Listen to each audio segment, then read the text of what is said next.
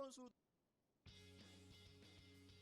지 가리는 거 이런 거는 모두 다 기대하고 있던 콘텐츠거든요. 그렇습니다. 자,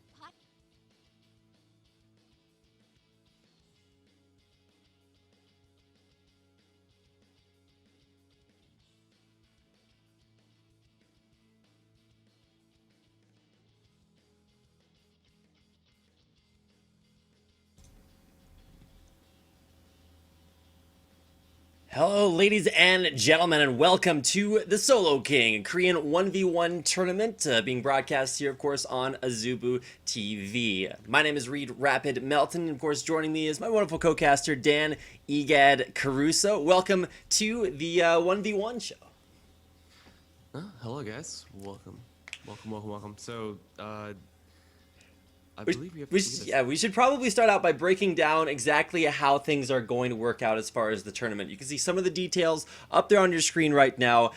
Prize totals being broken down, of course, 100,000 RMB there for first place, and of course that is, I believe, you have to translate that into your appropriate currencies. But you can see broadcast dates on there on your schedule. And of course, if you want more information on this tournament, head over to azubu.tv. It's where you can find all the broadcast channels as well as all the information on today's broadcast and of course every one to follow. So let's go ahead and talk about, and I believe this will be coming up on your screen here in just a minute, some of the matchups. If you're not familiar with what this tournament is, it takes the best players from, well, really just Korea on the top Korean teams, pits them against each other in 1v1 competitions. The best of three, mid lane of Summoner's Rift, and like you can see out there on your screen, if you don't read Korean, I'll go do my best to either translate or just memorize what it is. 100 CS, of course, you also have to either kill the guy or, of course, take his turret. Those are the conditions for victory, and at least for these tournaments today, you can see the matchups there, once again, all on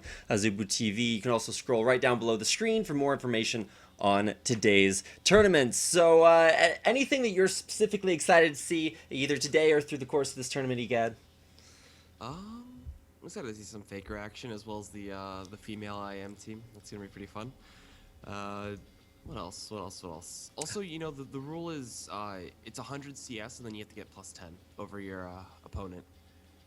And, you know, theoretically, if it's like super close there at the end, it's going to be a battle to just edge out that last second CS to get that 10 CS advantage. And I actually like that tiny addition of a rule over just the flat race to 100 CS, because it means that, you know, if the other guy's close, you don't just win by 1 CS, you have to get a little bit of an advantage there. So it's pretty much standard as far as 1v1 rules go. But like you said, some exciting matchups coming our way, not just today, but over this month-long tournament. We'll get to see a ton of different pro players from Korea battle it out, of course, on Summoner's Rift. You can see the brackets there for our first 2 days of competition.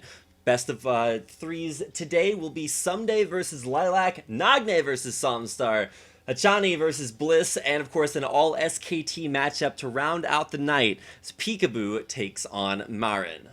The support versus the top lane. All right. Yeah, see how that works out.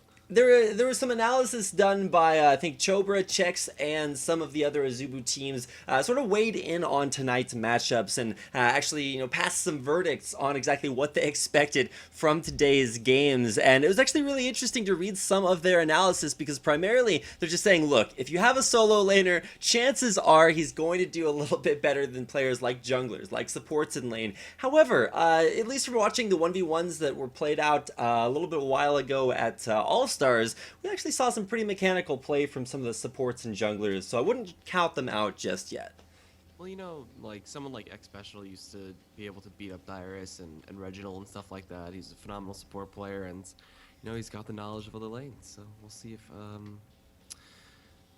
if he'll have that going into his match against Marin. We see everybody else's matches coming up. You know, you got Peanut versus Bangy, Frozen versus Wolf. These are all in about a week, so a lot of time to study up and see how they play in OGN or LPK or whatever league they're in.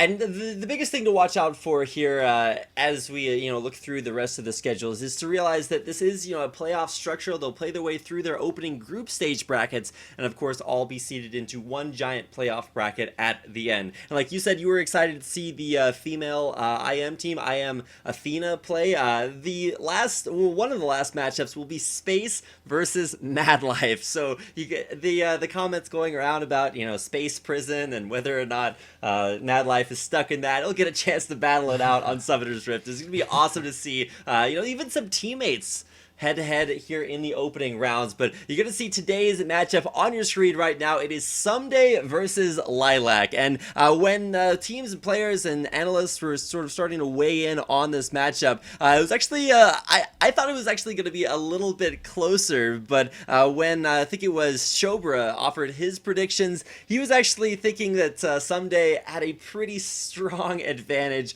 over Lilac and gave a big favorite to him. And of course, in group 2, or the second matchup of today, it was actually I want to say I wanted to give the advantage to Nagne over Sunstar, but it was split right down the middle when they asked Team Impulse and Coast to weigh in on this. So I kind of want to just say Sunstar. I believe that he's probably the better of the two in that matchup.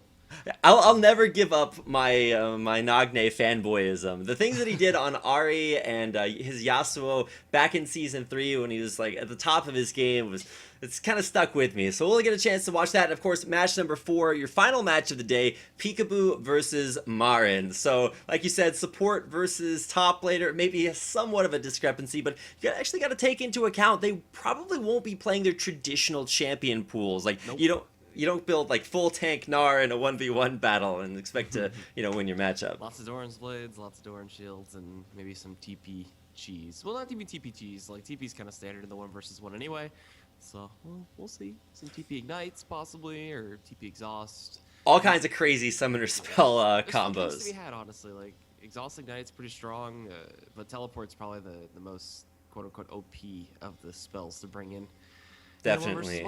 If you want to bring something crazy like Exhaust Ignite, maybe you're strong for just a second, but in the overall, if you're able to teleport back to base and come back with more items, well, yeah. Or if you go Silsol and just go Heal Ignite. So, lots of different combinations. You can see on your screen right there the votes coming in from Inven, the Korean voting in at a 67 2/3% vote in favor of Someday. And to be honest, I'd have to give it to him a little bit there as well. If you just look at the rankings for the current Spano Champions League, you can see right up at the top it's the GE Tigers, but towards the bottom, KT Rolster, they're 1-4 this season, so haven't been having too good a time as a team. No. So maybe it's time to get a little bit of revenge for Someday as he comes out here onto the Rift to face off in a 1v1. It could be worse. They could be Samsung Galaxy and B06. So. That is true. 06 the dream. Samsung Galaxy has had a little bit of a rough time sort of reinventing themselves with a lot of solo queue talent. And of course, we'll get a chance to see all of that solo queue talent in kind of its element as they face off against each other in 1v1s, kind of the essence of solo queue. So, yeah. Definitely some possibilities, and especially it's going to be important to see players who are like very well known for one specific champion, because the games are best of 3. It'll be banned, 100%. And that's why this best of 3 format is so exciting, because you get bans in games 1 and game 2, but if it goes all the way to game number 3, it's blind pick. So you get to play any champion you want, and I guarantee you, I'm excited to see this Bliss Fizz action. If he gets to game number 3, I can guarantee you that's coming out. That actually makes it really fun to think of all the options that are there. Maybe Mad Life brings out the Blitzcrank or something like that. I doubt that would happen. But, he's gonna win a 1v1 with a Blitzcrank. I mean, you get that pull under turret. That is, it's so dumb. In 1 versus 1, you just get the hook underneath the turret. You're good to go. Yeah, and you just walk around. Your ultimate does the damage for you, just randomly with lightning bolts. So helps you out a little bit there. Pass mana shield. You're good to go. All right, well, while the commentators are breaking down the matchup, I do want to take a little bit of time to mention a couple of things about the the Solo King 1v1 tournament. If you guys are interested in any more info on the tournament itself, of course, once again, head over to azubu.tv. That's where you can find more information. Or just scroll right down below the screen. You've got the rules, got the announcements, and the info down there as well. And of course, make sure to follow Azubu on all of their social media. It's twitter.com/AzubuTV. Of course, you can find them on Facebook there as well as azubu.tv, where you can watch all of these streams and more. If you're interested in the Solo King, well, thanks for coming out and watching, but of course, a lot of other great programming out here as well. But to focus on the Solo King for our first matchup of the day, it's going to be Someday versus a guy that, to be fair, I actually started out, in the very beginning of my, time with Korean League of Legends. I was like, let me, take a look at the players, who's playing which positions, and I found Lilac, and this guy's been around for A long time. I want to say, like, you have a lot of Korean players who are actually playing on the North American servers, even back as far as the beta. And while Lilac, kind of the same way on as far as the Korean server goes, when it comes to competitive League of Legends, this guy's been a legend for a long time. But is he going to be legendary enough to face off against Someday? And you can see them both on your screen right now, getting into champion selection for game number 1. Of course, best of 3 series, game 1. Bans coming out here. A Caitlyn ban. You're probably going to see a lot of Caitlyn bans. It was very, very common in the All-Stars 1v1, and so it's going to be banned out here, as well as a lot of just 1v1 lane-centric champions. Yeah, I'm not surprised that we see the Azir taking out, as well as the Zed. Honestly, they're just mid-control is just way too strong. The poke that Azir can have, as well as, once Zed hits level 6, it's almost guaranteed kill with an Ignite, so you gotta be careful, and I'm interested in what strategies are going to come out. If anybody's going to go super tanky or super durable, try to go for that last hit kind of game. We see the LeBlanc and the Xerath getting banned out too high AP burst mages, and I mean, there's still a whole crap ton of champions to pick from. And why don't we actually just talk a little bit about the stats that were presented on the player card too? So Someday has a 2.6 KDA. He's got 8.28 creep score per minute, and then he's got 340 gold per minute. So he's got some pretty decent stats, from his top lane compared to Lilac, who has the 1.3 KDA, 6.8 creep scores per minute, and then a sub 300 GPM, which is rather rough. He's having a tough time right now, but in terms of stats, like, Someday does have him beat out. Yeah, Someday winning kind of across the board as far as stats are concerned, but keep in mind those are stats from champions this season. So yeah. That's the team-wide stats. We'll see if those actually translate into the 1v1s. And now that we're done with bans, we get to the pick phase, and it's going to be interesting to see who goes with what. It's an Annie grabbed away there by Lilac. Of course, he is going for his first pick, so this will be visible. And of course, we do have summoner blockers up, so you can't see what's going on in that category. But as far as Someday's pick's concerned, versus an Annie, what do you pick? I mean, Annie, the Incinerate stun... Let me lay it on you right now. Alright. There's a reason why Annie was always played as a support, because she can 1v1 just about any support in the lane. Fireball level 1 with the Doran's Ring start, and you have biscuits, and you're good to go. You're literally just able to spam all the fireballs, force them out of lane. If you have Ignite level 1, or if you have Ignite in your summoner spells, even if you take Exhaust here, it wouldn't be too bad. But you take Ignite, you hit level 2, and then you just absolutely decimate that lane. If you can go back and find yourself with an extra Doran's Ring or 2, you're gonna actually crush your 1v1 matchup. So the question is, what do you go versus an Annie?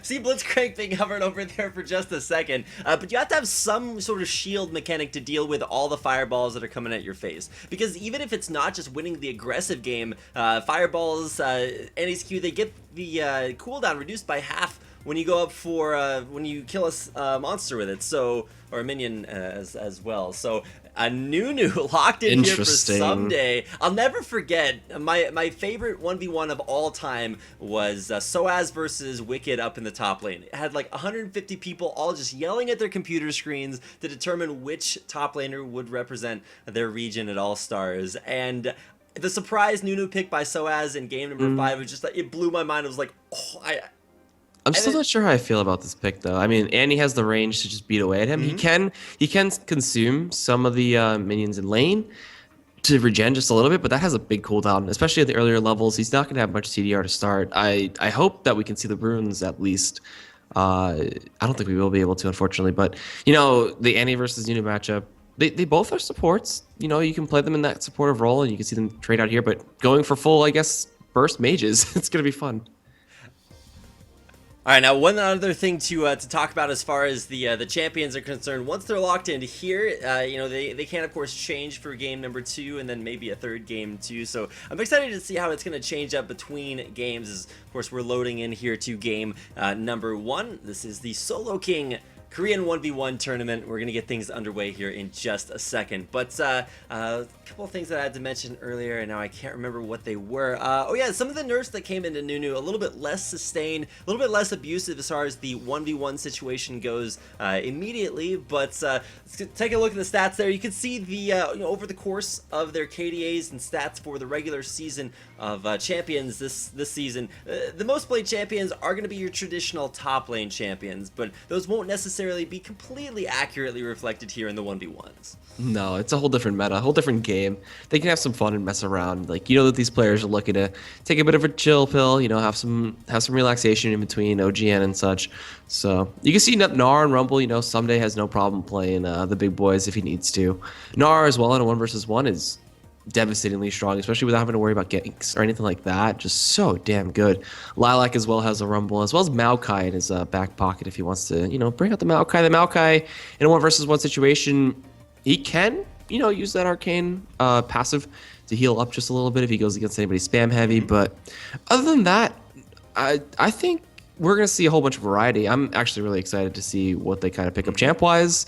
Already see the Annie versus the Nunu.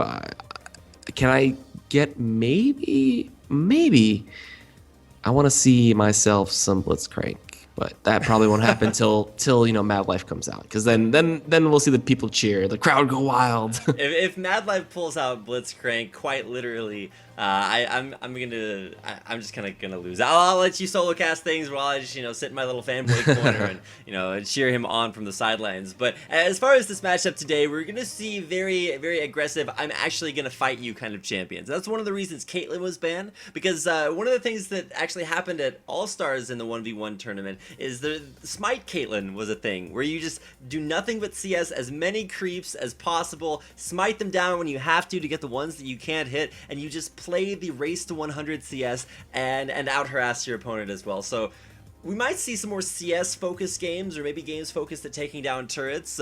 If somehow Azir isn't banned in a 1v1, it can take turrets so quickly with those Arise passes. So a fun thing that you can do with the Nuno pick here too is you can blood boil the siege creep and you're good to go. You can try to push down these turrets pretty fast with that if you really wanted to go for like some kind of weird blood boil max build. I don't think that's going to be the picture.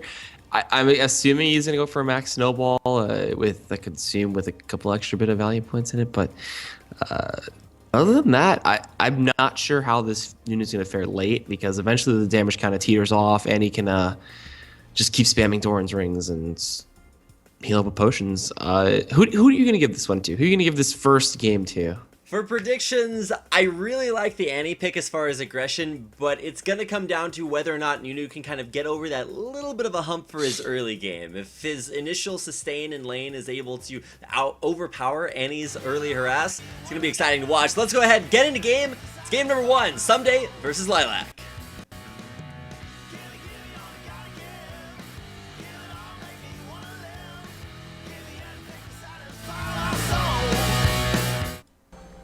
All right, so looks like we're actually in for the game. Very quick intro video there, using the really well animated video there from a while back now. And I gotta say, it still amazes me every time.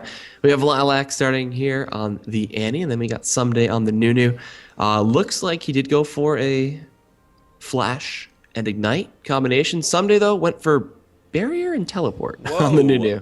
You know, I like the barrier pickup because it's going to be very good in the 1v1, but as far as this game is concerned, it's probably just going to be about can he sustain through this Annie damage, and I don't think that Flash Ignite is really going to be is really going to let him. So Lilac definitely going for the aggressive summoner spells there. The Flash is actually kind of interesting, because while that does mean that it'll be able to, you know, flash under turret and get that last little bit of damage, it's not an aggressive summoner spell. I mean, it can be used that way, but it doesn't just give you that combat effectiveness. It can be used that way, but it'll be interesting to see if this teleport barrier is what Someday needs. He'll be picking up a flask start, and he'll wait in base for a 4th potion, picking up a mana potion there as well before he walks into lane.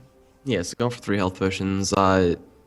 Interesting, because he'll need as much sustain as possible. You won't miss anything as well waiting for that last potion. A lot of the 1v1 tournaments in North America did end up having a lot of players waiting for that 4th pot, and it helped about in the long run.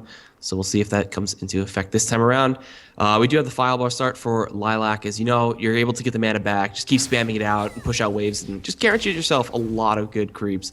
So we'll keep track of that. I don't think Lilac's going to do too much pressuring outside of the few auto attacks he can land, because he's going to get so many creeps with the fireball. And you can see he also has 22 AP on the Nunu too. Just a lot of raw damage going to come out. Yeah, and actually a very similar rune setup for both players. No attack damage, just going to go 22 AP. I think it is actually, yeah, identical for both laners here, so it'll be exciting to watch. And of course they both brought a lot of magic resistance in their runes, but you can see going aggressive here. Lilac has zoned Someday off from the creep wave already. That early level 2, because he's so essential at winning this 1v1. Now Someday is forced to just wait back towards his turret for this wave to push up.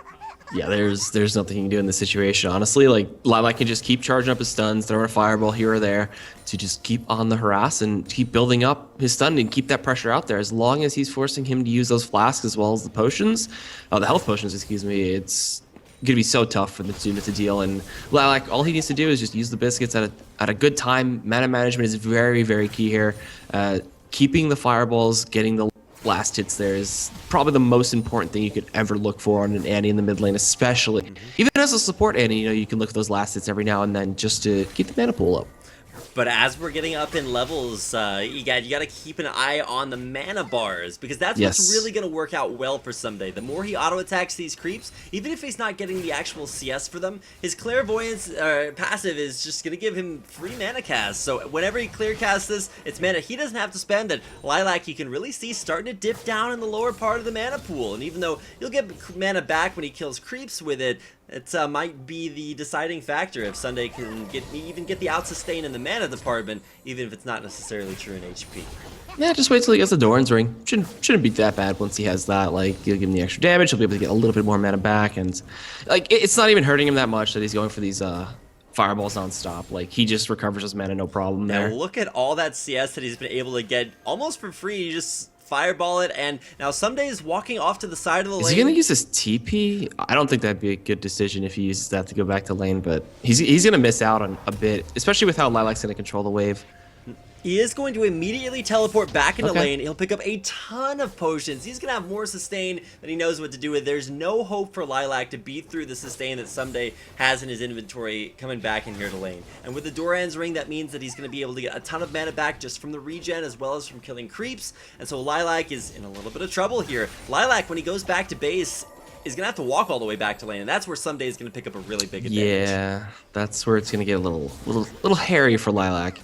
So we'll see, because, I mean, he can just keep on the pressure right now. The Doran's Ring is nice for Nunu, especially to have early on. You get that little bit of an advantage. We see a lot of the AD-centric champs, when they're in the 1v1, they kind of just prioritize Doran's Blades, and if they can TP to lane early on without any ramifications, they're good to go. And look at Someday. He's just sitting there, and Lilac is non-stop auto-attacking him, using his fireballs to CS for the cooldown resets, but I think you got to turn those back around and try to do it the other way. I think Lilac really is just waiting in lane for this level 6 so he can get Tibbers and try to put down an all-in, but Someday, there's no possible way he's going to die to that. He'll have Consume up here in just a second. There you go, just getting way too much HP back for the sustain. So good. So dang good. I mean, there's nothing you can do to keep the Nunu off of the last hits of the creeps. He's got to be very careful. Oh my god, look at those snowballs starting to hit, quite literally snowballing the lane. And while Someday's ultimate may be absolute zero, he is doing anything but that, putting in a lot of work mid lane. And finally that sustained advantage really starting to kick in, and you can see start to spam the Nunu bot laps. He knows that he's starting to win this. Lilac can take like 2 more snowballs maximum before he gets taken out here, so he's got to play this lane. Honestly, like, if he just hits the snowball and then just pops the absolute zero, he's dead. I think what he's waiting for is maybe to take damage under turret and then turn it around with a stun No on way. Sunday, but even still, that's not going to kill him. He's got that Doran's ring and so much HP. Just the health scaling on Nunu is ridiculous, and he's already up there at level 6. Lalak's struggling, man. Yes. He's missed so many of these creeps right now. Look at that Ice Blast. He's just going to walk Go back, underneath the Annie. turret and Ice Go Blast back. him and win the 1v1.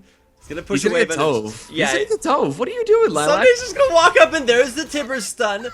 Put out a little bit of extra damage. I think he expected to take damage and then turn it around with a stun, but if he had taken any damage, he would have died. How could you hit such a cute little girl? She's a pyromaniac. Man. And then you see, and then suddenly Tibbers, and you start to understand a little bit more. But now, going back to base, we'll be able to pick up most likely a bunch of ability power, but at the same time, Someday is gonna not only take down a lot of damage on this turret, but You might get it. Oh my god. Yeah, if there was another wave coming in at the right time, somebody could have taken that turret, but Lilac will be coming out of base with a catalyst? Yeah, just go for the straight stats. You level up, you get some extra health and mana regen. It's not the best option like the triple Doran's ring that Someday is going for, but I guess he needs the stats. Honestly, it doesn't seem like the best choice here. Annie with Doran's ring early on is just so strong that you could just abuse the fireballs nonstop. But all right, I mean he's the one playing this right now. I'm not, so we'll see if it bites him in the butt in the end. Now, the reason I'm skeptical about the catalyst is that even though that'll even up the sustain just a little bit, Annie just won't have any damage. You can see Someday with all the tank stats that those triple Doran's rings give him, he's just not going to take any damage here. He's got a lot of points. In fact, let me check the skill build here for Someday. If we can click on him here in just a second, we'll be able to tell what he's gone ahead and skilled. For Annie, it's 4-2 and then 0 points in that Molten Shield. Notice she's not really going to get auto-attacked, so just putting the points and Incinerate and trying to keep that harass up. And you can see it's actually pretty darn effective here. Someday need to get a little bit of that sustain back. Tibbers up in 10 seconds, so That Tibbers timing is key. He still has Ignite. He can stop the health potions. He can stop the Consume Heal too, or reduce it significantly. So he's 3, 2, doing a lot. 1, and Tibbers is back online. There is that Incinerate stun. He has available. enough for a full combo, but it's not enough. There's no way it's enough to kill right now. And if he does his full combo and it doesn't kill Someday, he's just going to sustain it all back. Yeah, there's still the barrier too to keep an eye out for. Like that's the key thing. If he doesn't do enough damage to start it off, then Someday it's just gonna be like barrier, turn around with absolute zero, and you're dead, or just force a flash out of him. And okay, I think Someday wins this. He's gonna get another Ice Blast. There's the absolute zero. He's turning it back around. There's the barrier. A flash out defensively. The snowball is gonna hit, and it's Someday to win the 1v1 in game number 1 over Lilac. All right, that's what we were talking about, man. The Doran's ring verse, just way too strong. We even get a nice little replay here too, where Lilac just got way too overconfident. He might have not factored in the barrier because Someday even messed up the barrier timing. He didn't even mitigate like Tibbers damage or anything like that. So starts about right here. So Lilac, he gets the stun off there. He throws out the fireball, then Tibbers afterwards. Barrier comes out late, but it just doesn't matter. And Someday's like, all right, I'm just gonna charge you down, and Ice Blast. Boom, you're dead. Yeah, just even underneath this turret. And really, that 1v1 came down to lane management at the end. We'll talk a little bit more about that, but Someday, you can see on your screen the winner, and of course, kind of the popular player to win this matchup. He is maybe a little bit more highly rated than Lilac, and when we asked our Azubu experts, guys like Chobra, Chex, and both of the Azubu teams that were surveyed, Impulse and Team Coast, they all said pretty unanimously Someday's going to have a slight advantage over Lilac in the 1v1. All right, so the stats apparently don't lie here. We do have, another chance for Lilac to bring this to the game of 3. Then we hit blind pick there, so it's gonna be fun to see that. I honestly would like to see the blind picks to start off. Some good 1v1s already. I mean, I can't wait to see what else is coming up. And if you guys don't know what's coming up already, we have the bracket on the site, on the Esportspedia, on Azubu. Nagne versus Sunstar is the next semifinal match. Then we have Hachani versus Bliss, and Peekaboo versus Marn, which is probably the most anticipated of the matches today, or tonight, or wherever you are today. Yeah, day, night, wherever you are. Keep in mind, if you're not able to watch this live, there will be rebroadcasts for a couple of other popular time zones, and you'll be able to catch those rebroadcast times. Once again, by checking right down below the screen. I'll have all the information down there. Also do want to take this opportunity to, like we said, hype up some of the other matches. If you're not just waiting for the matches tonight, of course, you can catch full brackets like we mentioned a little bit earlier on things like Esportspedia. If you're looking for Faker, then don't worry. He'll be coming up a little bit later on. I believe Faker comes in week... Group B2, so yeah. that puts him... Where is it? He'll be playing up against Fury. The 10th. On February the 10th, and of course, in the same day that guys like Ganked by Mom will be playing, Kane and Winged are going to be going at it as well. So Faker will Captain be playing Jack, then, man. and yeah, Captain Jack's out there Score, too. Shy, all these big Korean names, man. I always get a little bit upset every time I see Captain Jack subbed out on the bench in place of Pilot, because I'm a big old school fan of his. But let's get back to the match at hand. We've got game number 2 coming out here. Picks and bans underway, and they should see very similar bans, and you can see fairly unanimous, even though different players banning different champions. This time it's Someday that gets the opportunity to first pick his champion, and definitely a big fan of that Nunu, the high sustain way of sort of quite literally snowballing your lead. We'll see if Lilac goes for the same strategy of early aggression, or maybe picks a little bit more sustain in his kit after seeing how valuable it was for Someday. Alright, so the bans looking pretty much the same. The Cassiopeia is going to be the only difference here. And then they take away the RA too, so a lot of good poke. Like, somebody just really doesn't like getting poked out. He didn't mind Annie, but he hates Xerath, he hates Ahri, and keeping it simple with these bans. Honestly, there's so many champions, it's kind of hard to ban away all the 1v1. I guess the 1 versus 1 meta has its own kind of OP champs, but he's taking away what he really doesn't want to play against. And Lilac, what's your last ban after the Caitlyn and the Azir? Azir, I don't think we'll see at all unless someone kind of lets it slip through, but Azir is just so strong, getting to throw out one of those little knights and poking and prodding away, and decides not to ban. Now this is actually really interesting, because that means that a couple of different options are available as far as styles, ways to play the lane. You go for either high sustain in the form of Nunu, high harass from something ranged, even like Annie with the fireball harass as well, or you can play the creep wave game, and that's with champions like Caitlyn, which you do see banned out here, or you can also go for things like the Anivia that was hovered over earlier. You can also hit things like Lux as kind of a a Xerath light, if you want to go for that long range, and there is actually, I really like the Sivir. Locked in for Someday, he's going to play the creep wave game, just keep shoving the lane in, and that's kind of how Sivir works in a 2v2 matchup. You just don't really fight the other laner, you just keep shoving those creep waves. Yeah, the bouncing blades as well work pretty well, or the boomerang blades. Ricochet, there we go. Boomerang blades the key. Oh my god, it's been a long time since I've seen Sivir in action, but honestly, like the spell shield is really good in a 1 versus 1 matchup. You have such a not an easy time, but you have a lot more leeway since you're only going up against one person to really just block out one spell for good. Lilac's got to really think about his choice here. I don't know if he plays LeBlanc at all. LeBlanc wouldn't be that bad. You would be able to just kind of proc out the shield with your Q if you really want to, and I don't think going for a melee here is the best option, but someone with a little more range I think would have been better. But all right, goes for the Olaf. Olaf locked in. I don't know in what world Olaf is supposed to be able to beat out a Sivir. If he doesn't have teleport or ghost, I don't know how he kills Sivir. Yeah, exactly. And with Someday just going to be completely like wave clearing, almost non-stop.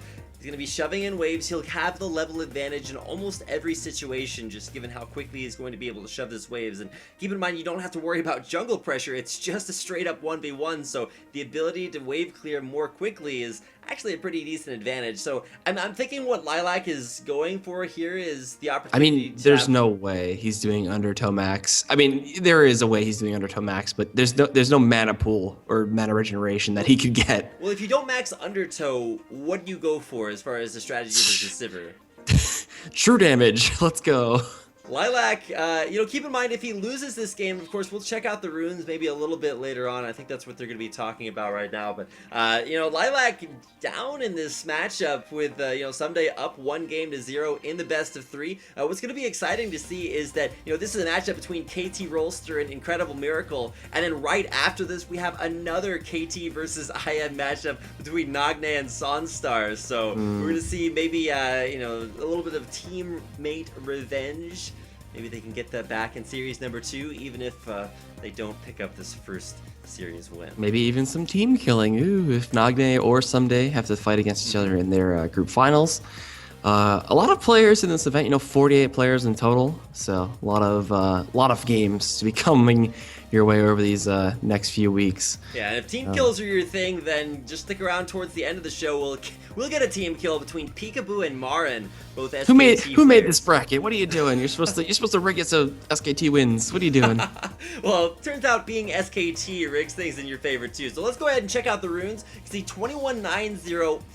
Pretty standard across there, nothing too unique as far as runes are concerned. No. He doesn't even have extra armor, which is interesting. He's just going to be able to mitigate a lot of right clicks. The regeneration is nice. The extra bonus health as well is pretty good. Going for Scavenger too, so you get extra HP and mana back when you go for that. And if you check out the runes, he's got extra attack speed there, 14% on that. 8.5, I believe that's attack damage, and then I think that's actually armor and magic health. resist. Yeah, what's the 72 is health though, right? Health, yeah, the health. That's going to be glyphs. That should no, it's health quintessences. Yeah, health quintessences, attack And that's speed. attack reds, speed. Yeah. Magic resistance, and then whoa, look at what is Minus- this Olaf build? That's 50, Plus or minus 15% CDR. that's, Okay. That's 50, but I want to say is that scaling CDR? No, That's just flat. That's just flat CDR. And then plus 12 damage and 72 health. Huh. I think that plus 12 is I wanna say Armor. that's You're right. Armor though, yeah. So he went max CDR with armor and HP. I'm down, man. He's down to trade. He's gonna go straight And aggressive. if you look at the runes, he's actually got 3.75% CDR from his That's rune literally- page as well. An undertow build. that is him gonna get as many axes into Sivir's face as possible, even after refreshing it once picking it up. But So the question is, does he buy nothing but mana potions to start out with? or actually, it could be the True Strike. Honestly, the True Reckless Damage. Swing when he Reckless goes. Swing. There we go. The problem is that A, there's a spell shield to stop that from happening, and B, how's he gonna get in range for that too? With Sivir Just just fuck up. That's all he's got to do. I don't know how he's gonna do it, but just go maybe boots first and potions. well, I don't think we're gonna see Boots first start, but either an Undertow max build to spam out those axes, or Reckless Swings to just walk up and win those trades. Versus a Sivir, it's gonna be really difficult to deal with her wave management and just ability to overall just wave clear a little bit more quickly. But I mean, with with Someday one game in the lead, this kind of is match point. Where's our cute girl host? What is this? That's me, actually. I'm sitting in the middle, you're off to the side, and the other guy's actually a ventriloquist robot. No, he's the mime. Oh, He that's just sits true. there and nods his head. That's all he does. He just sits there while we make everything look good. Let's get in game number 2, Someday versus Lilac.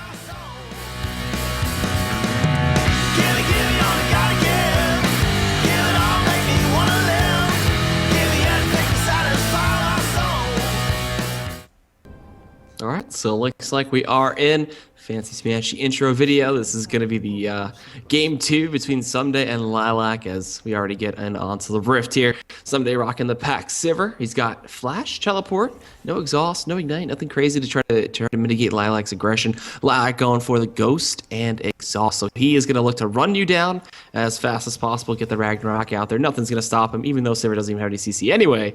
So we'll see. Doran's Blade and Potion start for Someday. Lilac, what are you doing, you crazy dog? Doran Shield Potion, Boots Potion. He is looking to get that spam out there. Now I'm afraid Clarity. That, Not Clarity, that's a classic. I was gonna say the Clarity probably not what you want to go for. As far as trinkets are concerned, I think that's what you're talking about. The Scrying Orb picked up by Someday. It's gonna scout any sort of bush or waiting around the edge of the wall shenanigans. And honestly, he just popping it. Uses the first charge. Let's see. Where's the CDR at? 18.75%. Wow. All right. Off of nothing but runes and masteries, 18.5% CDR. That is going to be so many axes. The problem that I'm seeing with no teleport in there from Lilac is, how is he going to sustain that? And I want to say that he's not planning on it. He's going to wait for Sivir to shove the wave into his turret and then land one axe into another axe and, you know, pick up the kill that way. Difficulty is that, you know, mid lane's the short lane, so it's not all that long to get back to the turret, and there is a spell shield for someday.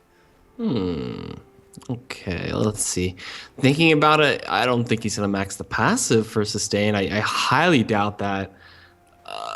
Jeez, I'm thinking it's just gonna be Undertow. At least the wave clear and give him a chance of maybe reaching the CS threshold of 100. But even then, Silver should literally miss nothing in this lane. I don't think there's like a someday miss any of these Even creeps. winning the dance off in the mid lane as well. You can see someday we're gonna wait for the wave to sort of bunch itself up and then wait to get maximum value out of probably a Ricochet level 1. No, he's actually skills Spell Shield at level 1. Stop so the Undertow. Yeah, he's gonna find out what build Lilac's to go for. He lands one Undertow, and he actually doesn't Spell Shield it. So maybe not wanting to give away that he's going for. There we go. And the cool thing about this is that with those Spell Shields, Someday has infinite mana in the mid lane. And while it's not quite infinite, he has the ability to regenerate it, whereas Lilac is just going to be using consumables for that.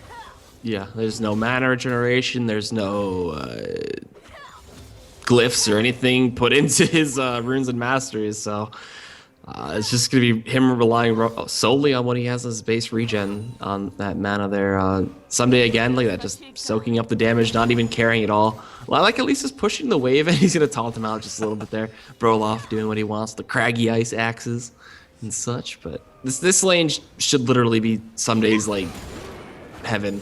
Now, if Someday's paying attention, and this is very crucial in the 1v1, you want to figure out what kind of build your opponent's going for. Now, he can tell by the time that the axe takes to disappear that there's a heavy amount of CDR runes going into Lilac's build, and so that means that he's going to have, you know, a little bit more awareness as far as when he needs to, you know, watch out for spell shields coming out, and as well as to try to figure out what build Lilac's going for. And currently, Lilac is going for the lose a lot of your health build, where you walk up and take all that damage, and Someday doesn't. And in the range versus melee matchup, you can kind of expect that, but what you're not going to expect is the way that Lilac wins this game, which is currently something I'm not expecting, but you got to give him the benefit of the doubt, looking to see if those Undertows can be what turns this game around in his favor. You know what the thing is, though? Using that Undertow pressure is going to force Someday to at least use the Ricochet, use the Boomerang Blade, and just push out the lane. So Lilac is at least guaranteeing himself some XP, he's getting some good farm.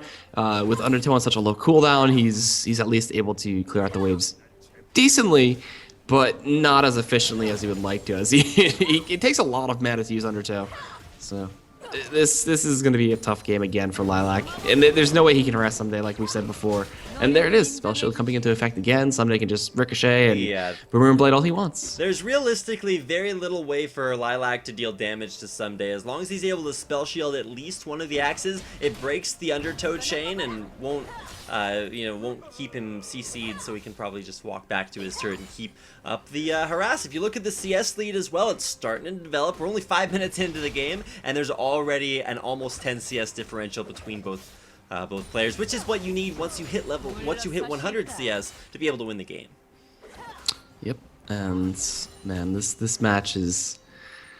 Oh, it just doesn't seem like it's very fun for Lilac. He's camping in the side brush. He's soaking up whatever XP he can get. I mean, without getting harassed out. And this is where that scrying orb comes into play, so you can see where Lilac is hiding. Although because he can't leave that mid lane very far, it's not really a big mystery where he goes. Might just be used to scout things out and see what. Is he in the jungle farming up? Oh wait, you can't do that. Okay, there's the ghost down. Lilac is gonna all in. There's an exhaust as well. Spell shield not actually able to flame. He misses one axe that could have turned that matchup around, and with a final auto attack, it's Someday to pick up the 1v1 victory and a 2-0 lead and advantage to win the 1v1. You'll get to see a replay on your screen right now. Lilac turns on the go juice, but it's just not enough. I mean, okay, so he waits for the spell shield to proc, but Someday does a nice little sidestep, and after the flash, there's a sidestep, and Lilac's like, oh crap, I missed the axe, and he's got to turn around and try to run away, but yeah, it's not enough. He'll just get auto attack down. If Lilac had hit that axe, there's actually a possibility that Someday might have died, but that's not what happened. Someday picks up the Game 2 victory, and of course the 2-0 victory in this 1v1 Korean tournament. The Solo King, is it someday? Well, it is in this situation. It is indeed. So let's see. The next matchup for you guys will end up being Nagne versus Sunstar. And that'll be coming up as soon as possible. It'll be another KT Rolster versus IM matchup. We do have the player card here. Where are you at? I have it somewhere. Oh, my tabs are open. I was looking at everything. Oh, here it is. Boom. There it is. So in terms of KDA, IM Sunstar does lead at 2.91. His creep score per minute is about 9. His GPM is 350, which is pretty good right now. KT Rolster's Nagne has a 1.67 KDA. If you round it up, he's got an 8 CS per minute and a 335 GPM. So less than Sunstar in all categories, but again, that's in the team aspect. So in a 1 versus 1, it does change up just a bit. And of course, just to continue to dwell on the current matchup that we just watched, that's a 2-0 victory for Someday. That means that he actually advances to the next round to place the winner of this matchup. Like you said, could set up a team kill opportunity, but it's also Nagne's opportunity to pick up an advantage for himself. We're going to take a brief break for a quick commercial. Stick around, we'll be right back with our second series of the night. This one is going to be starting off around the Baron pit. As you see, the blue team is trying to attempt it, but as Azara trying to ward gets pulled in, she ends up dying to the Blitzcrank and to the rest of the team. But you gotta remember, you can't always count them out, as Azara with her passive ends up stealing the Baron. Let this be a lesson, you should never count anyone out. Moving on to the number 4 spot is going to be a Katarina play in the middle lane. We're going to be putting our eyes onto the blue team's Katarina as she gets Lulu ulted, as she finally gets the kill on the enemy's Katarina right under the tower. The Rengar finally comes in, but he puts his focus on the Lulu. As the Rengar gets his kill, the Katarina is the only one that's left, but she puts a ward over the wall to try and see the Rengar. But as she sees the Rammus and the exclamation mark on top of her, she uses the Shumpo, goes over the wall and dodges both of them and avoids certain death. That was definitely a pretty close play, but jumping to the number 3 spot is going to be a Brand showing us why you never want to dive this champion. The enemy Ezreal throwing a few Qs at the Brand to try and poke him down is not having much success. As the allied Blitzcrank comes in and pulls the enemy Lee Sin right under the tower, but the Jace jumping on the Brand is going to be regretting that decision shortly after. The Brand with an extremely quick reaction, Zanya is just barely dodging the Ezreal ultimate, also manages to get a kill on the Lee Sin, and finally the Ezreal under the tower picking up a Quadra. Let us not put on the brakes just yet and move on to the number 2 spot, where Victor, one of the more underrated champions, is going to be showing to us that maybe, just maybe, this champion deserves to be looked at some more. He tried going for the kill on the Corki just earlier with his laser, but the Nami trying to put a stop to him misses the bubble as he keeps sidestepping and dodging so many skill shots. As his W stuns the Nami in mid-place, the Corki firing off his Qs tries to finish off the very low HP Victor for the double buff, but he flashes in, puts on the ultimate, and picks up a double kill in an impressive 2v1 turnaround.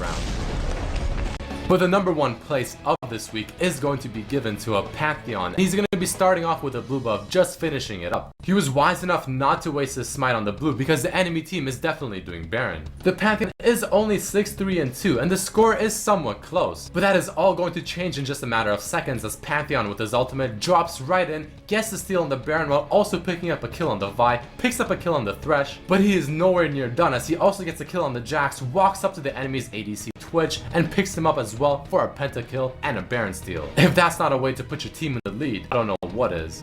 Alright guys, I hope you did enjoy this week of top 5 LoL plays, and don't forget to submit your clips to be featured for the next episode.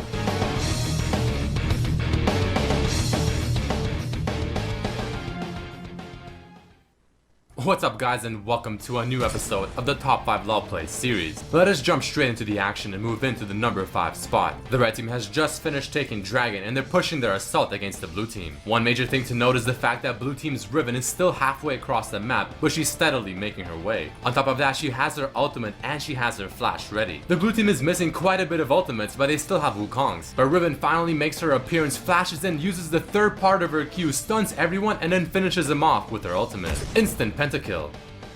But let's move straight into the number 4 spot. This is gonna be a battle of two Lee Sins in the top lane. Blue team's Lee Sin just finished taking red team's tower, and the Lee Sin on the red team is trying to punish blue team's Lee Sin for overextending so far. Falling extremely low on HP, the blue team's Lee Sin kicks the red one away. And one thing to note, the red team's Lee Sin does not have his ultimate either. And after a very manly fight and a lot of Hydra procs, the blue team's Lee Sin comes out on top. And the main reason he won even with such a deficit is because he used his W to dodge the enemy Lee Sin he flashed for.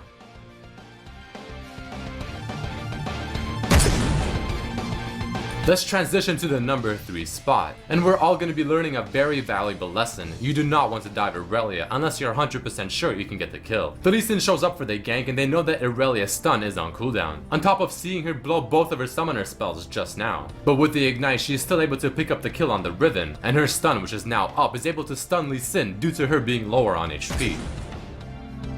The second place spot will be showcasing the new Scion. One of the more popular builds on Scion nowadays is to get as many tanky items as you can, because it makes him almost impossible to kill. Taking a look at his items, you can see quite a few of them are giving him flat HP, a lot of regeneration thanks to his Warmogs, but also having quite a bit of damage thanks to his Hydra and attack speed thanks to the Stinger. The fight for his team was not looking so hot, so he ended up using his ultimate to rush straight to the enemy Nexus because it is open. But the enemy team retaliated just in time and ended up killing him. But it seems they have forgotten that he still has his passive one, which gives him quite a bit of attack speed, and with that he's able to finish off the game.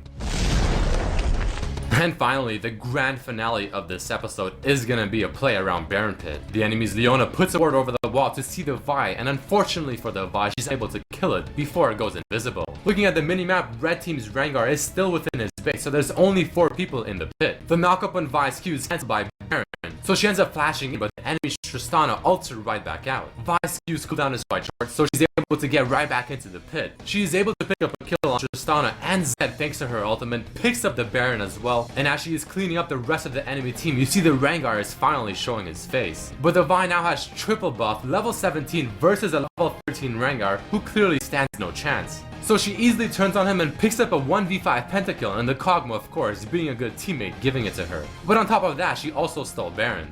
Alright guys, hope you did enjoy this episode of Top 5 LoL Plays. Do not forget to send in your replays to be featured in the next episode.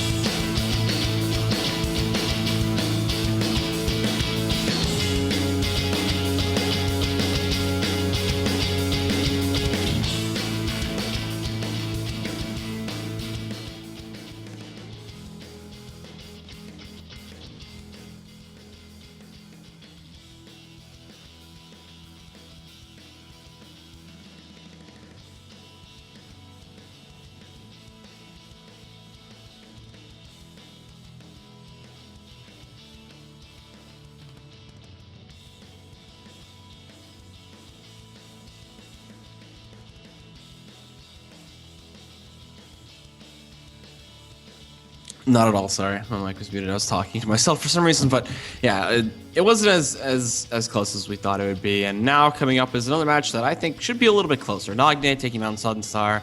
KT Rolls versus IM are incredible miracles. So gonna be fun to see what they can bring into this matchup, and maybe some more Nunu will come through. Maybe some more Silver. I don't know. Depending on how they get the ban phase going in, we could see a whole bunch of different picks here from the champions, and we already talked about the stats. Honestly, Sunstar is ahead. That is the 5v5 scenario, though. Honestly, this is the 1 versus 1, so those stats really have a bit of meaning. They weigh a fair amount on how good these players are, but you never know. 1 versus 1 situation can bring out a different type of player. That's right, Dan. When you look at Nagne and Sunstar, you're talking about the stats and how earlier Nagne is behind in every single aspect. Do you think that his time spent as a solo laner in the mid lane is going to help him sort of edge out the advantage over Sunstar? Yeah, I think the fact that he's able to get his positioning in the lane, he's had more practice in that specific area, as well as just the overall matchups is going to be something that might throw him off, though. He's not going to be playing against like a regular AP or regular AD like Zed or LeBlanc. Those should be banned away. There's a lot more variation that can come into this, and we'll see as we get into the bans right now. Cassiopeia and Azir getting taken away, and ooh, someone learned. So some days Nunu needs to not be in this game. Yeah, I'm glad Sunstar's been watching that. He watched his teammate actually fall in the previous matchup to a Nunu, and so definitely learning from Lilac's earlier mistakes and banning that champion out. Now, you're always going to see a Caitlyn ban, a Azir ban, kind of definitely top tier, but what is Nagne going to go for here? He picks second when it comes to the pick phase, but he does have the final say as far as bans. We saw Sivir show up earlier. Sivir, a lot of options in the 1v1, but definitely counterable. And there you go, the Sivir banned. Coming up with a brand new pick here. Not going to see Sivir, Nunu. Do we go back to the Annie? I am, a team that's already shown their capability to pick that champion. What's Sunstar going to go for? I mean, he's a support, or he's an AD carry player anyways, so I think he's just going to go for an AD carry comfort pick instead of, picking necessarily for the individual 1v1. All right, so something fun is that Lucian used to be played mid quite a bit when he came out, and I think it was Prawley who used to play that quite a bit. He would just bring that over there and just troll around. It's not too bad. You got some good harass with the passive. You can get in the double shot. Varus is not too bad either, with the hail of arrows as well as the piercing arrow he can shoot out there. So yeah, they lock in the Varus. He's got Chain of Corruption, and the only thing about Varus is he lacks mobility, so I'm expecting him to take Flash into this lane. Flash teleport wouldn't be too bad for the Varus to at least guarantee that he can go back to base, pick up some Doran's Blades, if anything. Now, Nagne, the other question that I have to ask is, what the hell is he going to pick against this Varus? Varus does a lot of good damage. He's got the stacking from the passive that can be popped out. He reduces your healing. He can lock you in place for quite a little bit. And Karma might be the answer. You get some movement from the mantras, as well as you can lock him down. Now, for Nagne, keep in mind, Sunstar is an AD carry player for IM, whereas Nagne is a mid laner. So, do they just pick their comfort picks as far as champions that they're used to? Nagne, hovering over this Karma, has 7 seconds to change it. Of course, both of his main champions, previously Yasuo back in his glory days, but also Ahri left available. He's just going with Karma here. So we haven't seen any champion repeated so far in the Solo King Korean 1v1 tournament. And we're going to see 2 new champions here tonight. It's Karma in for KT's Nagne, faces off against Sunstar's Varus. I'm not sure how I feel about the Karma pick just yet. I like the Varus over this right now. The Varus raw damage is going to be nice. You can start with Doran's Blade and a potion and be A-okay. His runes could allow for him to pick up some lifesteal if he really wants to, but I think just raw damage wouldn't be too bad here. Nagne needs to definitely pick up some armor, though, in his page. And we might actually see a little bit of an Olaf-esque build here for Sunstar's Some Varus. CDR? Yeah, if he just goes really heavy CDR, maxes that piercing arrow, and then just keeps, piercing the minion wave over and over again. It's kind of like playing a Sivir, but it actually does a ton of extra damage, especially if he's able to farm up a Brutalizer or something like that. Those piercing arrows are going to be so strong. So definitely something to keep an eye on. And Karma, why do you pick Karma in a 1v1, Egad? Well, you get yourself some good chase potential. The mantras on the inner flame, you have the ability to shield yourself, and if you really need to, you can mantra the W and get yourself a nice little bit of a burst heal. And we can see the picks from both these players right now. As you know, Sanstar, he plays with the Corki and Sivir, and then Nagne, he plays a whole plethora of champions as his favorite, Lissandra and Jace. Keep in mind that is for this season, so Yes. And it's being played in, of course, their meta roles. If you look at the KDAs, you can see them in the mid lane, or in the mid versus AD there. Very, very different. Of course, those are based off of 5v5 stats, so aren't necessarily completely relevant, but they do give you an idea. Sanstar overall gets a few more kills, and of course, both of these KDAs kind of reflect the standings. Current champion standings for both KT and IM are 6th and 7th place with a 2-3 and 1-4 score respectively between IM and KT. So not going to have super high KDAs anyway, but when it comes down to it, that's the stat that we're using to compare them here tonight. Yep. So hopefully we'll be loading in onto the rift very quickly. What's your prediction, Egad? Who do you think's gonna win? Is it the Karma comeback, or is it gonna be the Varus coming back? And you know, honestly, irrespective of which player is playing the champions, what do you think of the champions being picked? I'll say Sanstar is going to take this one. I think it's going to be a 2-0 for Sanstar. The Sanstar will have the extra attack damage, maybe kill creeps a little bit more effectively, piercing arrows to finish things off, and still dish out a lot of poke damage if he's able to do that. It's kind of like the AD Xerath, where you charge up your Q and you let it rip and see what it hits. So we'll be loading onto the rifts here for our second best of 3 1v1 between KT's Nagne facing off against IM Sanstar. For Nagne, he's looking to keep the pride with KT, as Someday already picked up a win in the previous 1v1 matchup versus Sanstar's teammate Lilac, and coming in here to the second best of 3, we'll see if Lilac can, or not Lilac, but Sanstar can avenge Lilac's previous 0-2 loss to KT and bring it back for the organization. Like I said, we are going to have one SK Telecom team kill a little bit later on, but as far as right now, we're heading into our second best of 3. I want to see Karma come back. I think Karma has a lot of potential as far as just the 1v1 idea. There's a lot of sustain actually if you max up your tether, and a little bit of an interesting fact about Karma, just to make our shoutcasting lives more difficult, is that when you mantra an ability, it actually changes the name. So if you're gonna be really, really like picture perfect as far as your ability names are concerned, your Q is called Inner Flame. When you mantra it, it actually turns into Soul Flare. When you come to W, it's Focused Resolve, then it turns into Renewal, because it gives you a lot of extra HP back. And of course, when you mantra Inspire, it becomes Defiance, which is the AoE moves to be buffed. You probably won't see that, considering that there aren't other champions to buff with it, but we'll see if I can keep those mantra abilities, in line. A lot of different names to throw around. I'm probably just going to call them, Shield and Tether and Q and cool names like that, but seems about right. You don't really see Karma too often in competitive play anymore. I mean, you used to. I watched Bjergsen get a pentakill on Karma, so yeah, that was one time. But then after that, so that was kind of it. Literally the only time. It was like that's all you saw of Karma. It just died off after that, and so it'll be coming back in the 1v1 mid lane. Maybe if there was more 1v1ing, we'd see a little bit more Karma in our lives. All right, so it looks like we're loading in now. A little bit of stream lag, I guess. Oh well. Yeah, we are having a little bit of connectivity issues.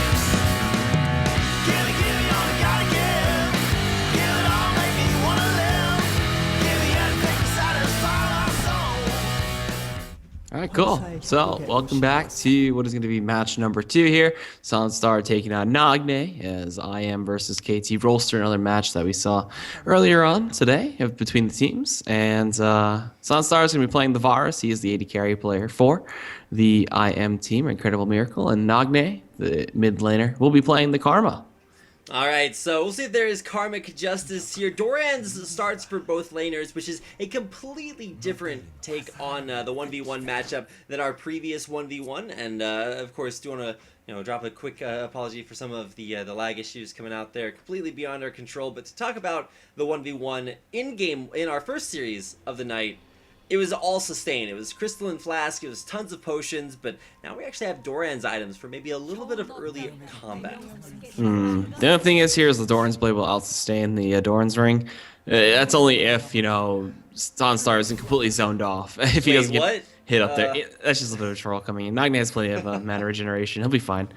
But, I was like, Nagne, interesting. come on, man, you gotta take every advantage you can. Go for that maximum BM at level 1 and try to hit the Qs. Sunstar does have the ability to, land Qs of his own, but he hasn't skilled the skill just yet. Do you go for Hail of Arrows to maybe land more reliable damage, or Piercing Arrow to be able to CS and poke things down? I think he'll be maxing Piercing Arrow. Just to make sure that he can keep pushing the wave out, no problem. But who knows? Maxing Hail of Arrows wouldn't be that bad, but you miss a lot of damage there. So it's honestly on his preference if he wants to stop some, maybe one of Nagne's potions or two, just reduce that healing by half. So we'll see. The wave is now in play. I gotta feel very sorry for the observers for games like this, because when you're in a 5v5, there's crazy stuff happening all over the map, but in a 1v1, it's like, well, I'm gonna put my camera in the mid lane, and it's gonna watch them kill creeps for a little bit, and then there's all kinds of action, but you don't really need to move the camera too much for that. There is already a Soulfire, I believe it is called there. Now costs 1 mana after the... Oh, strong game. But you get the idea. Nagne able to get that early wave pushing in there. It's going to be a race for level 2. And I think if you do get a early level 2 there on, Nagne's Karma, throw down an early tether and maybe force not a flash. It's going to be Summoner Heal they're using as primarily the sustain and possibly a little bit of an escape spell too. Yeah, that extra movement speed wouldn't be too bad from running away from the Karma. And Nagne taking up a barrier and teleport is interesting in itself. I mean, he's going to be able to shield himself twice. He's going to be able to teleport back to lane if anything goes awry and maybe get Doran's ring or two. I'm not sure exactly how he plans on killing anybody, but if he brings up the farm game, that's where he can definitely shine. Now, one difficulty that I'm finding right now for Sunstar is that without Flash specifically, if Nagne walks forward, even using a little bit of extra move speed from her shield, and drops a tether onto Sunstar, how does he get out of that tether? He doesn't. He just man modes and fights up. I would hope so, and that's what Nagne has to worry about. So maybe a cloth armor on is the pickup when he goes back. Probably just Doran's rings. We already saw how effective that was earlier for some days Nunu. Yeah, Doran's rings definitely have the standard for the AP in the 1v1 matchup, and Doran's blades can be the same for the AD side of it. But the AD side could also go for Vampiric Scepter and stuff like that, and just really make it almost impossible to kill him by just poking.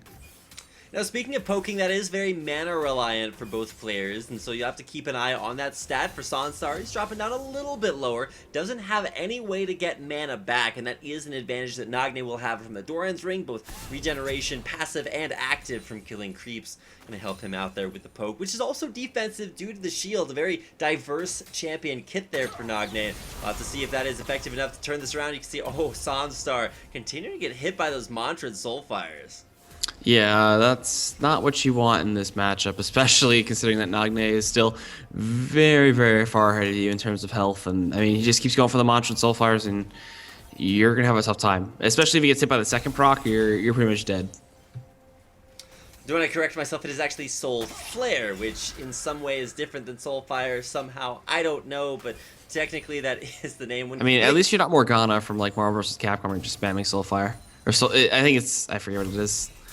Whatever, wrong game. Something close. We're sticking to League of Legends, and as far as Nagne is concerned, he's gonna have the wave in a good spot. If he hits, it's not even about hitting level 6, because of course Karma doesn't really gain all that much of an advantage from hitting level 6, because he already has all 4 spells. Moving forward here onto Sunstar, like we said, it's going to be about that tether. If she gets in range, Sunstar's going to have a bad time. And specifically now that Sunstar is very low in mana, Nagne does have a very big advantage, being able to still cast all of his spells while Sunstar is kind of running dry in the mana department. It's like it's Black Friday, it's Christmas. The mana department got hit really hard by shoppers. It's barren wasteland. Sonstar needs to restock the shelves, but how's he gonna do that? The answer is probably through a trip back to base. But what item are both of these players farming for? I think Nana is just gonna pick up more Doran's rings. And Sunstar should be just looking for a Vampiric Scepter or Blades. I want to say that he'll prioritize getting more Doran's Blades, but who knows? Nagne will go back to base. He'll choose his timing, and you know, oh, actually doesn't get hit out there. Wow. I probably should have used the Scrying Orb a little bit earlier to stop the recall with a Piercing Arrow, but I think that was primarily to see, hey, is Karma going back to base? Is this an opportunity that I can use to shove this wave in and then hope for a back timing of his own? Yep. So I believe once he kills off this range creep here, he'll be good to go back to base. Yeah. So he'll go back. He's got 51 CS. It's going to be a quad Doran ring pickup for Nagne. Whoa! I'm expecting a quad Doran Blade for Sonstar. I don't know if you were playing way back in the beta far enough, but I think it was Season 1 where the build for AD carries and mid laners used to be just stacking Doran's items. And of course that was when Doran's items were completely broken. But yeah, there you go. As many Dorans as humanly possible. 4 swords for Sonstar and 4 rings for Nagne. Does he just shoot the swords now? Is that what happens? I don't know how he carries those. He's supposed to be Arctic Ops, supposed to be sneaky, and he has a giant bow. There are no swords in that skin, Egad. Where are they? I don't see them. I don't know. In his back pocket, he's an Arctic Op. Maybe he's got him in like a survival bag somewhere hidden in the rift. But it's a little bit like if you remember playing like the old Legend of Zelda games, like you have all these items in your bag, like you have 30 bomb shoes in there, and you're just like, where do I keep all the bomb shoes? Are they in his shoes? I don't know. But there's the tether there from Nagne. I believe he actually might have mantra'd that up, and that actually becomes a huge source of sustain for Karma. If you do go for a mantra'd focused resolve, turns into renewal, and it gives you back 20% of your missing health, which can actually turn around these low health situations. And with no ignites in the game, you're always going to get the full heal value. And at this point, the poke from Nagne really just doesn't do enough. He can try to tick him out. I mean, Sonstar can just man up and fight and just trade like that, and he gets 12% back in terms of lifesteal, and I mean, you're not gonna win exchanges now against this Varus. It's way too hard. As far as the auto attacks go, yeah, it's going to be very difficult to to stop that from being in Sonstar's favor. But when it comes to the sustain, I was talking about how renewal actually gives you so much extra health back, but if it actually lasts, oh, no ultimate to land. But look at those auto attacks hitting. Nagne has to play this very, very carefully. Has the mana advantage, but look at that HP, and every time Sonstar auto attacks, he's gonna get so much health back from 3% life steal. Is this the patch where they increase the width on the Chain of Corruption? No, I think that actually comes a little bit later on, but you can see Nagne there using the mantra'd focused resolve, getting all that HP back from renewal. Okay, so once they make that change, the Chain of Corruption Varus is probably going to see a like 70% spike in play. Yeah, it's really good, but arguably has the hardest ultimate to hit in League of Legends. Yeah, so like Xerath ultimate's hard to hit, but at least you get 3 tries. For Varus, you just get 1, and it's a very narrow projectile even still. So Nagne pushed back to his turret. He's doing a decent job at CSing and preventing damage being done to him, but he's dropped down 2 CS again. Might be what turned things around. I mean, if he can just keep the perfect CS off the waves that come up, at some point he should be able to take an even more significant lead. And once we hit that 100 creep threshold, he just gets 110, and that's it, and that's the game over. And this one might actually be the first one to come down to that creep ruling, so we'll see. Yeah, I just realized that because the Doran's passives stack, every time Nagne kills a creep, he gets 16 mana back. Yep. Which is actually huge, because 16 times 6 minions in a wave, that is 96 mana.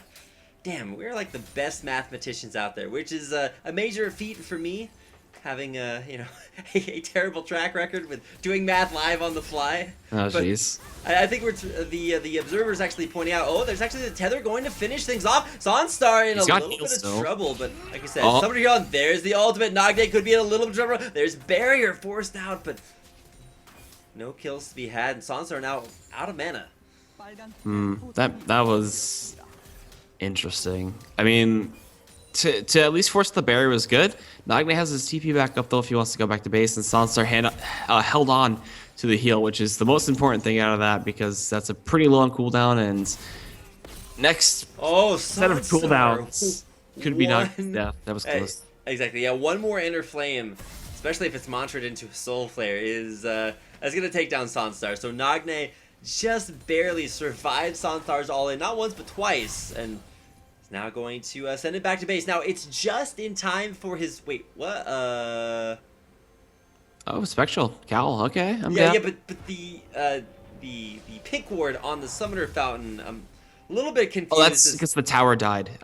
So he did that just to make sure that he spent the gold that he got from the tower die. Okay, that's a good thing to point out. I was like, wait a second, how is that in the meta? Then I realized, yep, tower died, so you have to spend the 100 gold that you get from the turret kill just to keep things even. And then we have a.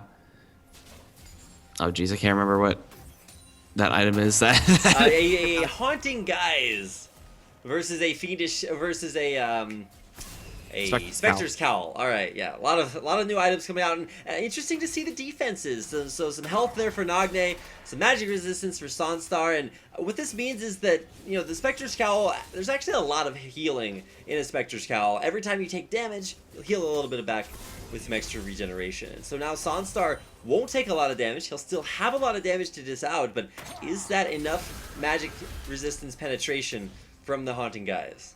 I don't think so. The Spectre's Cowl passive is going to be really nice to have here too, considering that every time he gets hit, it's just going to give him a nice little bit of regeneration. And breaking through that with the Karma is going to be very tough, considering how burst-oriented she is. At this rate, now that we're over the 100 CS mark, that means that anytime there is a 10 CS differential between both players, the game's just over. So this is going to be determined primarily by CS, and you can actually use that to maybe get more of an aggressive trade. If your opponent tries to go for CS, you just kill it, because now that CS is so important, could turn this game around. Yeah, Nagne's going to be 3 ahead the entire time if he doesn't miss any more underneath this turret. So gotta keep an eye out of that, because wow, Sansar just actually missed 2, so that's going to be pretty big. But he gets half the damage to the tower, and he's going to get tethered up. He's going to get rooted in place, but there's no way Nagne can fight this. Yeah, it's Nagne completely going to lose the 1v1, but with Sanstar, the bigger problem is that he's able to push this wave into the turret, and Nagne having a difficult time dealing with that. Will continue to try to stop this wave, but there's the all-in coming in, and Chains of Corruption going to land. There's the counter chain. Coming out, Soul Flare hitting as well. Nagne trying to run away there from the mid lane. Sanstar completely out of mana though. So spent a lot of time going for that all in, but he actually dropped way down in CS, 5 CS more for Nagne, and he wins the game. Well, I mean, it's going to be tough to get to that still. Oh, Nagne, no. Oh, no. Sanstar, one more auto attack, uses that summoner heal, but he's so far down in HP. He can't leave the lane or he loses. There's no way. And he's going to get zoned off the creep wave, and I think this is going to be the victory for Nagne, who just needs about 4 CS and chip back to base for Sanstar. I think he's just kind of conceding here. If Nagne is able to pick this one up, yep, there is the 10 CS advantage. It's Nagne for KT picking up game 1 win over Sanstar. All right, so my prediction was wrong. I thought that Sanstar would be able to do it. The AD Varus looked strong in the beginning, but just the perseverance from Nagne. And also that really close exchange just kind of forcing him all the way back. We're going to see the epic conclusion of this game. Wow! The replay of Nagne killing CS and Sanstar just sitting behind his turret. Not all that much that he can do. Whoa! CS I don't know how to say 3 in Korean, unfortunately, but... There's Nagne, our winner in the first game of this best of 3 series. He'll take down game number 1, and in KT fashion tonight, EGAD, continuing the trait of winning 1v1s versus IM players. Of course, there you can see us on the screen. I fixed my hair this morning just so that I could look pretty in that white dress. And of course, you looking completely dapper in your suit right next to me. I'm actually 2 people in 1. We split Dan into his good and evil halves. Yes, we got Dan, and then we got Daniel. Ah, there we go. Maybe that's Danielle in the mid lane. Damn it! I should have made you the girl in the middle. Exactly, because I have the more feminine. Then we could have Danielle. But whatever. That is going to be the end of our first game of this 1v1 between Sanstar, Nagne, it's going to KT, and one more game for Nagne, and he'll pick up the victory for KT as well. Set up a team kill in the next round of this first bracket. Of course, if you guys want more information on the brackets, azubu.tv is where you can find the stream, and of course, right down below, more information. Of course, if you're looking for detailed brackets, you can always head over to Esportspedia. They have a detailed breakdown of the players, the teams, the brackets, and all the information for this Solo King Korean 1v1 tournament. Okay, so just one more for that team kill. The bracket actually should be advancing itself here, I believe. But after this game, if Sunstar somehow makes a comeback, we do go into the finals of that group, and then we move on to the next group. So Hachani versus Bliss, then Peekaboo versus Marin is going to be coming up after we conclude this group and have a definitive winner from their finals. So let's see. Nagne had a 78% actual vote, and Sunstar only had 22%. Wow. And this is actually really interesting because when we asked our, quote-unquote experts, guys like Chobra, professional teams and riders, got checks to weigh in, as well as Team Impulse and Team Coast. When they were looking at kind of the report cards for who was favored in this matchup, the edge was actually given to Nagne in some situations, but not as many as I would like. I'm a huge Nagne fan, but it was even when they asked the competitive teams, split right down the middle. As far as individual players for Team Impulse and Coast, Rush, Apollo, Jezzes, Mashme, and Sheep all went with Nagne, and Sanstar. Team Sanstar is Impact, Adrian, Zhao, and Impaler, and Chris. So those are the names behind each one of these players, and it'll be interesting to see if game number 2 yields different results. Nagne, this time on the blue side, will get first pick, first ban, and all of those amenities coming in here to game number 2. All right, so we see the Varus, the Nunu getting banned away, Azir, and Cassiopeia. Surprisingly, that's Nagne took away Songstar's Varus there. That's really kind of just weird. He did a good job with the Karma. Songstar should ban away that, but there's still way too much to think about. Caitlyn could be a big thing. I don't think Annie's that much of a problem. I'm just really trying to think of just the 1v1 monsters, such as like Zed and LeBlanc, but Sivir gets taken away there. So there's just a lot that slips through, and Xerath is finally gone as well. Okay, so what's available right now that we've seen played earlier? Nunu, Annie, and oh no, Caitlyn. That's just the ultimate tryhard. Exactly, and might even see the Spite Caitlyn that was used Misfortune. so effectively. But when you're talking about AD carry, Sanstar just gonna say, "Hey, you want to battle me with an AD carry?" That's his home turf. The AD carry for IM. While he hasn't necessarily put up big numbers in the lane phase, the 5v5 phase for IM, here in a 1v1, Misfortune still very, very strong. Interesting. Oh man. Misfortune versus Caitlyn used to be a really interesting match because you could try to counter out the Caitlyn with the Misfortune with the burst damage from the double up. Impure shots was always nice to make trades a little bit more in your favor, and then you have make it rain and slow her down.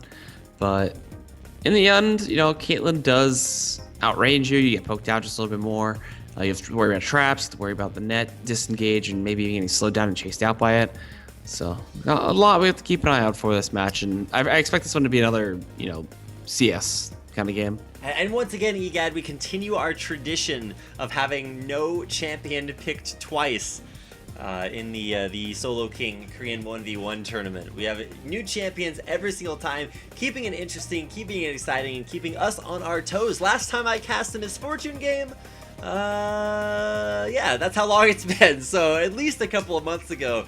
Time to relearn all the abilities, and of course things have been changed up for Misfortune since you're used to seeing her in the meta. We're going to check out the runes right now for Nagne, and so checking things out on the rune page, you can see a lot of extra attack speed, 14% from having reds there. 9 armor from the seals. Let's see, 8.5. I believe that is attack damage, as well as a small amount of mana regen mixed in there as well. That 1.3. At least I believe that is what it is. So we'll check out the masteries here. Fairly standard, at least should be fairly standard. No spell weaving and blade weaving. 2 points put in that warlord passive. So it will give usually you only see like 0 or 1 points put into warlord, just because it doesn't scale all that much. But fairly standard masteries so far here for Nagne. Alright, and just gotta wait to see what Sunstar's is gonna be. I expect it to be simple as well. A little bit of mana regeneration would help out just a bit to getting those Piltover Peacemakers out.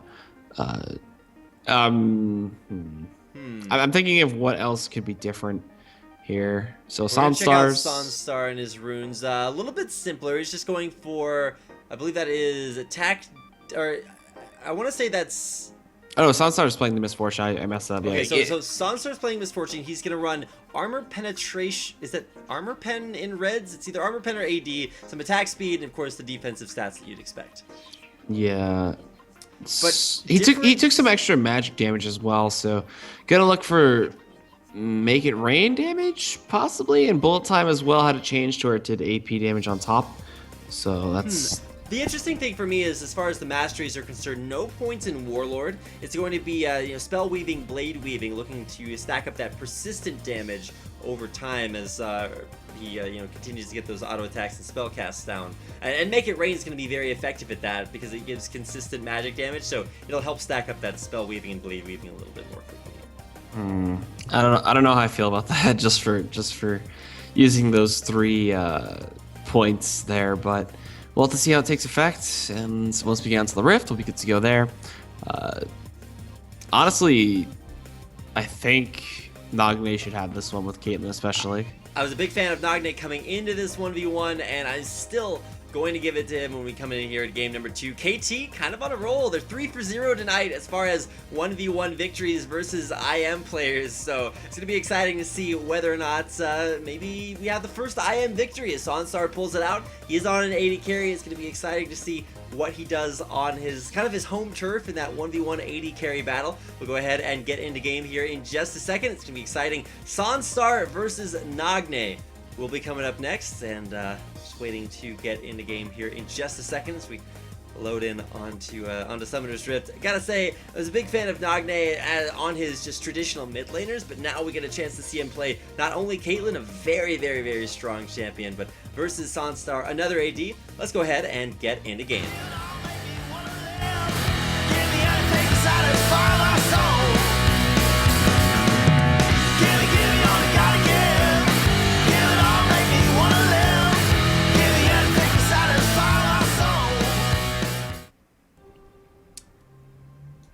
Alright, cool. Looks like we're onto the rift now. Nagne's gonna be playing the Caitlyn there.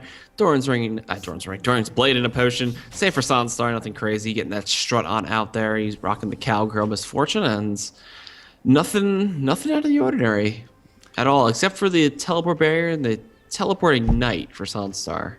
And welcome to the Solo King Korea 1v1 tournament. To be fair, when I heard about this tournament for the first time, I was like, okay, so we've got pro players playing 1v1s. It's not going to be super exciting. And then I looked at all the pro players who were playing. We have literally every player and even more that you've seen in things like Champions tournaments over the course of this season.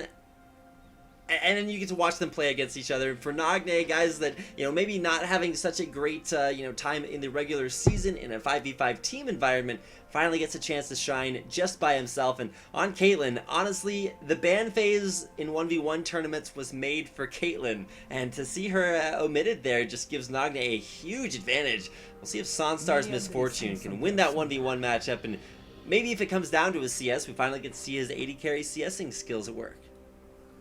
Yeah, at least bullet time this time around can clear out a wave pretty well. Level 6 is going to be a pretty big time for Sanstar. Ace in the hole kind of harass out, but once those Doran's Blades start stacking up, the poke really won't matter anymore. Jeez, I'm just really interested to see how this lane actually progresses too, and what Sanstar actually maxes. I expect a double up max, but who knows? And Nagne does start with Piltover Peacemaker, and instead of using it just to dish out most of the damage to the wave, tried to get all that headshot proc and to start this trade up here versus Sanstar. You can see Sanstar going in for the 1v1. The barrier there, Ignite, gonna get countered out there in that regard. Nagne dropping down to below 100 HP. And there's That the was all-in. questionable. Sanstar unsuccessful in taking down Nagne. No, that was successful. Ignite is a much shorter cooldown than Barrier, and at least he forced the potion early. He's still ahead in terms of HP, and he hasn't gotten a CS advantage, unfortunately, out of that. That's kind of the main thing I was looking at to see if he could at least make him miss a creep. Oh, but look at that double up off the level 2, just so successful getting harassed through the minion wave. And Nagne, like you said earlier, not a whole lot of HP here. Those double ups continuing to land. Yep. Gotta say, double up is a pretty good harassment spell, especially when you know how to utilize the cone the cone that the second bullet comes through. And that's something that Misfortune can completely abuse in a 1-versus-1 matchup. And level 3 is picked up for both players. We see 2 points put into Piltover Peacemaker there for Nagne. As far as Dawnstar is concerned, you're probably going to see 2 points put in double up, as that is the primary way that Misfortune wins trades. Even if it doesn't bounce off the minion, you still get an auto attack reset off of it. Cheeky. That was very cheeky. Yeah, he tried for that double up. I don't think there were many worlds in which that landed, but now, going back in. There's a 90 caliber net on the Sonstar. Hits him down. He's down to 100 HP and probably will need to head his way back to base. Has double up if Nagne goes for an early aggressive trade. I wonder how Nagne, oh man, if he would have saved that headshot proc, he might have been able to kill a Sonstar with just a headshot and a Piltover, but you know, just playing it safe for now. He is down in terms of XP. He was zoned away just a little bit. So Sonstar at least has the XP advantage right now, as well as a nice creep advantage too. And he is not running out of mana anytime soon. Now, if Nagne hits a Piltover Peacemaker here, he definitely has kill potential. Speaking of, you know, the ability to pick up kills, one way that you're going to do that is by closing the gap with your opposing AD carry, and you can do that with 90 caliber net for Nagne, whereas Sonstar just has to run around. So we'll have a faster way to get back to base, and it'll be interesting to see. Oh, okay, gets back there. I was a little bit worried there for a second to see if his back would be stopped, and at that point Nagne would come up with a pretty big advantage off of just being able to CS the wave. Yep. Going back to base, he picks up a double longsword. So looking for the brutalizer route, looking for the CDR. I don't know what that says in Korean, but I'm going to assume that it says fun and happy things. It is actually an advisory that we stop playing League of Legends because we've been playing it for too long. It does that on every hour interval, I think, starting at, I believe, 2 hours or so. But it's like the old Guild Wars stuff. It's like, yeah, you've been playing for about 2 hours now. You should probably stop. But there is no rest for the weary here, EGAD. We are continuing our Korean 1v1 tournament, whether we like it or not. Triple Doran's Blades there for Nagne. No Brutalizer for him in the works. He is just looking to, you know, maybe hit the CS cap in in an 80 carry versus 80 carry matchup. You should see CS be the defining factor. Not incredibly strong early on, although, you know, Sonstar definitely tried it with impure shots and ignite early. Couldn't quite find the all-in. He just runs into the traps, dude. Doesn't care. He takes so much damage, though. He's got to be really careful. He didn't go for double Dorans, or triple Dorans, excuse me, like Nagne did. His sustain is not going to be as good. And he also built up a pretty big creep wave, which Nagne's going to be able to really just capitalize on. Oh, please. Just the tip of that Piltover Peacemaker hitting, as well as a headshot proc. Not to mention all of that trap damage and minion aggro he took earlier. Sonstar, ooh, just in a little bit of a rough situation. And the longswords don't even offer him all that much of an advantage because, I mean, for every longsword he has, Nagne has a Doran's Blade, which is overall more stat effective. Oh, Nagne, he's just going to walk forward. There's a 90 caliber net. Going to hit him down there for the somewhat anticlimactic last hit. Sonstar's like, all right, whatever. I'm just going to walk forward and try to kill you. But that really was We're bad going to see a replay here. Sonstar kind of gives up the ghost at this point. Once he walks around that little outcrop, dodges the Piltover Peacemaker, but Nagne just kind of walks on him, hits him with a headshot proc, and at this point, kind of knows he has skill potential. Microing forward, Sonstar, like you said, the barrier cooldown coming back up. There's Piltover, and the last hit. Nagne with another 2-0 victory over his IM opponent, Sonstar. Cool, so that means that we will have the team kill situation coming into effect with Someday versus Nagne. And, I mean, we're going to be going to a quick break as well, and, also, there's the charity that you can donate to for this event, the Extra Life charity, as this is pretty much what the whole event's for. So, you check that out. Also, support Azubu and stuff like that. Follow the stream, follow the Twitter and stuff, and Facebook, YouTube. What else? You can follow us, the casters, by all means, at Rapid Casting and at EGADcast. What else, man? We got so many more matches to come up. We got another whole bracket to do.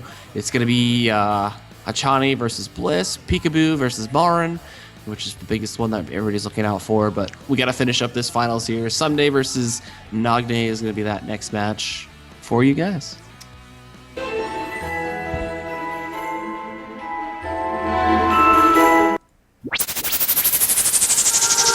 So I said, no, it was supposed to be my pentakill. Why did you die to me? I killed, I know, 1, 2, 3 for champions. I can't believe it's rolling. No, it was supposed to be my pentakill. Why did you die to me? I killed, I know, 1, 2, 3 for champions. I can't believe it's rolling. Wait a minute!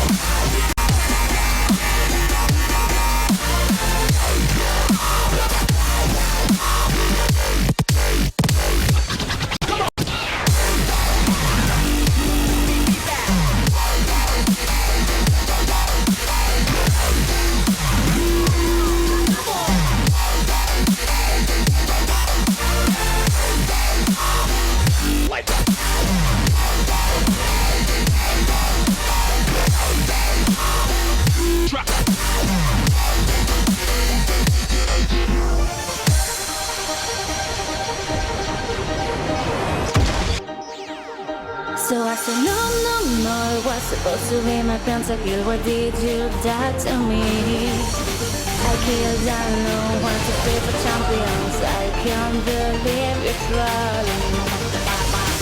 No, it was supposed to be my pentakill. Why did you die to me? I killed, I know, 1, 2, 3 for champions. I can't believe it's rolling.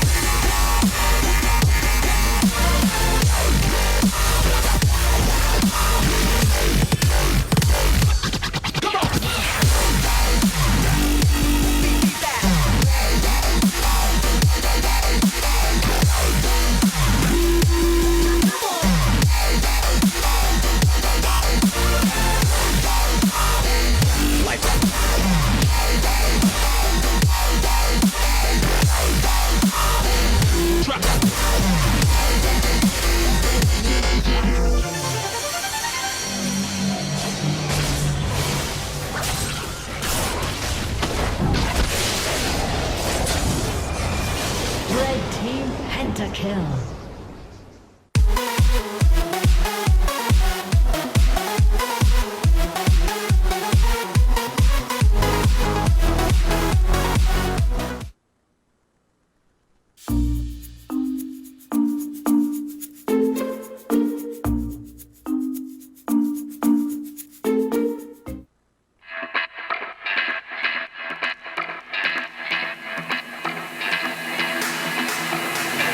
Close your eyes, seek paradise.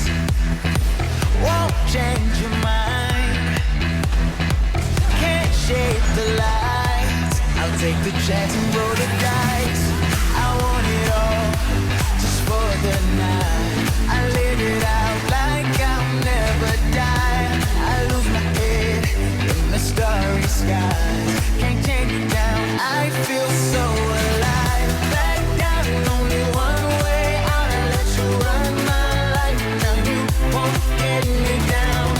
Untamed, guess I lost my mind. You turn me inside out. No one can stop me.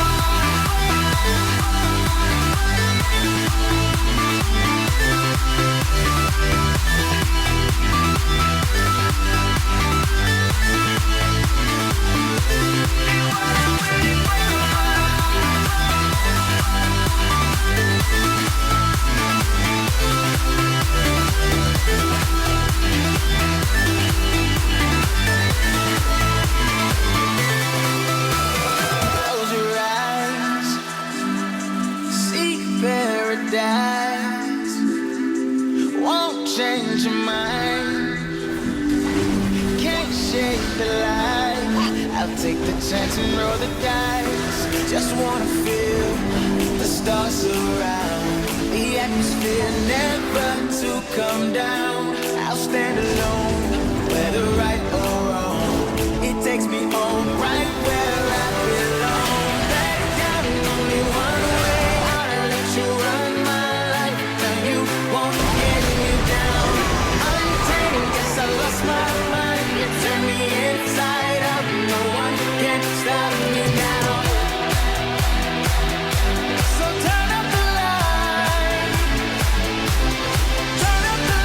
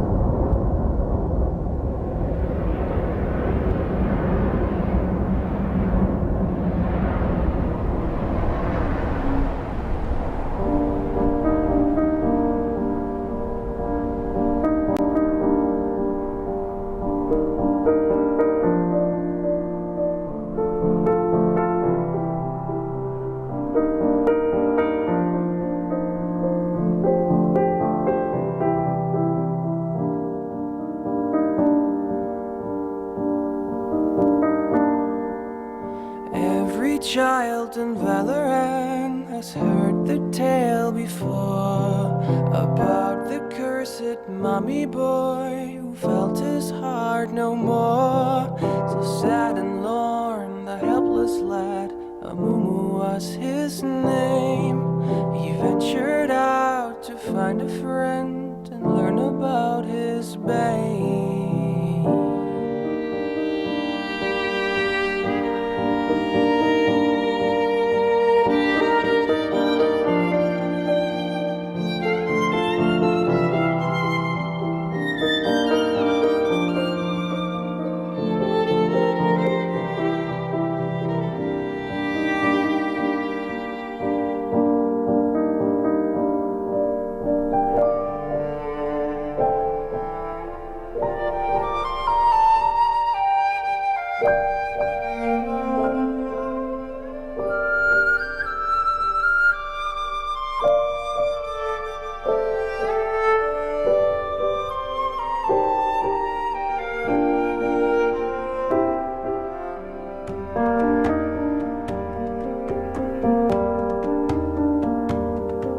For many years, young Amumu traveled through the lands, determined to make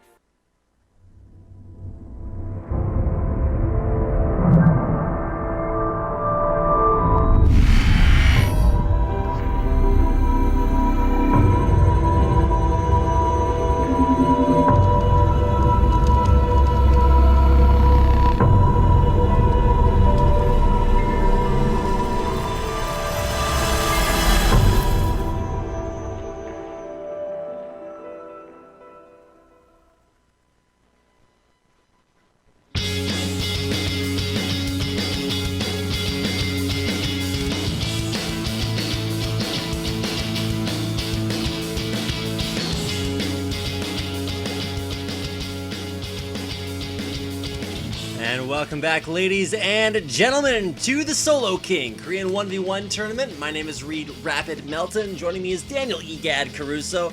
Together, we're going to get into our third best of 3 1v1 of the night.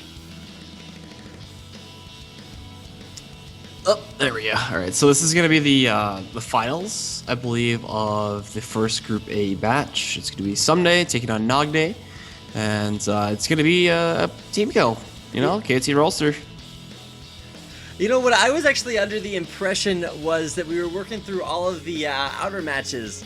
No, on the but on the itinerary thing, it says that it goes into the winner of A1 and winner of A3. So yeah, and that's why I was expecting to get into our second matchup, but now it's actually going to be, you know, the culmination. It's which KT player will make it all the way out of the group. So between Nagne and Someday, the best solo laner will win. And so for Nagne, you know, he's just come out of a Caitlyn game, which I don't want to say that it was easy mode, but there's a reason you're going to see that champion banned in 100% of the games, you know, tonight. I thought it was going to be 100%, but apparently not after the previous game. Nagne got a trip to the finals after an earlier victory over, I believe it was Sunstar, and then, of course, Someday over Lilac.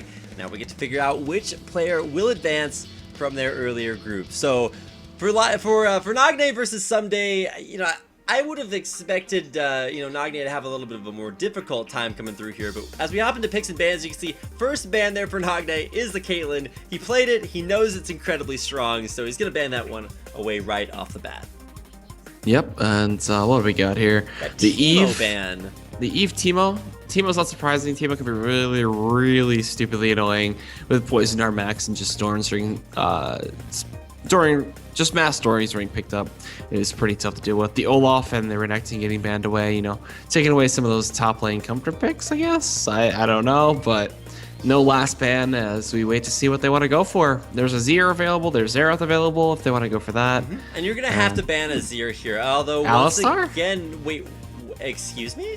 Alistar versus Blitz, they set something up. This is some okay. interesting stuff. I was seeing the Teemo Eve ban and I'm like, wait a second.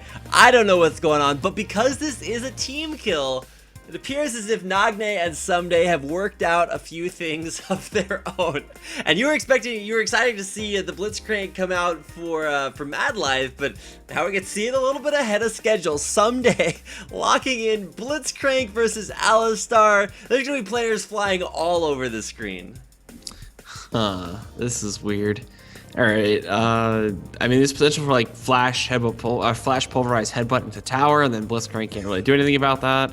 Both teams want to be pushed to their turret so that they can, you know, headbutt or Blitzcrank grab people. I don't know how they trade because Alistar really has his own sustain. He can knock you away. Really, the only way to counter out that headbutt is to get knocked back and then pull him back with you, which would be even more funny. But I don't know. You get the fade away rocket grab as he's headbutting you backwards. You just pull him back with him. That's, exactly. I would love to see it. I mean, we've seen crazier things. I think this week in LCS, the Ballista term was coined. But now as we get into this matchup... What is this page? All right, so mana regen.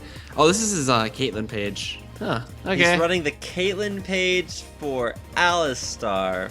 Sure, yeah, some mana regeneration for the heal. You got some attack speed to just lay in more of those little cow slaps, and he's running his 21-9. Okay, so this... Sure, whatever. This is an AD Alistar that we're seeing for Nagne. Full AD, I'm down. I'm down for it. No AP shit. If I didn't know better, he just didn't change his rune setup from the last game that he played, but... yeah, he's fine. We're gonna move over to Someday here. Now, Someday playing the Blitzcrank also did not change his rune page, so... Nope.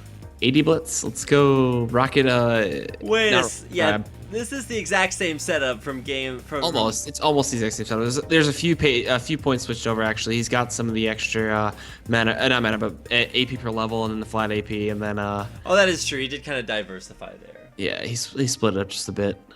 Okay, so this is going to be a hybrid Blitz. I'm ready. Oh my gosh, my body is not ready. This is a let's just say somewhat progressive point that we've reached here in the 1v1 tournament. Alistar versus Blitzcrank.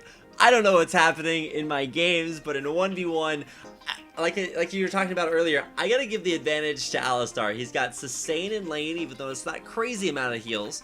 Triumphant Roar is gonna keep him healthy, as well as the headbutt pulverize is just so difficult to trade with. I don't know how Blitz responds, honestly. There's no way he can deal consistent damage. Jeez. I can only imagine these guys sitting in their team house, just like leaning just over right next and, to like, each other. like Yeah. trying to like pick each other's champions. Maybe they just like switch chairs. There's like, all right, you're gonna play Blitzcrank and I'm gonna play Alistar, and you know, not terrible 1v1 champions, but no way. If these were outside of both being KT players, would we see this crazy matchup in our best of 3? And keep in mind, this determines which player makes it out of groups. So a lot on the line here as we load into the game. It'll be coming up here in just a minute. Who do you give the advantage to in the Blitzcrank versus Alistar matchup, Egad? Alistar 100%. I'm gonna have to lean the same way, not only because I'm a giant Nagne fan, but of course, just because, you know, like we said earlier, sustain, headbutt, pulverize. Alistar actually used to be a solo laner, actually used to be a jungler, and then solo laner back in the day until Maokai came around and kind of just killed everybody off. But as far as Alistars are concerned, you won't be able to get the headbutt auto attack. They fixed that, so it's not possible anymore. But it is still something to watch out for. And as far as Blitzcrank is concerned, either he just runs up, rocket grabs you, and pulls you under turret and you die, or that doesn't happen, which is fairly more likely. So we're gonna head into the game now. It looks like, yep. Okay.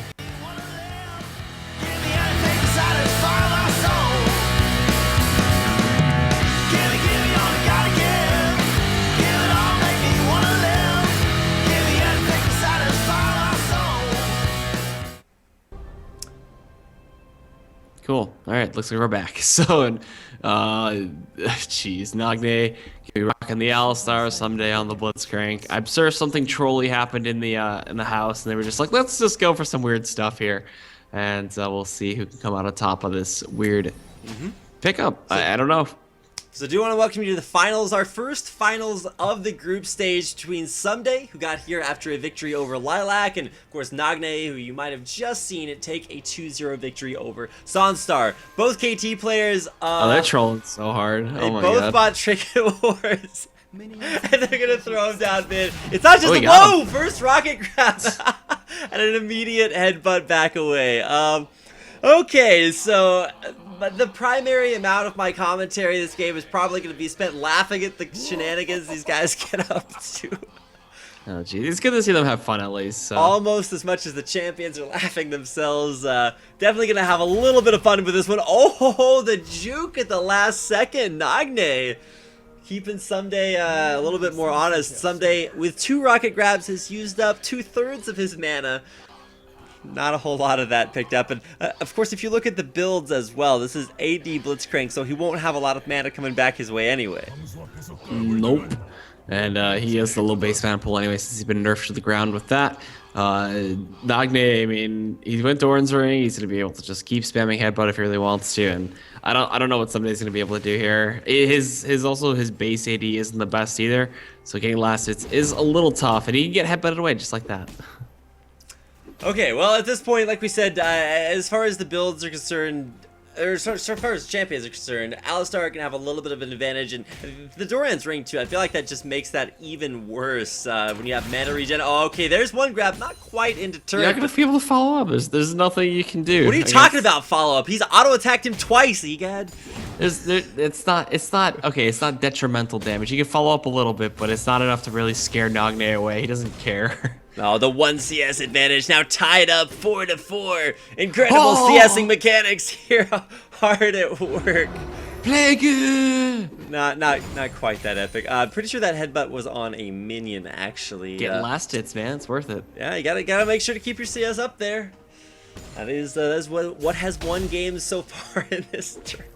Oh jeez, this is funny. I gotta say, I like players who are willing to do this. Like on the same team, why not? Just for some fun. And I can respect it. It's always nice to just be able to relax. It's not just a team kill; it's a K-team kill. Heh. They are, you know, definitely okay. There's the first pulverize, no combo off of it. Because keep in mind, Nagne has to watch out if he gets pulled under turret. Oh my gosh, he's gonna need to use that flash.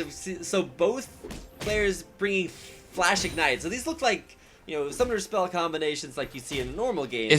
If someday ever pushes up and there is no creeps underneath the tower for Nagne, he's gonna flash headbutt pulverize instantly. I just foresee that happening in the future, so that's something to keep an eye out for. My God, what has 1v1 tournaments rod? This is it's gonna be pretty amazing. Okay, so creep killed off there someday with no grab attempt onto Nagne.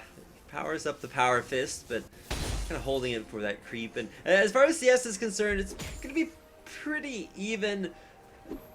No aggression between either one of them, just some headbutts every once in a while. He's maxing headbutt too, so I gotta respect the amount of damage that's gonna be able to bring in, as well as the lower cooldown is always pretty nice.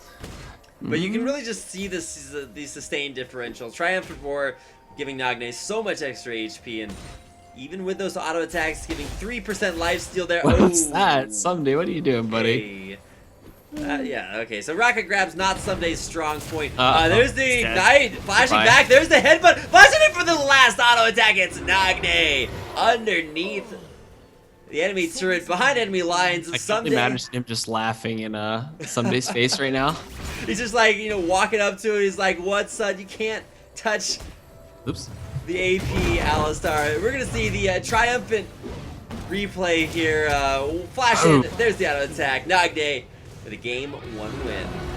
Alright, so I guess a faster game compared to the other ones, and an interesting pick bands phase, leading to Alistar versus a Blitzcrank, but yeah, we'll play it. This begs the question, what champions can we expect to see in our second game?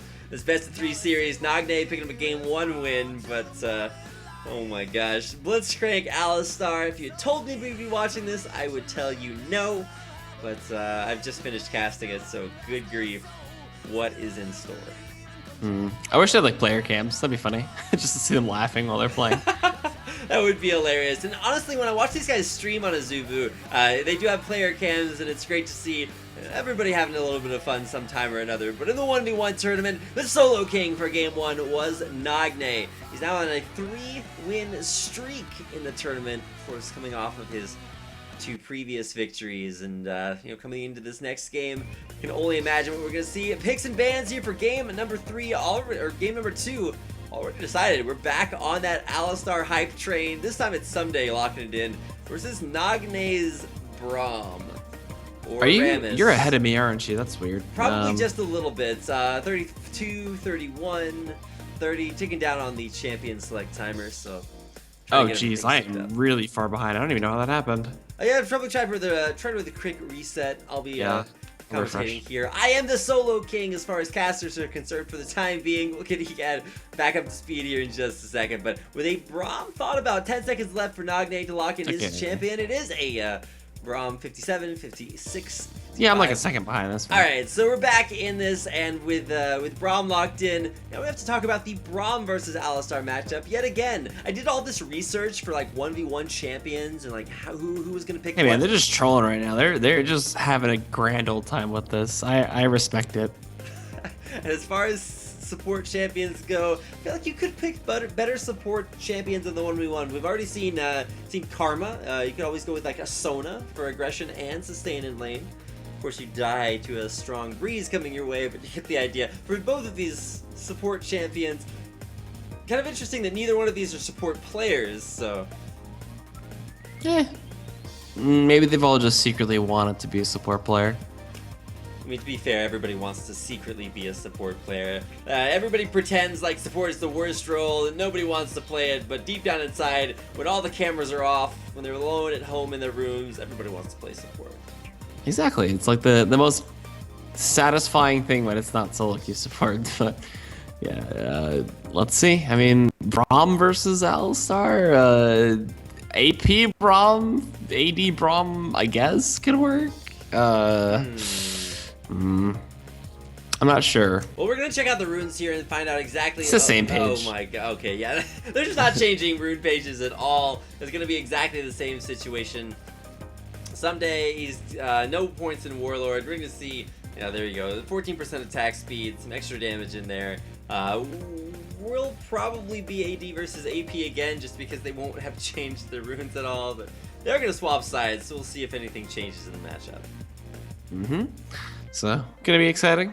Can't wait to get back onto the Rift. And I mean, Braum shouldn't be able to beat Alistar.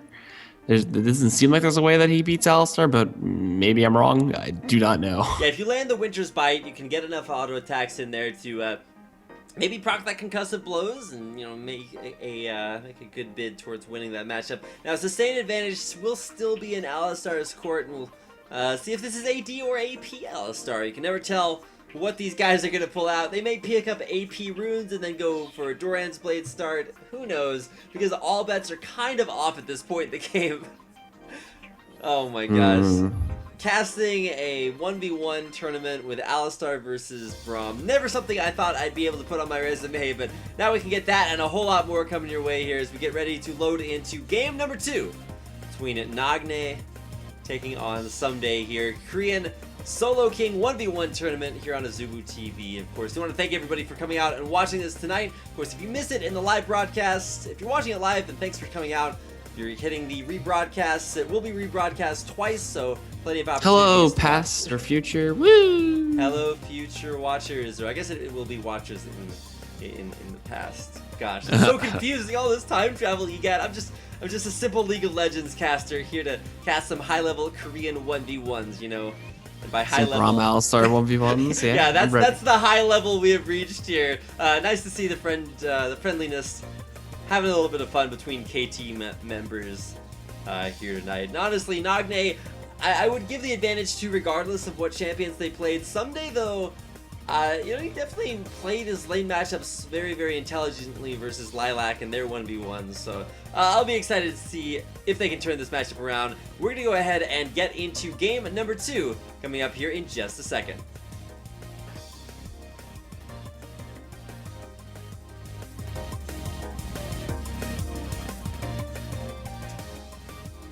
And it looks like they decided to take a little bit of extra time to load back in. I thought I was getting the queue to go in, but it appears as if we're going to take usually when you see the hand motion go forward, that means that she's like tossing it over. I think you mean that's when I'm tossing it over, Egad. Okay, Redet. I don't even know what your feminine name would be. Yeah, I'm just, I don't know, maybe Reed is it. But here we go, finally going to get into game.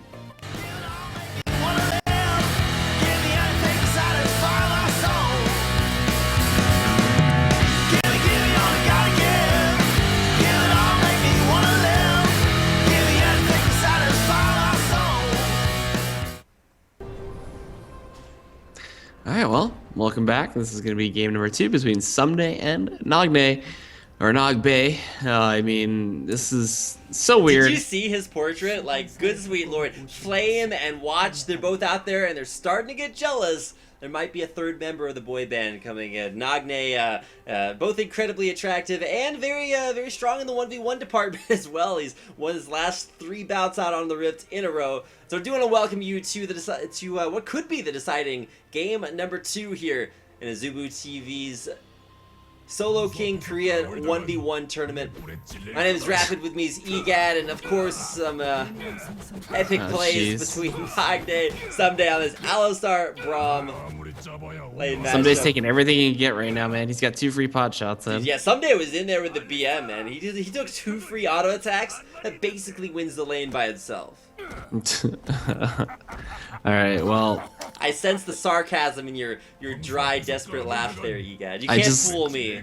I mean, I don't know. It's funny. I enjoy this. What's funny is watching Braum's dance. I don't exactly know what that's called. Cossack break dancing. dancing. Yeah. If he was breakdancing, he'd be spinning around on his head, man. Does he do that? I don't think he's so. bold enough. He could. He'd probably slide around the ground pretty easily. I don't know. Maybe it's like there are patches of like mud. What if he's in the river? Does he just like spin around underwater? I don't know. I mean, I guess He'd probably float. Want to know. As soon as the minion wave gets there, Someday is just like, get out of here, man. Dodges the Winter's Bite and Now we get to talk about the 1v1 potential between Alistar and Braum. Not something that I ever thought I'd be forced to have a conversation about.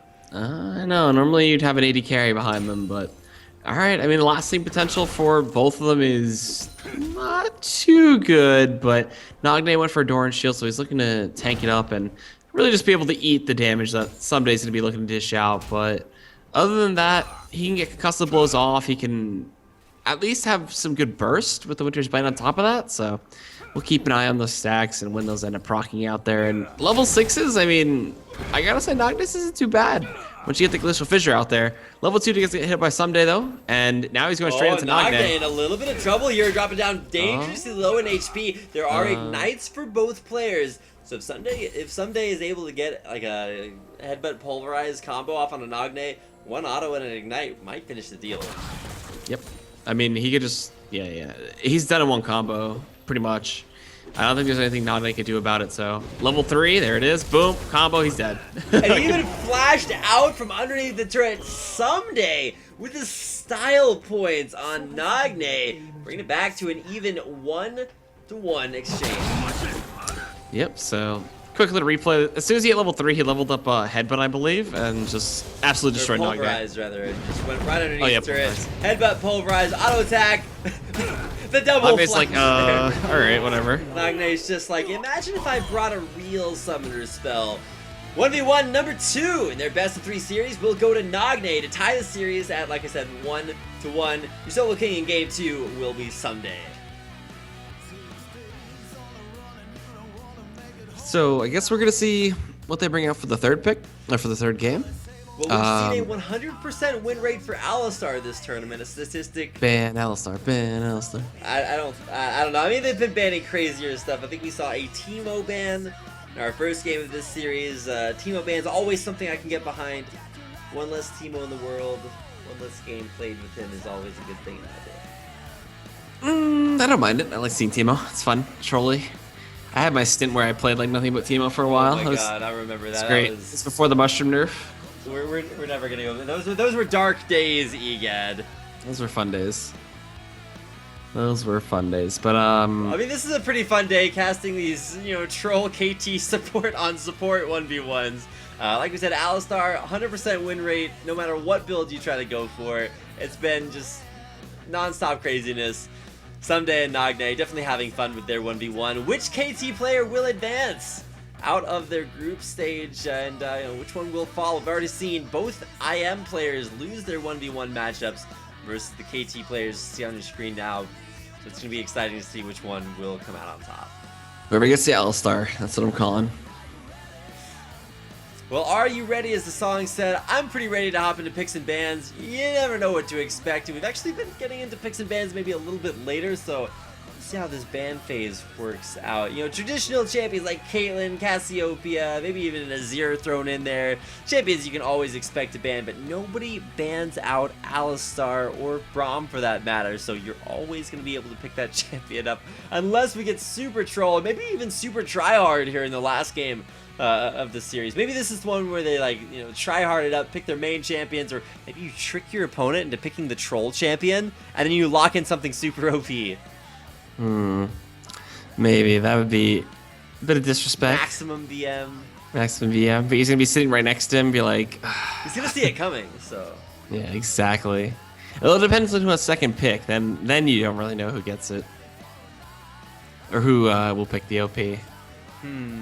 So some question marks as we get into our third game here. Nagne, a player, like I said, that I've been a big fan of for quite a while, but it's kind of not necessarily returned fully to his former self. So it's going to be exciting to see whether or not he can advance both out of this group stage and then crown himself the solo king as this tournament progresses. Of course, I do want to take a little bit of downtime as we load into game number 3 in this best of 3 series to mention the charity cause for this tournament. If you guys are interested in donating and helping out a charitable cause, you can support you can see it actually over there on the side of your screen. We'll be posting about, or we'll be supporting Extra Life with some of the proceeds that we raise from this stream. So make sure to click the Extra Life button right to the side Extra Life supports the Children's Miracle Network hospitals, so it's very good cause to donate to.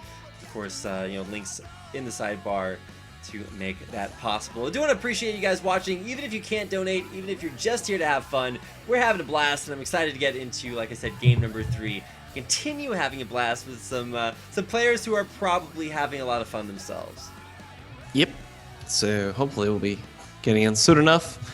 Jeez, what else? What else is up today? We got Achane versus Bliss, and then Peekaboo versus Barin. That's the most waited for match probably for the night, as SKT won team kill already early on. And what else? We got a lot of great matchups coming out throughout the week and throughout the month. This event goes on till March 8th, and it's just a whole hell of a lot of matches.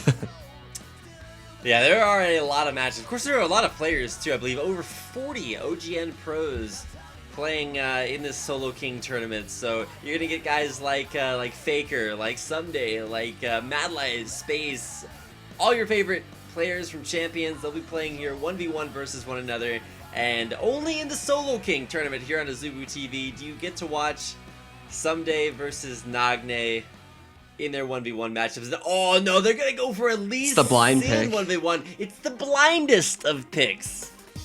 Oh jeez. Yeah, with the Lee Sin versus Lee Sin, you can maybe see a little bit of their summoner spells peeking out. Probably will still be that Flash Ignite. I don't think we're gonna see any AP Lee Sins here, so might do good for us to look at their runes and masteries and see exactly what they're going to bring out in the blind pick 1v1. That's right. If you didn't know, guys, the third game is a blind pick. So they pick what they want to pick, and they're good to go. And going for the stylist points. This could be a fast game. This could be a long game. It'll come down to level 6 to see who can get the biggest kickoff. But I don't know. I don't know who is the better Lee Sin player. I'd like to say Nagne. I remember there was this stint back in Season 2 when Froggen made mid lane Lee Sin a thing, and I'm not sure if that was something that Nagne played back then, but it's going to be making a comeback. I'm excited. Oh my gosh, it's going to be incredible to watch this. So for Someday, he is a top laner, so maybe more experienced in playing Lee Sin. I wouldn't expect either one of these players to have played that champion very much recently, though, so it'll be interesting to see how on point their Lee Sin mechanics are, even if they don't play that champion competitively.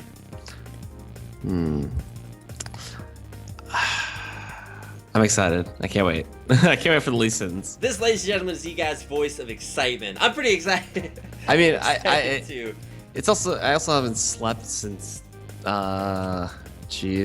since Wednesday at I was gonna say, if you're trying to remember the date that you last slept, it's probably been a while, but exciting nonetheless to get this tournament going, and especially just because this is a global tournament. Esports, very global idea, and so this is it's currently 6 a.m. in the morning for me, but of course if you guys are watching from all around the world or watching through one of our many rebroadcast dates, do want to welcome you wherever you are, whatever time it is. It's always a good time for esports, and we're checking out the rune pages, and it's the same as last time. Surprise! Absolutely nothing has changed.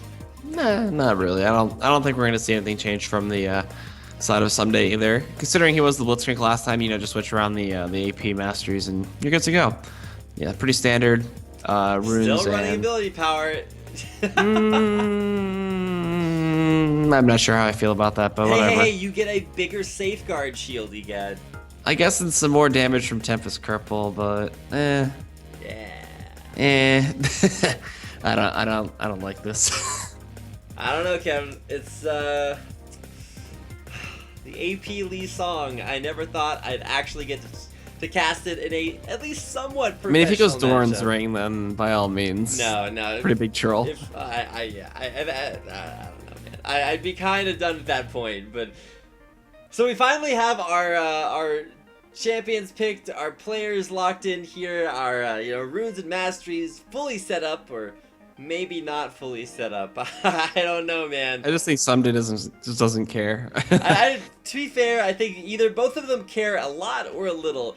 Traditionally, the 1v1 Lee Sin would be something that we're gonna watch out and hear in just a minute. Give me on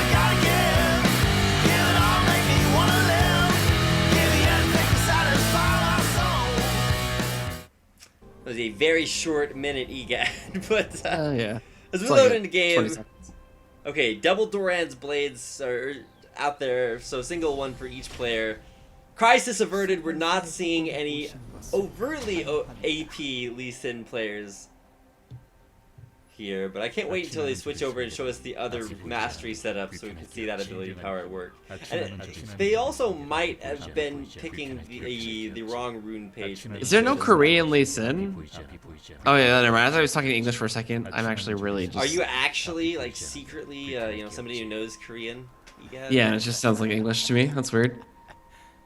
My gosh. Alright, so hopefully we'll be able to, you know, switch between the players and see exactly what they brought for runes and masteries. I think one of them has ability power, but I'm not sure exactly whether or not those rune pages were fully accurate. So. I think they were. It just takes time for that, you know, per level AP to come into effect, but yeah.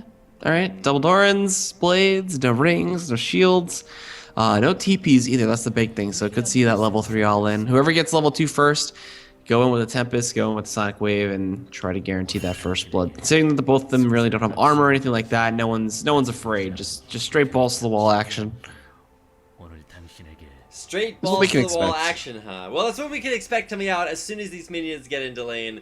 And once again, it does look like they have exactly the same build here. Either that or we just haven't switched champions to experience this. So, Someday versus Nagne, the blindest of picks here in our game number 3 to decide which player will advance here out of the group stages. Looks like Nagne is actually taking a little bit more damage off of that early trade.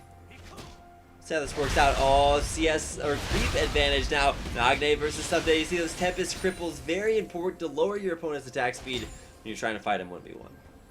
Yeah, nothing you can do there, but taking Tempest Cripple level 1 is very strong, you know, makes the trading easier. You can actually harass from a range. You see both of them going for it, and they're going to stay relatively even. Though, has been picked up there for Someday. He'll immediately steal Safeguard. Looking for that Iron Will, going to get the sustain off of the magic damage being dealt by Tempest Cripple. I'm a little bit healthier.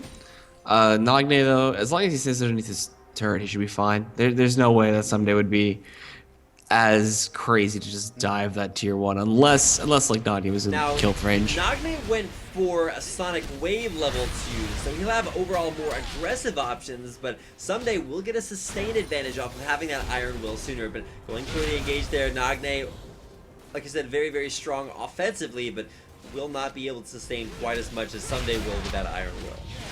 Yeah, no way. There's no way. Oh, wait. What is this positioning from Nagne right now? Okay, never mind, safeguards away. Very, very crazy. Had that Sonic Wave hit, actually, that would have forced him back, for sure. Yeah, Someday was in range there, and we still have level 3s, but with Nagne maybe a little bit lower, about 100 HP behind Someday. That's going to be a huge definer here as Minion Wave now pushed underneath Nagne's turret. He's not going to be able to hit all of this CS either, so... I mean, he can dive him right now. If Sonic Wave hits, that's a dead Lee Sin. Oh, and it will hit. Does he go for it? Come on, you gotta do it. Listen, no, it's not enough. Someday goes in, takes that safeguard right back out. Yeah. I mean, if he would have fully committed for it, Nagne could have flashed and tried to bait him underneath the turret just a little bit further. It's always just a mechanical thing when you go up against another Lee Sin. Because if you do let that Sonic Wave sit just a little bit, if you kind of just bait them out, it's traumatic to go through that. It's not about do you go for the engage, it's when do you go for the engage. And Someday, not overextending underneath that turret, just poking things out with that Tempest Cripple. Nagne in a little bit of trouble here. Both solo laners have burned their only health potions to date, but it is Someday with a very, very strong advantage. Up 3 CS as well, and every single CS counts in this one matchup. If you get 10 ahead of your opponent after 100 CS, you just kind of win.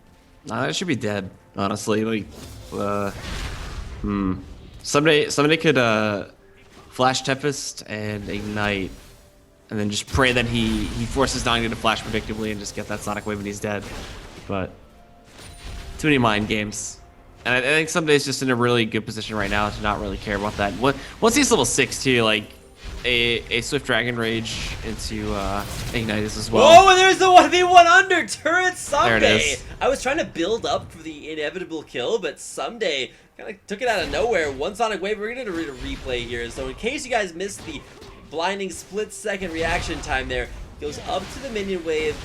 And Nagne, he has his own minions there to block versus the Sonic Wave, but he walks too far forward into range there, and someday flashing out for style point. It'll be KT someday with a 2-1 victory. The Solo King in this bracket will be someday. He'll advance out with a 2-1 win over Nagne. Cool. So means he advances out of, what is this, Group A1? Yeah, Group A1 from their finals. So we're gonna head to the other side of the bracket. They have semifinals with Hachani and Bliss, and Peekaboo and Marin. But before that, we gotta go to a quick break, guys, with some commercials, as well as you know, if you enjoy the stream, you can follow Azubu, not Twitch, oh my god. You can follow Azubu here at Azubu TV. You can follow him on Twitter, Facebook, and YouTube. So check him out all over there. And the casters at Rapid Casting and at EGADcast. And am I missing anything? No, you can check out the Extra Life charity as well if you want to donate to that and support a great cause. So thank you guys for watching. We're going to take a little bit of a commercial break here while we get some water and suit up for our next best of 3. Like you guys said, coming up next in the Azubu TV Solo King tournament, it's going to so be many streaming platforms. I was gonna say, yeah, you gotta make sure to get it straight. It will be Hachani versus Bliss. There, you can vote down below if you follow the instructions. Of course, have more information on those players, on the teams that they represent when we come back. So don't go anywhere. We'll be right back with our third best of 3 of the night between Hachani and Bliss.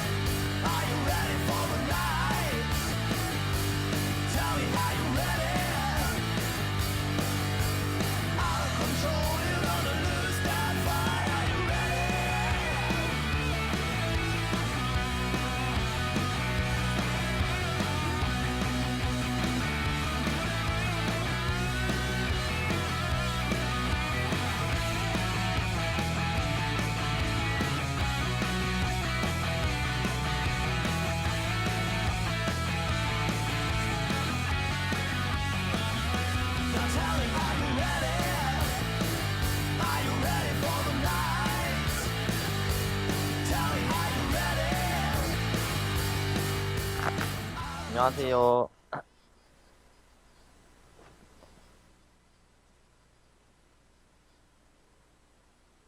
All right, now we 이 are 경기 going 하기 to get 전에요. a quick interview here with Nagne 최소한 on 한 stream. 경기를 We'll have a 이기자고 translator reading us 하자고 exactly 마음 what 먹고 is being 했었는데 said, so you'll be able to hear the voice of Nagne there in the background as he gives his answers here to the interview.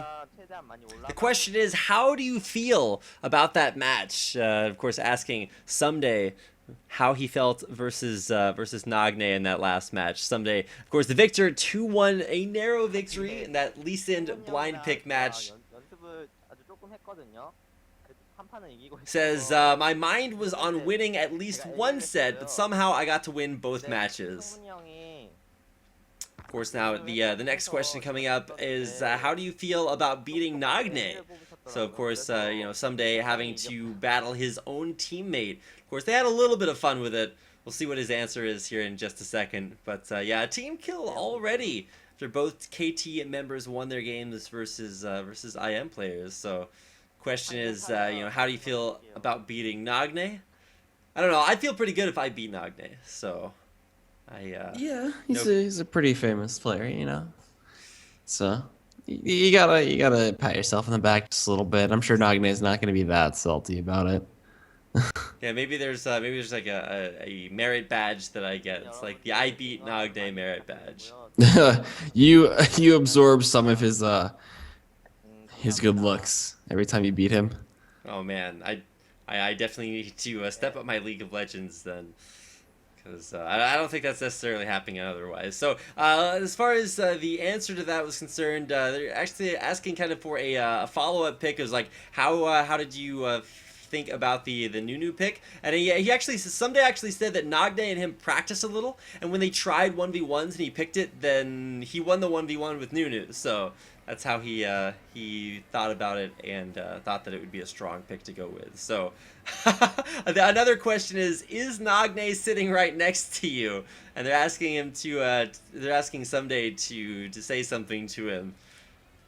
And of course, the answer is he says, "If I win, I'll buy you something good to eat." So maybe that's what they're going to go for. A great interview, and of course, we'll have some few. We'll have a few more interviews as the games go on. So just finishing up the answer to the last question was, say something to the fans. He finishes up by saying, "Thanks for watching. I will also try my best during the regular season. So when it comes down to it in Champions." Someday just saying he will try his best during the regular season, and thank you once again. So that's going to do it for our interview. We're going to throw up a quick commercial break so we get ready for our second best of 3 series. So I want to thank everybody for watching the Solo King tournament here on Azubu TV. Thanks for watching. Stick around. We'll be right back.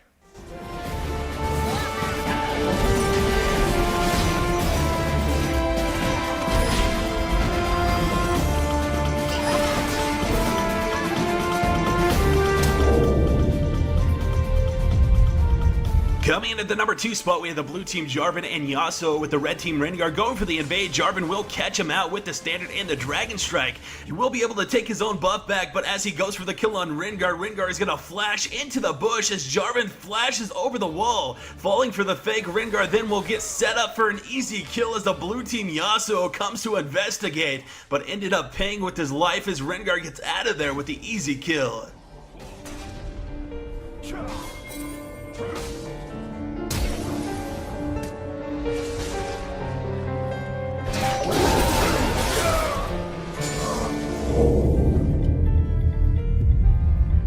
The top fill of day 348 is going to belong to the red team Vi, Alistar, and Misfortune in this one, with the blue team Yasuo down in the bot lane with his friendly Nami. Yasuo going for the kill on Misfortune, but in the process dropping low. Misfortune does manage to kill on Nami, but Yasuo with the revenge in his eyes will be able to flash ahead and take the kill on Misfortune. Alistar staying a little too long, taking way too much creep damage, will fall back through the river as Yasuo going for the chase. Having second thoughts though as he runs into the enemy Vi, as the Vault Breaker misses Yasuo Yasuo will dash to a minion heading towards his creep wave. He dashes again to another minion and back through Vi. Vi not giving up will make the same mistake that Alistar did and run right into a huge blue creep wave. She will dodge the whirlwind, but as she comes in with a vault breaker, Yasuo using the sweeping blade will be able to avoid it and then come back through with the Steel Tempest, finishing off the 2 low health enemies as he walks away with the unofficial triple kill.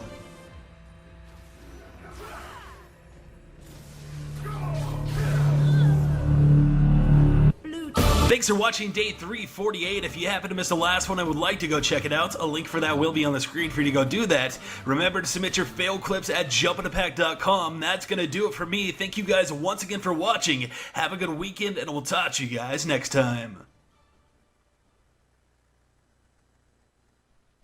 Welcome back to another day of the League of Legends Top Fails. Hope you guys enjoy. Let's begin.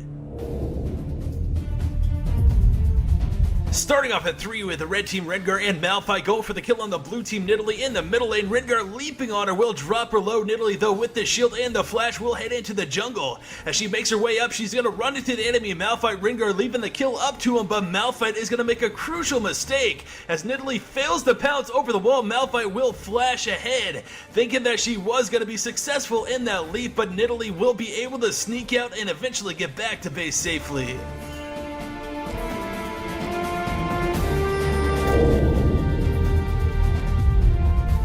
The number 2 spot, we have either a fail on the red team or the blue team. Teemo, you guys can decide down below, as we have the red team going on the hunt against the enemy blue team, who are all low. As Azir leading the charge will take the first kill with the ult and then be able to finish off Thresh for the double. Flashing ahead, he then will throw down the Spearman and finish off Blitz for the triple, leaving Teemo alive. Teemo making his way into the Baron Pit though, will be able to activate his passive as the red team head right through it. Apparently not noticing Teemo right away, but the pings will go out as the red team collectively know that he's in that pit. As they group up, they will start the Baron, thinking that this might turn out positive for him, but Baron is going to be able to get a couple of shots on Azir and then turn around with the execute on Teemo, preventing the kill for the red team.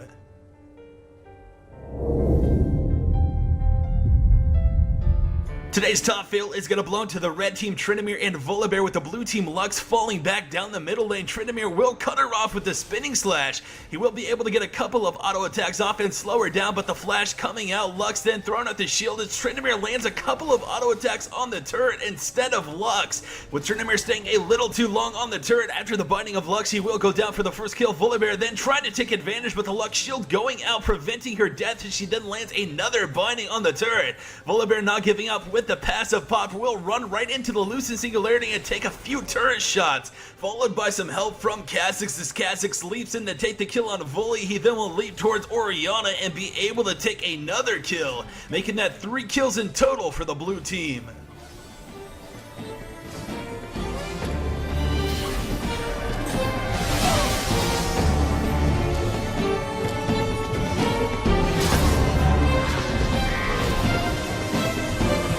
Thank you guys so much for watching this episode of the Top Fails. I hope you enjoyed it. I'm in some desperate need for some replays or videos in general for the Top Fails series, so if you want to see your clip featured on the next episode, make sure to head over to my website. You can get there by clicking the link on the screen or towards the top of the description page. If you get to the home page, there should be a giant submit button on the front page, so just click on that and follow the steps and you're good to go. Thank you guys once again for watching. Have a good weekend, and I will talk to you guys next time.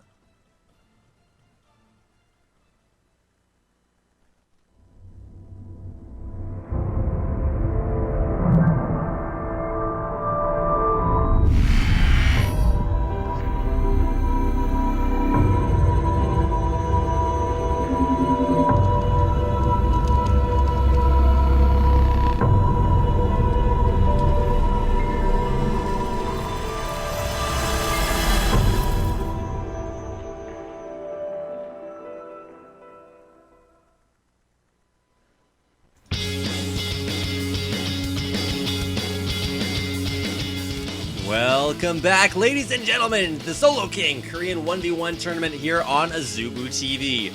My name is Reed Rapid Melton, and joining me is Daniel Egad Caruso. We'll be hopping into our second half of the bracket. Here in Group A, we're coming up on Hachani versus Bliss.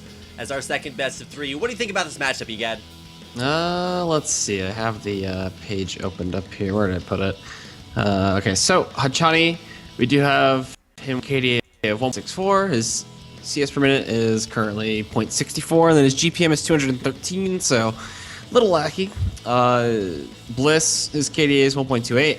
CS, his creep score per minute is about 7, and his gold per minute is about 306, so definitely looking like he's more of a favorite in terms of the farming aspect. The killing, though Hachani has participated in a bit more, so interesting. And keep in mind, these stats that we're coming to you with are a little bit skewed, considering that Hachani, the support player for KT Rolster, whereas, Bliss is the, really hyped up mid laner for Samsung Galaxy that really hasn't been having too great of a season. Samsung down 0-6 at the bottom of the LCK standings, so a little bit rough to see the comparisons, but when you think about it, they are still very strong individual players.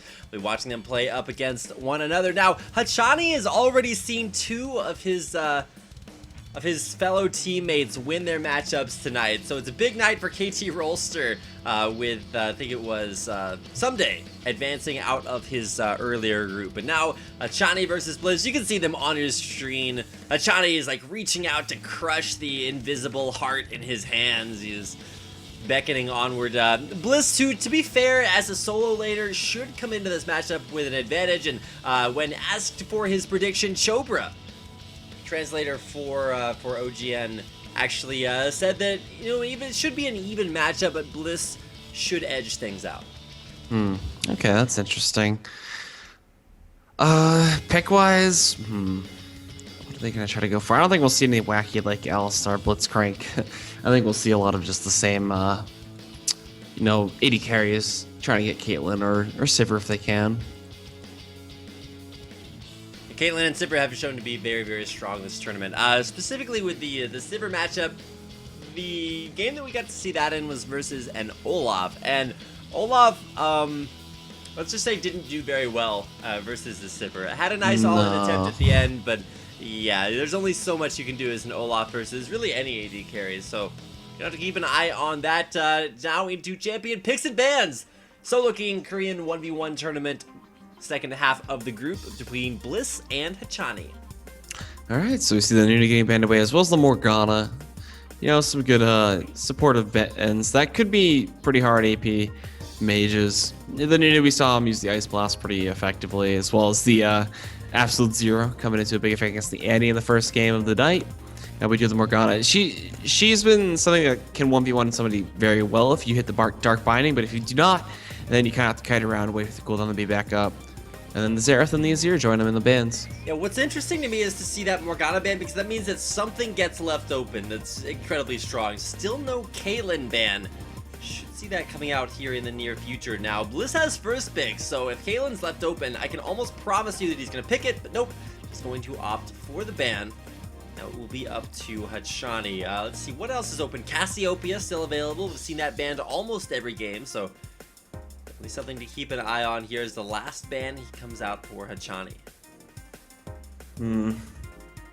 Cassiopeia should be gone. I think all these players have been watching just a little bit and should be pretty aware of how relevant Cassiopeia is in a 1v1 matchup. Twin Fangs are pretty good. Oh, okay, take LeBlanc. Never mind. Just kidding. All right, well, it is a ban on LeBlanc here. So Bliss with the first pick. Yeah, instant pick Cassiopeia. No questions asked. I wouldn't say that it's necessarily quite as strong as leaving the Caitlyn open that we got to see earlier, but now KT Rolster's Hachani. He's a support player, so I don't think we're going to see quite the support champions that we saw earlier on, but pick up Misfortune, actually. So, or Varus. He's still going for either one of those 80 carries we actually saw played earlier. I believe it was Sonstar that was kind of thinking about playing either one of those, but wound up with the Misfortune. We'll see if that is, versus a Varus. The answer, also Karma. We've seen that champion before as well. So we might actually break the trend of seeing new champions every single game. I'm not sure how I feel about Varus versus Cass, but I could dig Karma.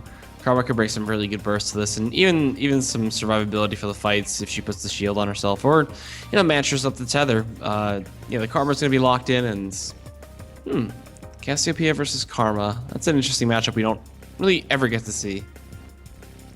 Yeah, and as far as this matchup goes, I want to say it's in Cassiopeia's favor just because Cassiopeia is ridiculous in the 1v1. Very, very abusive laner. A little bit immobile, so vulnerable to being ganked. Just kidding. It's a solo king tournament, so in the 1v1, that's going to be very difficult to deal with. So we'll see if Hachani has what it takes as far as Karma is concerned to turn that one around, but I don't know. It just seems like Cassiopeia straight up wins that. How do you feel, Egad? I feel like Karma can burst her out at some points, but Cassiopeia's consistent damage is way too much to deal with. So, to keep things in perspective, when Cassiopeia's passive gets up to 150 stacks of that venom, that means that you're going to be able to get a little bit of HP back whenever you throw out a Twin Fangs. So that's the sustain that Cassiopeia is looking for. But as far as Karma's concerned, we're probably looking for at least the majority of her sustain coming from her tether. You can mantra it up to heal 20% of your missing HP. And here are the scorecards between both players. While Hachani has been primarily a support player, he probably won't be playing support champions in the 1v1. Although he did draw out that Morgana ban he went for. Probably not something that Bliss was really too anxious to pick. Bliss has been a big Fizz player. If you guys have ever seen or heard of Bliss, is formerly known as a player named Bell Park, who played on both the Korean and North American servers under that name. It was known for being an incredibly strong 1v1 Fizz player, but keep in mind this is being played on the current 5.2 patch, so no DFG. No DFG for Fizz makes his life a little bit more difficult. Yeah, but he plays a lot in R, plays a lot of Rumble, so he's used to playing those Yordles and short characters, or short champions, excuse me. But, alright, I mean, we're waiting to get into this game. Honestly, Cass versus Karma. I don't think anybody's ever actually been able to get that mid lane matchup, at least outside of solo queue, in like real competitive matches. So it'll be fun to see how it interacts. I know that getting zone with the miasma as well as the poison bursts are just pretty tough to deal with, especially considering you have to get a lot of sustain, a lot of extra health potions. If he goes for like masteries into biscuits, that could be a big thing that helps out on the Karma. But I mean, we'll have to wait till we can see the masteries. So loading into our second game, our second half of the bracket here. Looking at the votes, actually Bliss down in the votes. That's actually pretty surprising. Hachani has always been touted as being a very mechanical support player, but at the same time, when it comes to the 1v1, Bliss with a very strong champion being picked. Kind of surprising to see the Invent poll actually voted against him in Hachani's favor. Although to be fair, KT Rolster have been having a great job here tonight in the 1v1s. So, should expect to see, at least if you go off of the votes, a little bit more success here from Hachani. I mean, it's still really close, so we'll see. I mean, I can't wait till we get to like more of the famous players. It'll probably just be like a huge landslide in their favor. Yeah, just really popular players. Like, I'm trying to think, who do you vote over Faker when he plays? He'll be playing against Fury later on, and kind of the battle of the top versus the bottom as far as standings are concerned. Fury has not necessarily had quite as strong a season as Faker has by any means. So, I mean, Faker's fan base reaches like the ends of the earth. So. It's true, and we will get a chance to see Faker play his 1v1 matchup next week. But for at least the time being, Hachani here facing off against Bliss. I'd give the edge to Bliss just off of mid lane experience and being able to play Cassiopeia, but it's going to be exciting to watch regardless of who wins. So we should be heading out to the very soon. I believe the delay timer should be done ticking out. I don't know. It's a bit of an odd timing for us to wait for, but whatever. Yeah, we're just trying to figure out exactly when we're going to load in. We're going to skip a few of the things, but here we go, on to the Rift.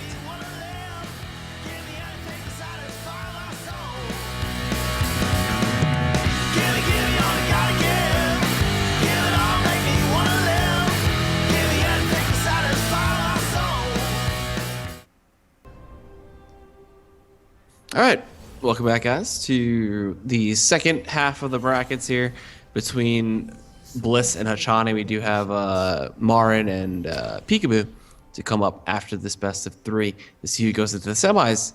But to start off, normally we get the laughs in the mid, but Hachani wants none of that. He just wants to win, so kind of just throwing out a bit of damage there, but he'll finally start to have some fun with it. I'm Ega, joining me here is Rapid, or Rapid Casting, whatever I call him. And we're going to see a very heavy poke lane this time around. Yeah, not your traditional amount of poke from Cassiopeia. If you land poison, and there's the first amount of poison being landed, it's actually going to keep stacking up Cassiopeia's passive, which, when you get enough stacks, will actually give her a few bonuses. Early on, of course, just gives her a little bit of ability power and the ability to heal off of Twin Fangs, which can really turn that lane around when you get that stacked up. Yep, and what I thought was going to be Hachani with biscuits is actually Bliss with biscuits.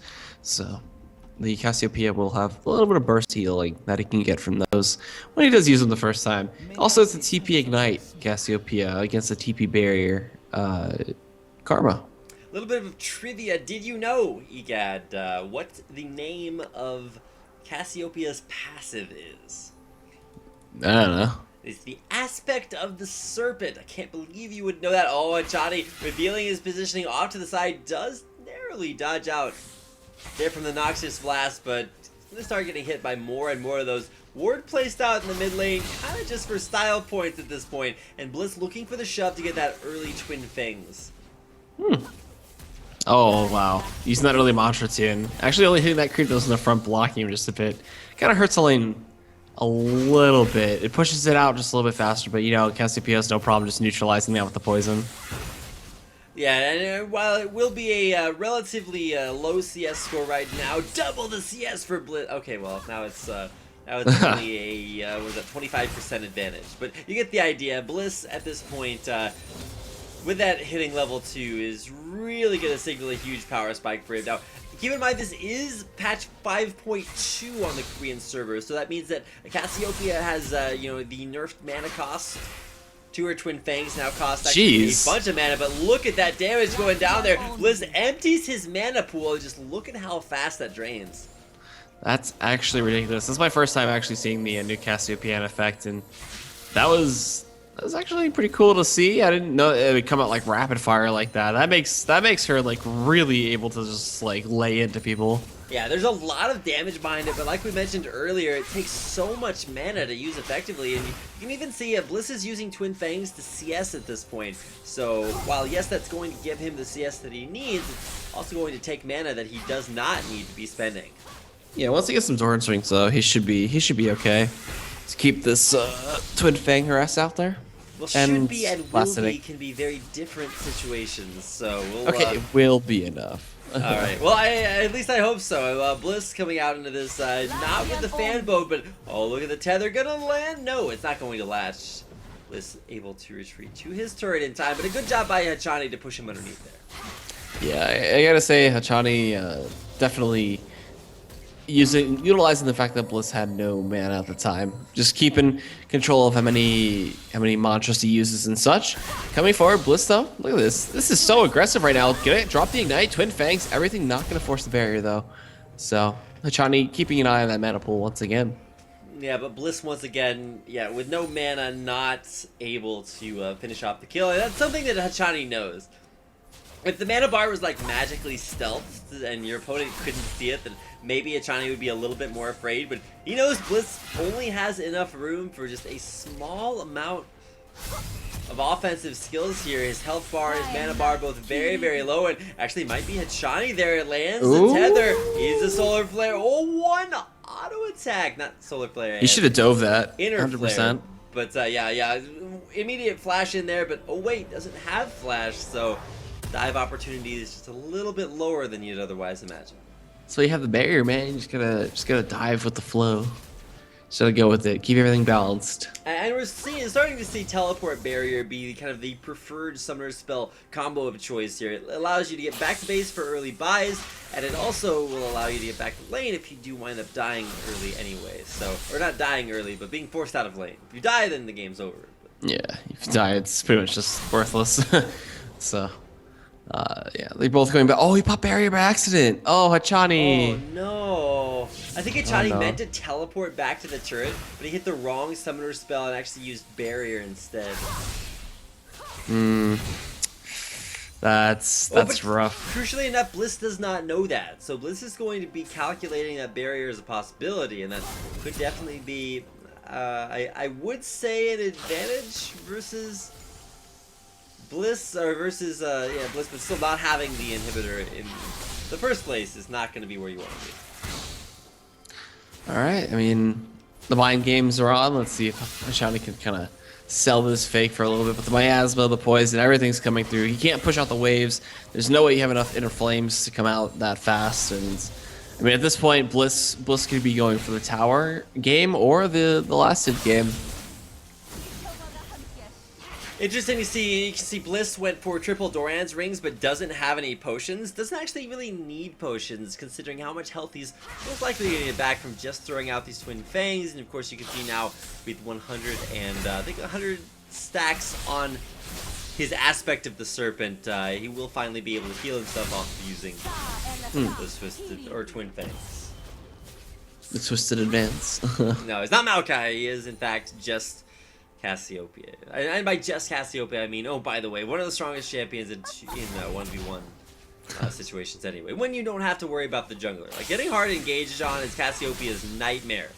To be fair, it actually happens a lot, so you may want to avoid it in competitive play, but as far as the Solo King tournament, definitely something that it can work out well. Yep, I mean, he's doing a great job of mana management at this point too, not spamming out, using the fact that he has the 3 Dorans, but again, both Karma and Cassiopeia just horrendously good at keeping waves from pushing, so we're gonna see this one more than likely come down to CS. I don't see how they kill each other, quite honestly. Even with Cassiopeia's ultimate, it doesn't feel like it's enough to really break through the shields as well as the potential heals from the latch there from Karma. Oh, never mind. Oh, there it is. It's gonna go in there. No stun off that petrifying gaze, and even with poison and twin fangs to trade that out there, Bliss kind of missing out on what might have been a kill opportunity had he landed that petrifying gaze. Interesting. I don't know why they did that, but Another tether down there onto Bliss. Achani never really committing to all of these tethers that he throws out, so kind of questionable decision making. If you're gonna put him out there, might as well go for the follow-up damage. If it's about as free as it gets here, knowing that Bliss empties his mana pool very quickly. yes. So what are we at? 62 to 54, an 8 creep lead for Bliss. He can't really be pressured by Hachani either. Hachani can't move up without risking taking poison damage. He's also out of consumables, and that's where things kind of get a little rough.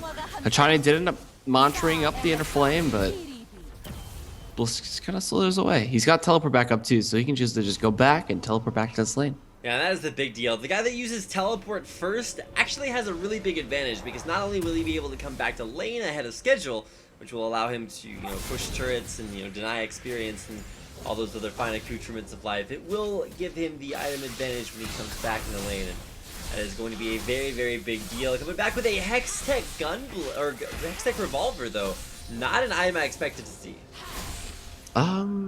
I mean, what you said with how the twin fangs can heal him up just a bit, it makes a lot more sense that he picks up that revolver there and just really becomes the sustained machine, impossible to burst, and at least impossible to burst in the 1 versus 1 situation. But he's gonna be able to just stay through a lot of this stuff. And at this point, going back to base here for Bliss, I'm not sure. Okay, he was just feigning that recall. I was like, I know you're out of mana, but look at the build for Hachani. Not only is he going to match ward for ward in the mid lane, he is also going to have bought 6 Doran's rings. That's a lot of commitment, honestly. I don't know why you would do that, but let's see. Bliss gonna get hit up, inner flame, mantra'd up, and just taking so much damage there. But Hachani can't really dive, and Bliss can't heal that back either, because he doesn't have any mana to use Twin Fangs to get that health back off of the. Why is he staying? That's pretty scary. I mean, he doesn't want to risk losing a lot of damage to the tower, but that's hurt. At least desperately trying to pick up at least one CS for himself. He is ahead 4 CS, which may not seem like a lot, but when it gets really, really close, down to that 100 CS mark, it's going to be what defines the game, and an Inner Flame Mantra up there. Hachani with the 1v1 victory. Hachani, the solo king, in our first game of this best of 3 series. Interesting. I did not think that mantra of Inner Flame would be enough, but it was. And I don't know what this is still playing. Oh, this is a replay. I was like, why is this still playing this? It's just going to replay this. There is the Tether to Land. Mantra Inner Flame. So much damage. Turns out 6 Doran's rings. How you beat Bliss. Hachani. For KT Rolster able to pick up a Game 1 win. Alright, so with that, let's see. We'll get into the next picks bands as soon as possible. See what they want to go for the next game. And I mean, ban Cassiopeia. Well, no, actually, no, it wasn't even that bad. The Karma played really, really well. Hachani definitely stepping up there. And at this point, you can see the commentator just kind of debating what kind of went wrong there. And I honestly think it was the most recent Cassiopeia nerfs that put so much extra mana cost on that queue when Fang has just really emptied Bliss's mana bar, and without enough harass to be put on, made it very, very difficult to go in even in those trades. So, let's see. I mean, Hachani could make this a quick 2-0, or Bliss could try to come back and make it the game 3 the blind pick side. And then we head over to, the second to last match between Peekaboo and Marin to see who advances in their finals, or who advances to the finals to play up against whoever wins this one. Jeez. I'm trying to think of how that lane could have gone any differently. Well, I think what really needs to happen, regardless of which champion you pick, you gotta manage your mana. And so coming in here to game number 2 now, we'll swap sides. Hachani now on the blue means that Bliss gets the red side. Theoretically, the side choice is actually a little bit more impactful here in game number 2, because that means that, well, if you want to go for that early power pick, you won't be able to grab it. You don't have to worry about giving away like the 2 power picks that you have to worry about in LCS. It's a whole lot simpler this game. It is regardless 1v1, but it's a best of 3, so an attempt to come back here for Bliss. We see the Fizz, the Xerath, the Cassiopeia gonna get bent away again. Or not again, but for the first time between these 2 players. What else? What they need to take away? Lulu could be a big option. Karma gets banned away. Nunu as well. It's interesting to see the priorities here from the Korean side, at least. The Nunu's a big one. Karma's a big one. And, Caitlyn could slip through. Caitlyn? Yeah. Sivir as well. Okay, this is a Caitlyn ban. And with the Caitlyn ban, it probably means either a insta-lock on the Morgana. Hachani, you can tell, not only has been wanting that Morgana, it's been banned already in our first series, or first game of this series. Morgana's support champion, and KT's Hachani a support player, so nice to see him getting a champion he's very, very familiar with, even in a somewhat unfamiliar role. I mean, it's pretty much the same. You're just looking at Dark Bindings and get a tainted soil on them, and you're good to go, and then you put the black shield on yourself, and you pretty much can't be CC'd. And interestingly enough, Heimerdinger isn't the best response to it, because the Tormented Soil could just really kind of screw up your turrets. Maokai wouldn't be that bad once you tank up a bit, but early on, still pretty rough. But the Arcane Smash and the passive heal is not too bad.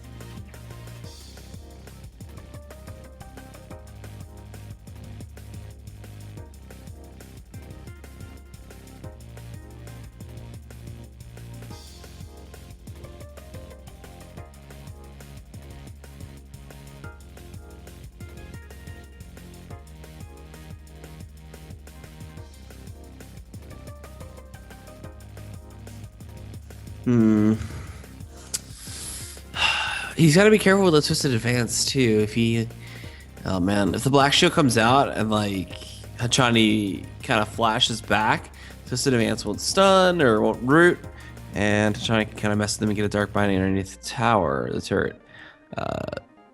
There's a lot of interesting mechanics that could happen in this game especially. And looking at the runes, we got, what is that? Magic resist, 26 AP and armor. Yeah.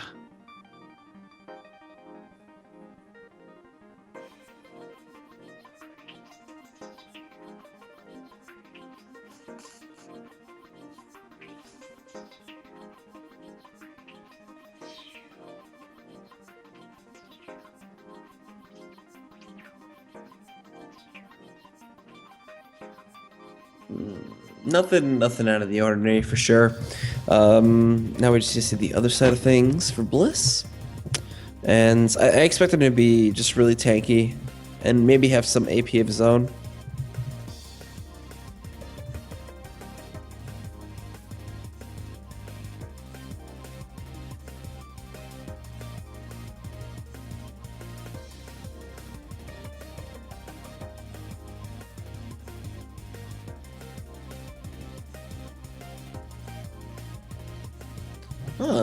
So no defensive masteries, just straight up aggression, and then even utility. That's kind of greedy.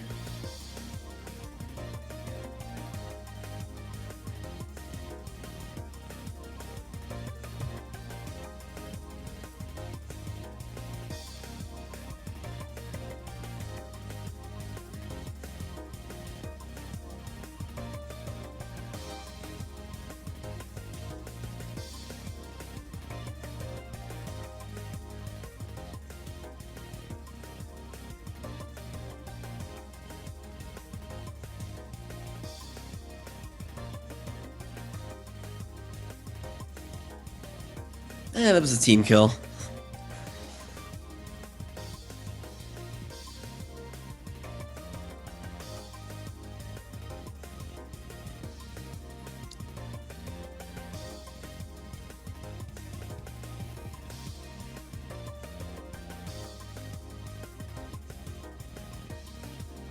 You muted yourself on the stream. Well, that'd be highly unfortunate. Now that we've got that taken care of, all my beautiful analysis, you'll be able to vouch for me that I was saying like super smart things, and was also probably the funniest person alive. But yeah, that was great. All right, well, I'll take the vote of confidence where I can find it. But now that we're done introducing our players for game number 2 in this best of 3 series, we should be able to get out onto the rift here in just a few seconds for Hachani versus Bliss. Game 2, Hachani is up 1 game in his best of 3 series. You think he's gonna 2-0 it with this pick? I definitely think that 2-0 is very, very possible, just considering the champion matchups. Game number 1, there was a lot of mana issues, and here in game number 2, maybe Bliss can manage that mana differently. We'll see as we get into game.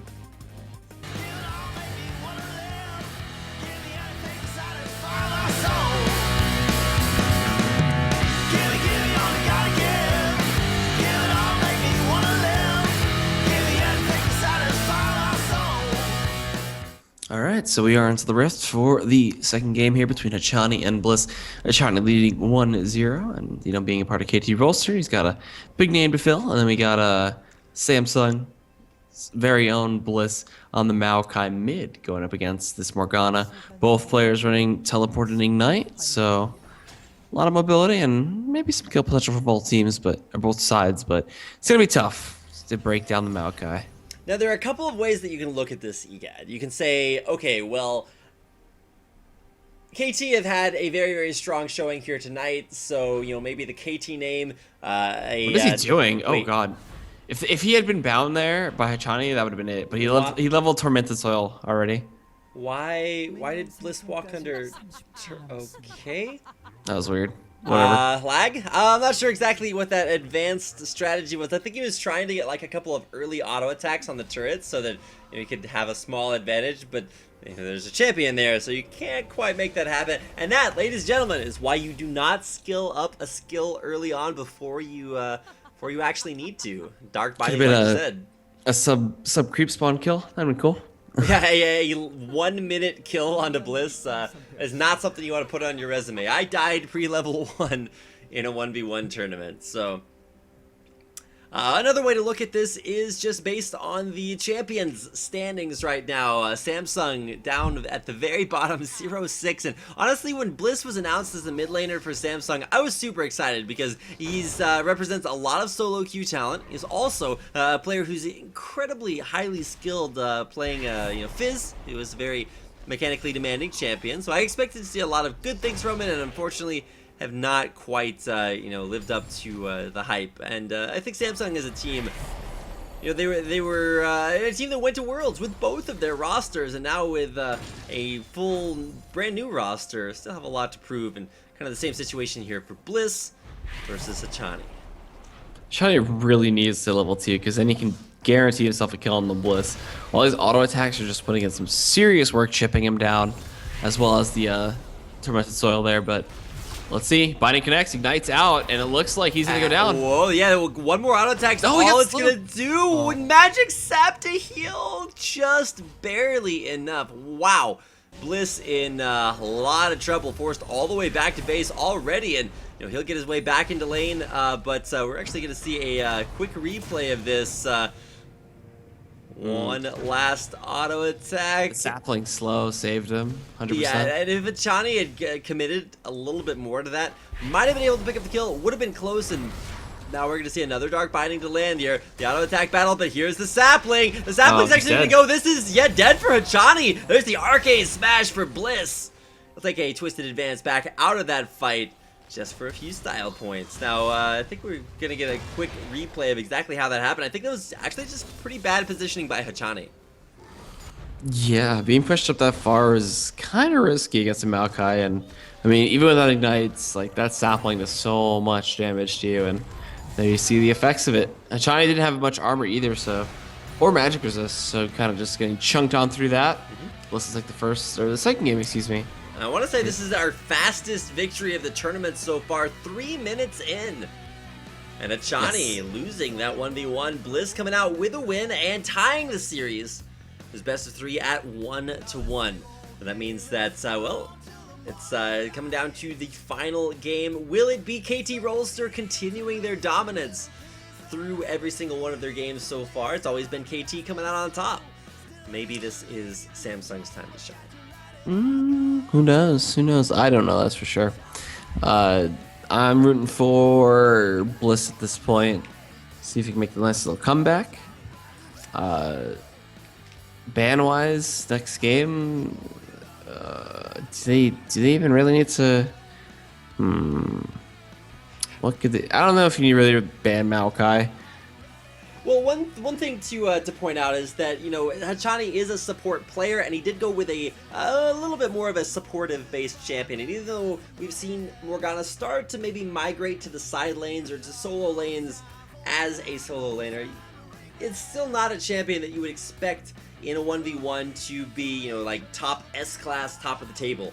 And with only 6 bans in here and, several kind of diverse bans being, taken, it'll be interesting to see if, when we come back for our deciding game number 3 in this best of, game 3 in a best of 3. If it's deciding, then that's the only situation we could have. If Bliss is able to, take things home and, solidify his position as a very, very skilled 1v1er in the mid lane, or if, it's Hachani. So, hey, supports can carry too, and, he'll take home the win and advance, continuing KT's dominance of the tournament so far. But then again, the KT members could meet up again and support keep killing in more sad times for them. Not a possibility necessarily in this bracket, considering that our second best of 3 will pit 2 SK Telecom members versus each other, but maybe a little bit later on down the road, definitely a possibility. A lot of KT success tonight. We'll see if Hachani can make it work out for them. Flay and Death Sentence, 2 skills that I want to see being used. If you go for another support pick in Thresh, of course you can also go for the Alistar Braum that we've seen earlier from a couple of our KT support picks. But a lot on the line here, and a lot of possible champion picks if you want to go for that support-ish style for, you know, some familiarity there for Hachani. So another big match after this one. So we'll see once they get the last, you know, once they get Bliss and Hachani ready to go. Slow times get in the lobby. So yeah, just currently hopping into champion picks advance here there we for go. deciding game at number 3. Blind picks. Let's go. Like we said, blind picks, so no bans coming out here. You can grab whatever champion you want, and the mind games here are not necessarily, hey, can I pick the strongest champion? But it is, can I pick not only a strong champion, but one that will be a counter pick to my opponent without knowing what he's choosing. Double Caitlyn all the way. I don't know if Bliss is gonna go for the Maokai again. If he does, that's gonna be a really bad time for him.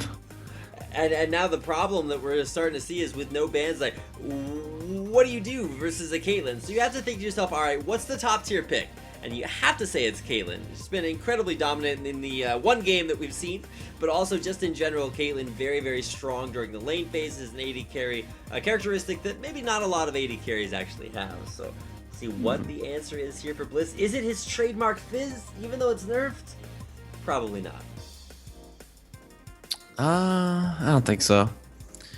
Fizz here is not too bad against Caitlyn, but again, no DFG and such. The LeBlanc, I don't know if the LeBlanc's gonna get to a point where she can really burst the Caitlyn. That's a big thing to keep an eye out for. And Nunu, okay, that's something I can get behind. All right, now we've already seen one successful performance from both of these champions so far, and we're finally breaking the, I don't want to call it a curse, but the tradition of seeing brand new champions every single game. It was true for our last game. I hadn't seen a Maokai up to that point, so it'll be exciting to see how you know, this OP blind pick matchup works out. Nunu versus Caitlyn. Kate with a lot of early harass and CS ability, but it just starts to get so oppressive with Ice Blast coming out of Nunu. Might be Bliss's ticket to the next round. The Ice Blast is going to be something that we really need to keep an eye out for. There's net to disengage from Absolute Zero, so he's going to watch out for that.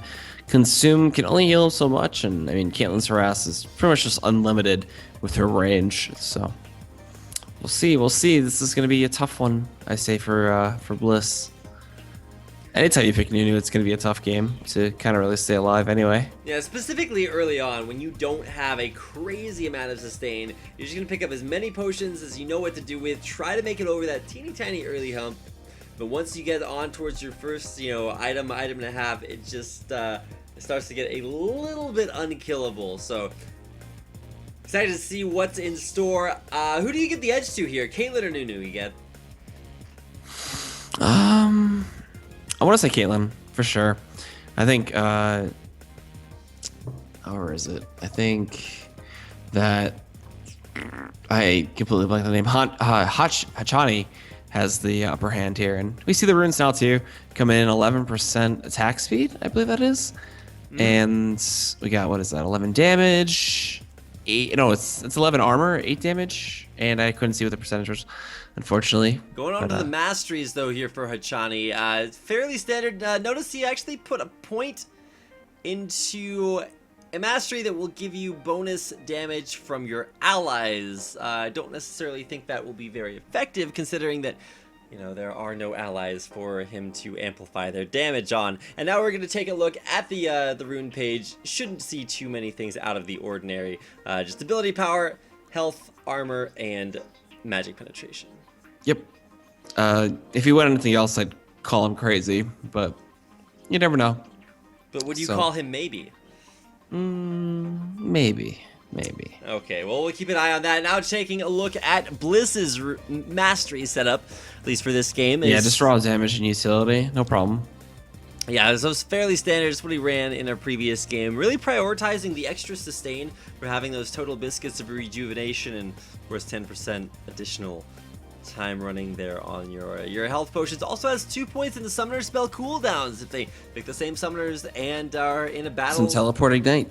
Where time matters, then yeah, that could definitely turn things around. And of course, percentage cooldowns, even if they're small on very high CD summoner spells, will make actually a pretty decent difference. So excited to see what's gonna come out here of the blind pick match. It's It's going to be one for the ages. Caitlyn versus Nunu, two of the strongest champions that we've seen here in the Solo King 1v1 tournament here on Azubu TV, and it's been exciting to watch every single one of those matchups. We're going to find this game number 3 coming your way here in just a minute.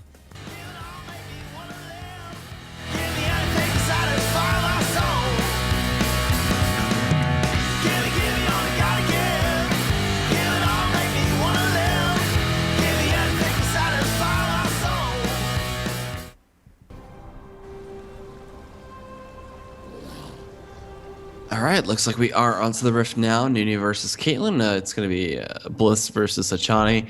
Teleport Ignite for the Nunu and Teleport Barrier for Hachani. Looking to just kite and survive. He had to go Longsword and 3 potions, and Bliss went for the Biscuits and Doran's Ring route. So looking to spam out those Ice Balls very, very quickly and not really worry about mana too much. And this is actually the opposite of what I was expecting. I thought we were actually going to see more sustain from Nunu and more just aggressive early game here from Hachani. Because as Caitlyn, you want to get those early auto attacks down, 650 range. They're just so abusive this early in the game. Whereas with Nunu, you want to be able to sustain through your weak early game. Make sure that you get your sustain to a point where you can sustain. A lot of sustain in there. You get the idea. But with Bliss going for a Doran's Ring early on, he'll actually be putting on the pain that Hachani may not be ready for. And of course, Ice Blast versus 80 carries is never something that they really want to deal with. Yeah, the Ice Blast is probably the most important aspect to look at for this fight. The traps for Hachani too are going to be pretty big, considering that Nunu wants to walk up and consume a creep, but the trap could just keep him there and delay him just a bit. The 90 caliber net for escaping Episode 0 for escaping Ice Blast, chasing you down. Then you hear him just laughing in his face right now, and eventually he'll start just abusing the range that Caitlyn has and whittling away at Bliss. Gonna whittle away at the creep wave primarily, just walking forward for an Ice Blast, and Hachani not actually auto-attacking during the duration of that Ice Blast, just because he knows that he's probably not going to get too many auto-attacks off anyway. Saves that Piltover Peacemaker, and like you said, just the 650 range, so abusive. Creep wave attempting to be evened out there, thinned out as Hachani versus Bliss, both a lot of early aggression. See which one pays off first, and it probably will be Hachani. Yeah, I mean, he can only consume every couple seconds, so it's not going to work out. And every headshot procs, Hachani is just going to be looking to move up forward. And of course, he is going to need level 2 in order to go for this consume, so still behind in that level as Hachani did hit it first. Bliss will be facing a pretty decent wave at his turret. Will he be able to last it at all? Already missing 1 creep. We'll see how many more he is allowed to get. It's going to be tough for Hachani right now. He's going to get chased out. Ignite is available. He's going to drop some traps and kite around that. But with not enough mana and Ice Blast and cooldown, he doesn't really want to risk it. Especially running into the enemy creep wave. Yeah, definitely. You never want to fight in a creep wave this early on into the game. Now, a level up here for Bliss. He's going to have probably rank 2 on Ice Blast. Yeah, he did level up rank 2 for that skill, and at this point in time you're already seeing Hachani having worked through all 3 health potions, starting with a very high sustained build as far as 80 carries go, and they're gone. And this is a big discrepancy between matchups that you want to run versus Nunu and well, this one, because with no sustain other than just the lifesteal and that Doran's Blade, Hachani has no way to deal with taking this point and click damage that every single one of those Ice Blasts is going to put down. Now Bliss very low on HP, but trying to auto attack these minions down will give him the advantage over Hachani. I gotta say, the way he played that with the headshot proc into Piltover definitely just brought him back, not brought him back into the game, but allowed him to gather a bit of a lead, seeing as to how Bliss did retreat with the wave pushing into the tower. So at some point that wave will reset, and we could see a pretty good time for Hachani. Bliss also clearing out the traps, just walking into all of them. Wow, yeah, and at this point, that's probably the most effective way that he has to clear out the traps, because HP isn't too big of a difficulty for him. He was able to get that CS pretty much for free while Hachani was back into base, and Bliss still looking to just keep chunking out with those Ice Blasts, something that Hachani just cannot deal with at this point in the game. Yeah, way too much damage coming out from that burst. He trades with a Piltover. That's insane. Although the Piltover was mitigated by creeps, but it's still way too hard to trade. Although when he has low mana, it's much easier. But you know, he gets free spell cast after every couple hits. Yeah, he's gonna be clairvoyant with that, clear casting, but oh, nice combo there by Hachani. He's been able to use the potions and the Vampiric Scepter to that sustain coming on, and that'll represent about 13% lifesteal, barring any additional lifesteal from Runes and Masteries that we, didn't see at the last second, but for Bliss now, he is pushed back underneath his turret. He's going to be losing a lot of the CS, and if you just look at this CS, you can tell Bliss is not prioritizing that objective. He's trying to get close to a minion to consume it, but unfortunately... He's got to be careful. He's got to be really freaking careful there. If he steps on that trap, he's just dead. So yeah. Bliss... He doesn't have TP either, so if he goes back, he's going to lose a lot of tower damage. Now, keep in mind, he did have the health potions to start the game with, but now with no longer any more after having gotten double Doran's rings. Those rings were turning the tide, but you walked into a creep wave, a Piltover Peacemaker, and kind of all she wrote here. Hachani now going to get a free trip up to this, really the only turret that matters. Of course, we'll deny a little bit of CS and gold along with it. And oh boy, I mean this is the siege too, so this tower is gonna take a boatload of damage. Not a boatload, but a bit. It's put out a half at least. I thought he'd have more time to just whack away at it, but as soon as Bliss gets up there fast, Nunu does have a pretty fast movement speed. But Hachani decides to go back. I don't know how much gold he has left in his bank, but just pick up some Doran's blades and he's good to go. Now, interestingly enough, Bliss comes back with triple Doran's rings, so no sustain from potions. He's just looking for those rings. If he likes it, then I guess he liked it 3 times because he put 3 rings on it. Yeah, so he'll be able to stick around in lane, but he's down so much in CS at this point that really all Hachani has to do is just keep killing minions, and he's gonna win the lane anyway. Yep, being 13 ahead, not too bad, not too bad. Caitlyn is the CS queen. The only thing he's got to watch out for is just a consistent Ice Blast harass. Other than that, like, just keep doing what he's doing. Juke out the range there. Bliss can't really effectively push up. Let him just keep walking into traps and trade it like that. Like, those are perfect trades. Just like that. TIL, but now we're, speaking of perfect trades, Bliss just walking forward with an Ice Blast, walking away. It's an easy way to trade, but Hachani's just not letting him get away with that. He is consistently Piltover Peacemaker, getting those headshot auto attacks, and now, whoa, going forward, Bliss, the ace in the hole! It's Hachani! In game number 3, there's the decider. Didn't even have to win the 1v1. He just walked up and will let the gun do the talking for him. Smart play. Getting the headshot to bring him low enough for the ace in the hole to be within kill threshold. So you saw him get the headshot. He's like, oh, I can just kill him right now. Boom, and boom. There's the ace in the hole. He's dead. 1v1 victory here will go to Hachani. Congratulations, the Solo King. And this matchup will be Hachani for KT Rolster taking out Bliss from Samsung. He'll pick up a 2-1 victory here in this matchup and advance to the next round. And who will be coming up there to face Hachani in the next round of the Solo King tournament? I don't know. It's either Peekaboo or Marin, so we'll see after the commercial break, as well as, you know, if you want to hit up Azubu, you can follow him on Azubu TV, Twitter, Facebook, YouTube, all that stuff. You can follow him over there. Us, the casters, at Rapid Casting and at EGADcast on Twitter. And yeah, just thanks for watching. If you want to donate to the stream, not donate to the stream, but donate to the charity that is going on for this event for the Solo King, you can check it out on the site and do that there. So we'll see you guys for the next match when it's ready.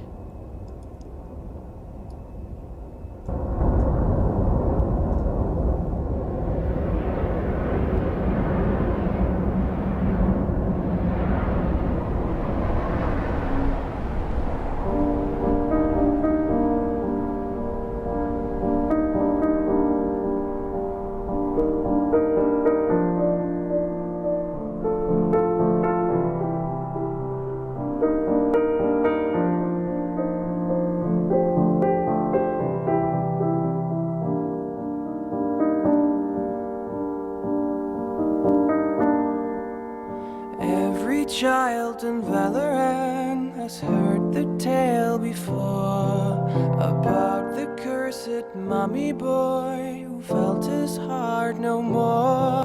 So sad and lorn, the helpless lad, Amumu was his name. He ventured out to find a friend and learn about his bane.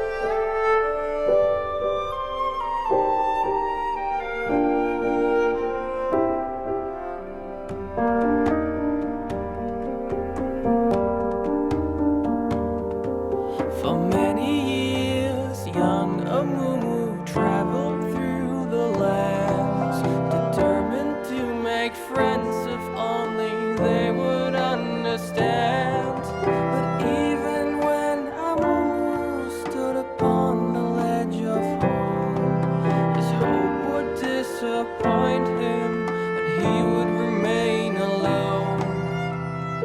But then the curse began to whisper in his ear and would confirm what was Amumu's biggest fear. It pledged that never shall someone become his friend. It pledged that he shall be alone until his end. Sorrow and despair became too much to bear.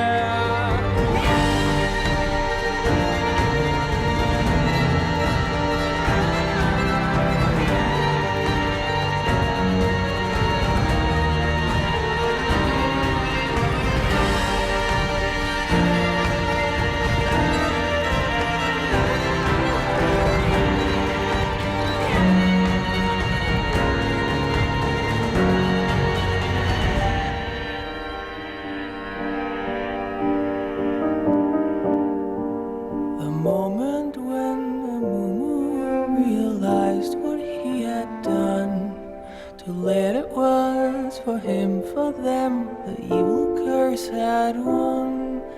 The anger and the anguish overwhelmed his fragile soul and caused a wicked tantrum that he never could control.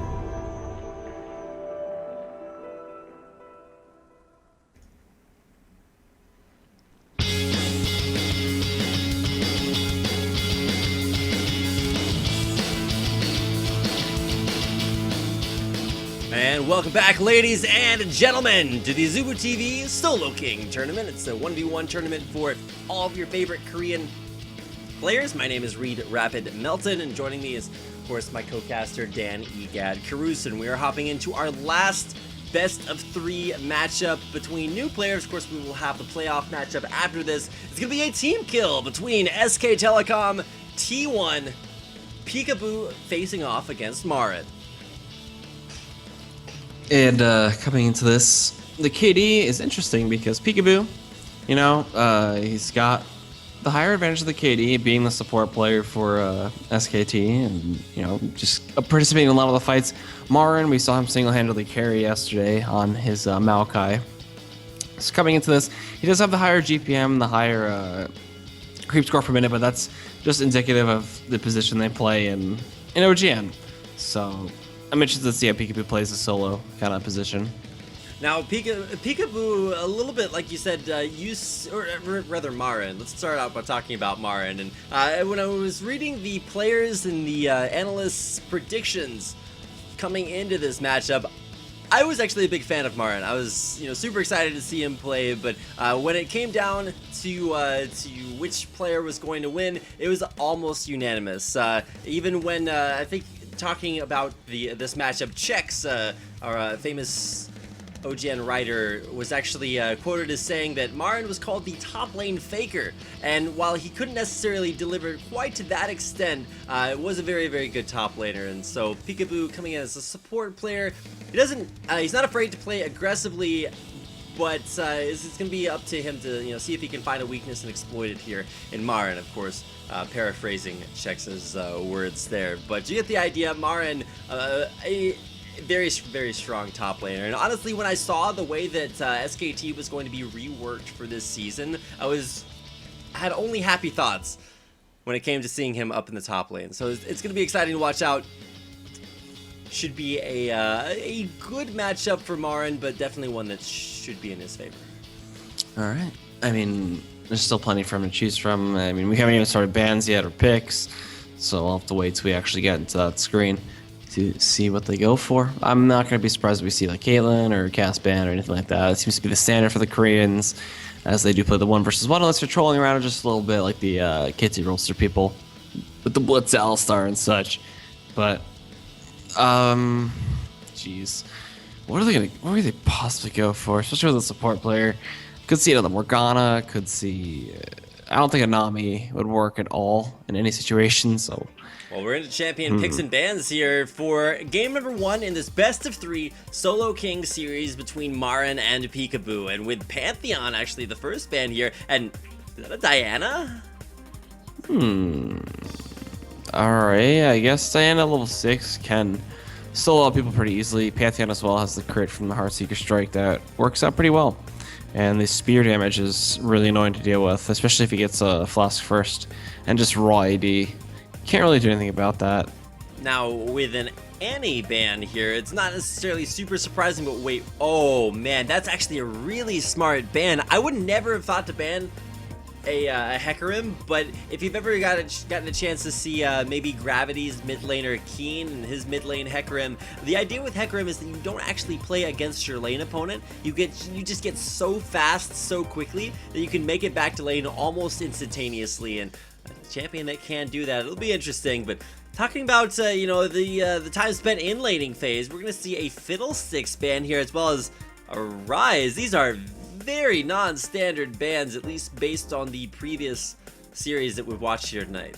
Kind of specific, I guess, to what Marin might want to play. Yeah, but there's a big problem with this ban phase, Egad. You know what that is? What's that? There's no Caitlyn ban. So why is there no Caitlyn ban? There's no Caitlyn ban. There's no Cassiopeia ban. Maybe There's the mutual agreement to not play any of those. Maybe they do have one. 3 bans, maybe not even enough for these 1v1s. It's gonna be a lock-in. Oh, it's a lock-in on Lissandra for Marin. So this is actually really cool for a couple of reasons. A, very strong champion, but B, Marin as a top laner is incredibly well versed on playing Lissandra in that situation. Whereas Peekaboo, not only has he probably never played Lissandra support, actually I want to take that back. Peekaboo's played all kinds of crazy stuff. So we'll leave it up to him as to what to pick versus this Lissandra. Sivers up if you want to go for that spell shield. I've seen that TF isn't too bad. Dissipate, if you can survive the laning phase, get level 6, you can gate back into mid if anything, and take teleport too. Double the TPing power. Not too bad. Not too bad. You have the cards. You have the gold card as well. Something to think about there. Peekaboo, I'm not sure how familiar he is with solo lanes, but this is going to be a new experience for him, if anything. So we'll see. You got 4 seconds to think. And Sona. All right, we were talking about support champions that can be played in in solo lane situations. AP Sona, incredibly high burst damage once you pick up things along the lines of maybe a Lich Bane. I think that's the big burst damage item of choice, of course, after items like Morella Namicon, or in this matchup you'd probably expect to see a Chalice of Harmony into Athene's Unholy Grail, although the costs have been raised and so may not be the item that you want. Either way, it's not exactly the 1v1 matchup I would have expected, with champions like Caitlyn, like Cassiopeia, like Nunu still available. We're gonna get a chance to see two champions that each individual player is very skilled at, so saying, hey, I'd rather be good at my champion already rather than just pick a champion that is good that I then have to play in an uncomfortable situation.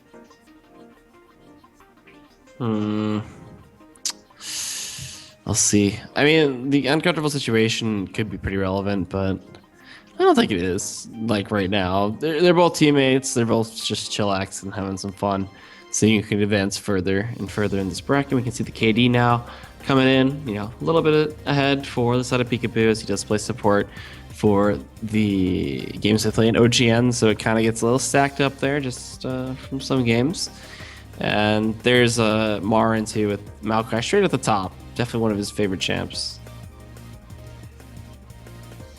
And so now you can see just how effective this is going to be here for Marin. You may not see Lissandra listed up there in his top champs, but it's definitely one that he has played his fair share of. So for SK Telecom, they come into tonight's matchup, at least as far as their LCK standings, way up at the top of the scoreboard, in third place currently, sitting with a 4-2 score, whereas of course down there maybe a little bit lower, the KT and IM players that we've been seeing a little bit earlier on today. So will be a team kill here for SK Telecom, but which SK team member will advance to the next round? It's gonna be exciting to watch as the Solo King tournament continues here. KDA's notwithstanding, of course, these champion picks and stats and scores will all be based on the current LCK standings this season, which is a 5v5 tournament, so you can take them with a grain of salt. But what you cannot take any less than with the most seriosity, I'm gonna make that up as a word, are the two players at hand, Peekaboo versus Marin. A lot of the analysts, and more importantly, when Azubu TV asked two of their teams, I think it was Coast and Impulse, which player was going to win in this matchup, all 8 players surveyed said that it was going to be Marin. So we'll see if he can live There's no up to the hype. surprise there. Yeah, I mean, he's performed exceptionally well in OGN and proven that he is a top laner, so not Now here with too the bad. NVEN stats coming out, you can see Marin 75% there, so maybe not quite as confident as the North American teams, but still a large margin, giving the advantage in this 1v1 tournament to Marin, probably, like you said, just based off of his solo lane experience. Yeah, definitely proving that he can 1v1 no problem, but he's not going to be someone tanky. Lissandra does have mobility and such, and some good harass, which is a big thing, but I'm not sure how well she'll fare against... No, wait, no. I played my first Lissandra game earlier on this morning, and I had 100 CS at 10 minutes, and I was like, where does the CS come from? How do I do this? I've never played this champion before, but it worked out for me, and maybe it'll work out for Marin versus Peekaboo, who on his Sona will I don't know, have a little bit of an interesting mid lane performance here. Not a champion I'm used to seeing mid lane, but then again, I'm not used to seeing these players 1v1ing mid lane. We'll see how they match up here in just a minute as we load into our first game of this best of 3 series. SK Telecom team kill here between Peekaboo and Marin. Face Achani. Winner will be crowned right after this. Right after this. There Maybe. we go. I'm trying to read these cues, but it's hard to read their body language. It's like Is it coming? Is it coming? And here we go. All right, so stick around. We'll be right back with Peekaboo versus Marin.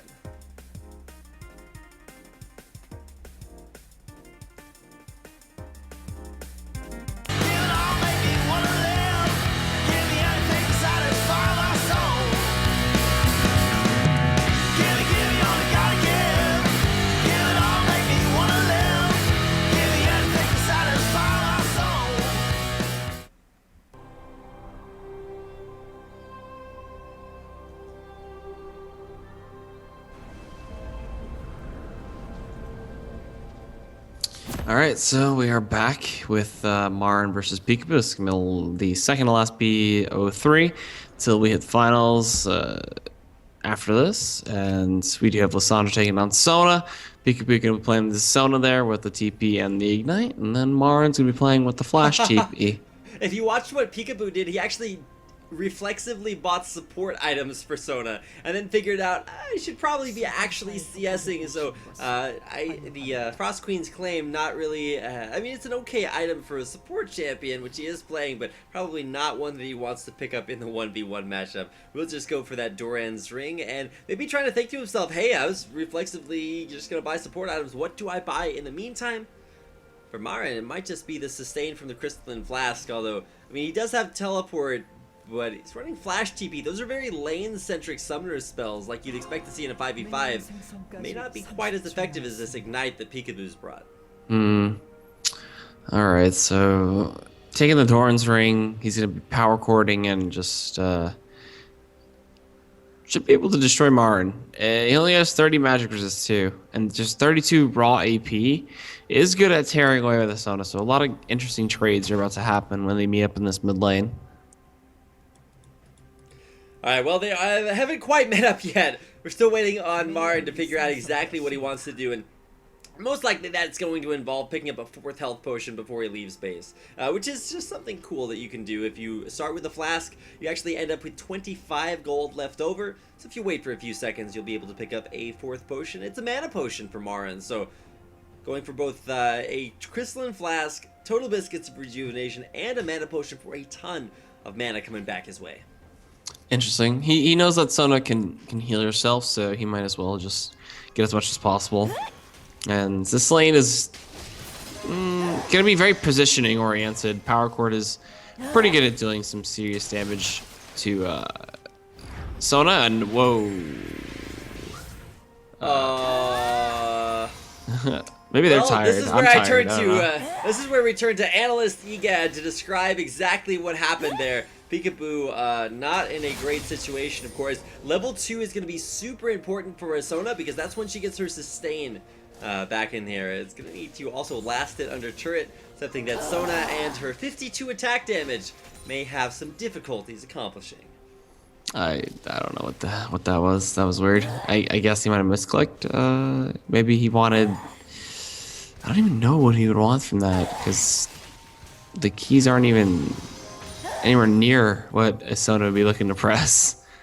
Yeah, at this point, the only button Peekaboo is attempting to press is the recall button to get himself back to base. However, having used that in that teleport already, it's not going to be an option for him at this point unless he wants to lose this early CS advantage, which is really just not something he can afford. He's continuing to walk into those ice shards that Marin just throwing out. He doesn't actually care because he's clear casting at least a couple of them, continuing to put the pain down onto Peekaboo, who will get a couple of nice power chord auto attacks back, but at this point, Peekaboo just so devastatingly far behind.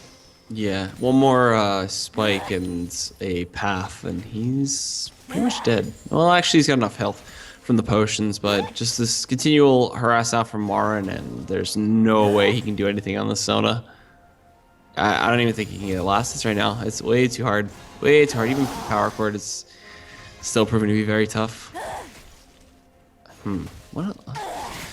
Marin could look to go for a dive here. Even without Ignite, it would be enough. But I would say just farm until 6 and then really look for the dive, because I don't know how the Sona does anything. She's going to be under level. She's going to be under farm. I'm not sure how I feel about the Sona lane right now.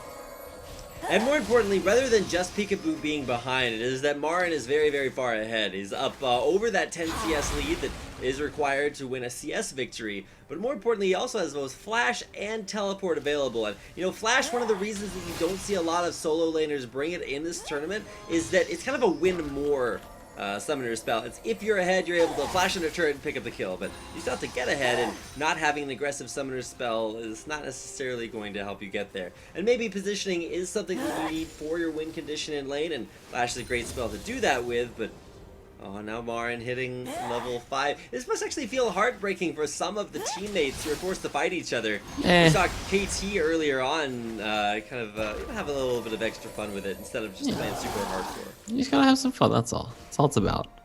quite honestly. I mean, this tower is going to take a boatload of damage, but I think Marn really wants this kill. Breaking the shield is pretty tough, though. So we'll see. That spike doesn't connect, though. And, I mean, Pika was forced to go back to base. This tower, this turret, is going to take a bunch of damage, and, I mean, Pika has to walk all the way back, too. It's getting below half.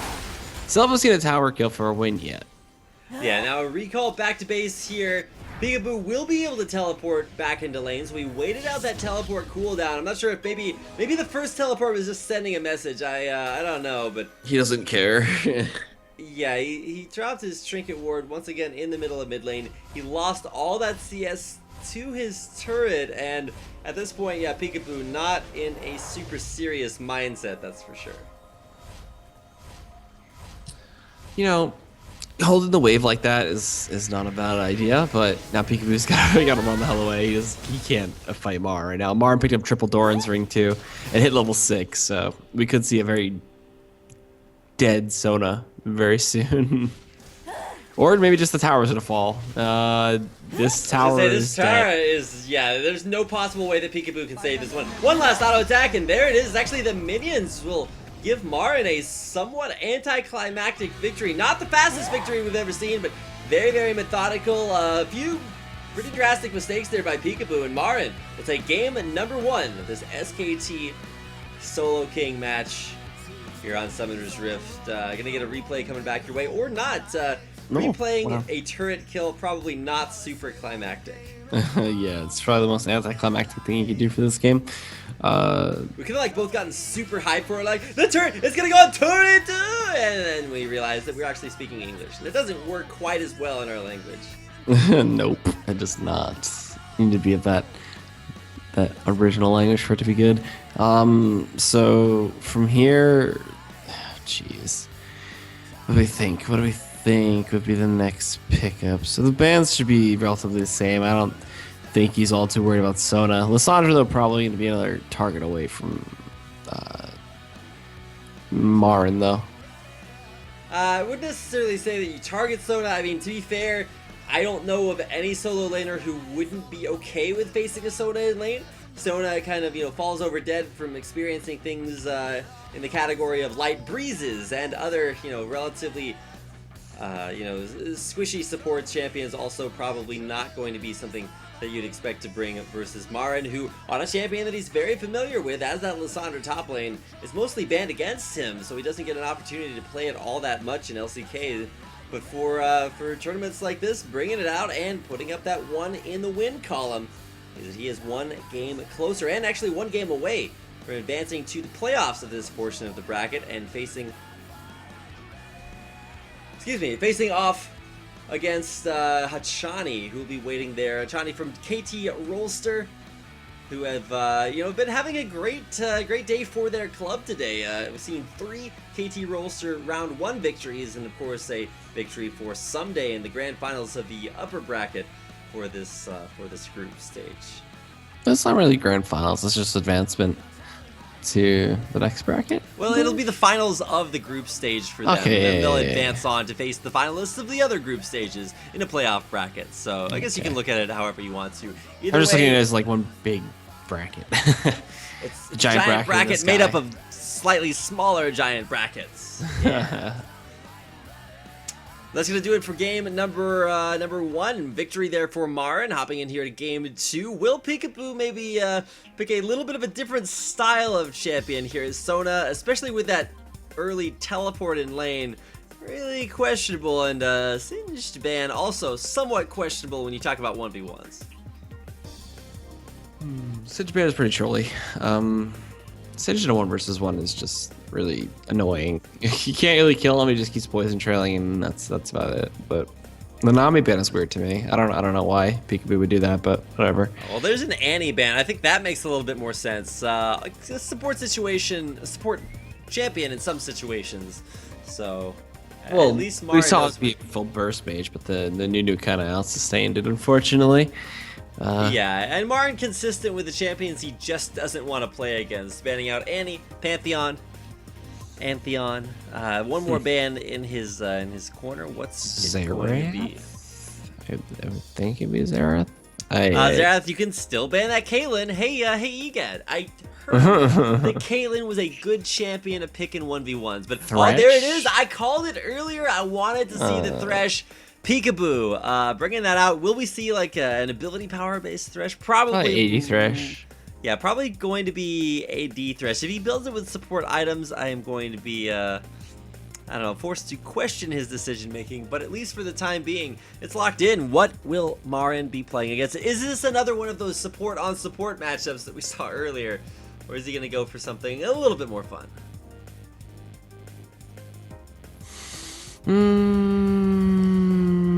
No way, dude, dear. You say that now, but I mean, it could work. Thresh damage once Flay passive is down isn't that good. Alright, maybe just go with his guns and do with what he wanted before. You know, just stick with Lissandra, why not? If it works, do it. Well, we'll have to keep an eye on that, Lissandra. If it isn't broke, it is not in need of fixing. If you want to grammatically correctly illustrate your point there. For Marin, he had a great game, number one. And honestly, there was just really no answer from Peekaboo. No point in that lane phase at which he really ever showed any signs of life. So we'll be watching to see if maybe his Thresh is the champion that, you know, he's had the most practice on. He's an incredibly strong Thresh player, but in a 1v1 situation, not necessarily a champion you expect to see. You know, there used to be those highly videos of, like, Blitz Thresh lanes and AD Thresh just, like, ripping people apart with crits and stuff. In this one, I don't think he's going to be able to get to that point, but he could at least get maxed out, Flay damage on the passive, like, that chunks away very, very, very hard. Seeing as how you can't really, like, just fully mitigate it since it's like a split between magic and physical damage. Jeez. I don't know. I think Marin has this one. Yeah, definitely Marin. Everybody, when they were surveyed, the teams, the players, even Chobra said Marin probably going to be able to take this one. Inven agrees in their matchup, in their rankings. Their vote total did list Marin with a pretty sizable advantage here as well. So it's going to be exciting to watch as we get into this game. We're going to check out the picks, not the picks, the masteries before we do so. And I guess fairly standard here. We should see the armor standard, the magic resistance also going to have flat MR, but I believe that is actually 15 ability power here picked up on Peekaboo, so he is going to have a little bit of an extra offensive punch to his early game.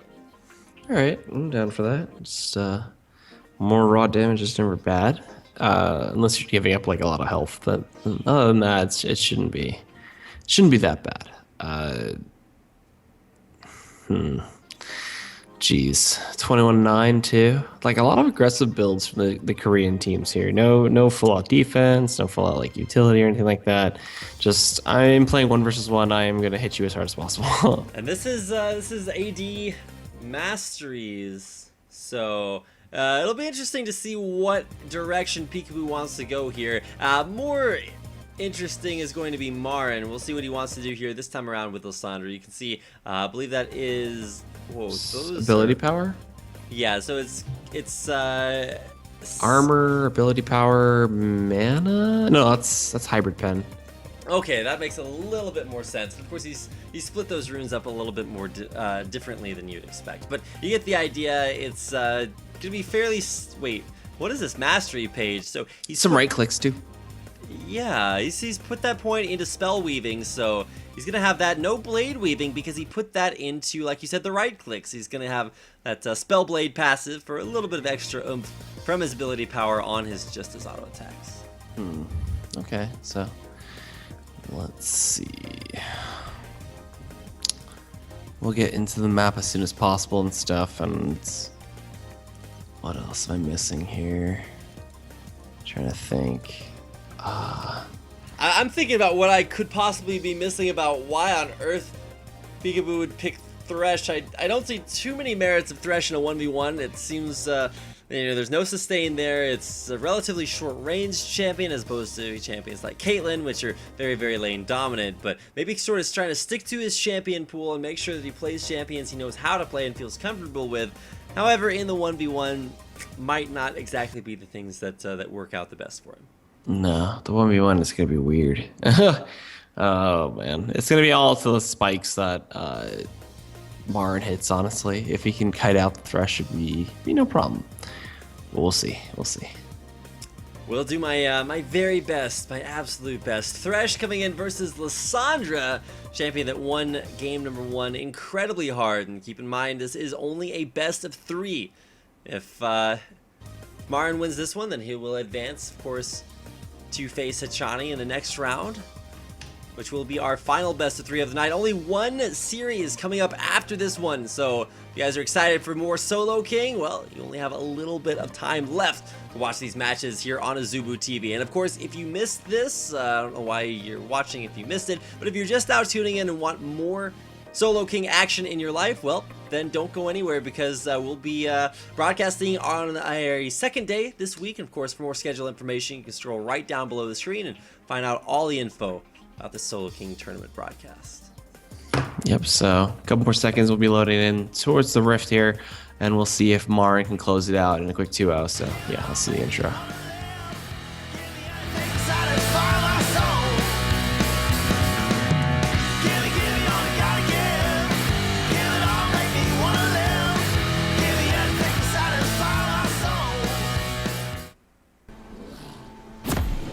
Alright guys, welcome back to what potentially could be the last game between Marin and Peekaboo. Peekaboo picking up his Thresh, Marin going with Lissandra again. I'm Egad. Joining me here is going to be Rapid, and yeah, we're on to the Rift, ready to go.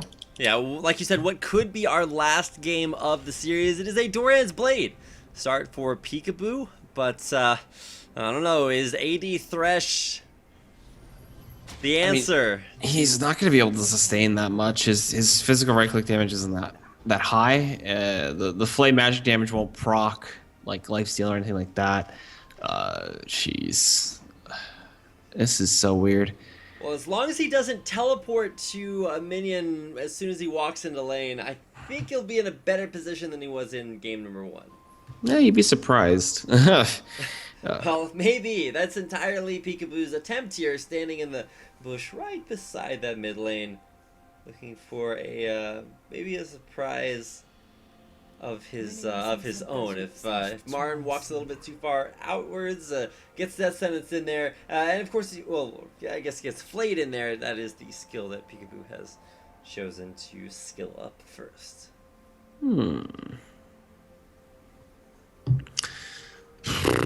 Okay. Let's see. Once the creeps get over here, it's the lanes. It shouldn't be too bad. But they're just playing really passive, kind of trying to see if anyone ever extends just a little bit, just to get a little bit of information to see where the opponent is. And why is Lissandra glowing there? That's weird. It's just shining. It's because of her passive. Means that she can clear. Oh yes, a free spell. A free spell, or is it half cast? No, it is a free spell. Free spell. Of course, it happens every so often. There's actually like an 18-second cooldown between when it happens, but you can lower that by impairing the movement of enemies around you. So anything you do that impairs their movement gets you closer to more free spell casts. And of course, a lot of mana, of course, from those Total Biscuits of Rejuvenation. Doran's Ring thrown in there as well for good measure. And AD Thresh keeping up in CS, but I don't know. We're just see if it's the answer here for Marin. What does AD Thresh have that other AD carries do not? And I think the answer is probably nothing. Crowd control. I don't know of any AD carry that has quite as much CC as Thresh does, but ultimately you're supposed to be getting on towards killing the guy, which of course support champions may have a slightly difficult job doing. I mean, once he tries the death sentence and it actually does hook, then he can't right click. So that's another thing to keep a watchful eye out for. And already Marin's getting some good damage here into the tier 1. This is Thresh. Wow, actually flashing and looking for the death sentence, forcing Marin's flash out too. That was rather ballsy. This is a really interesting play.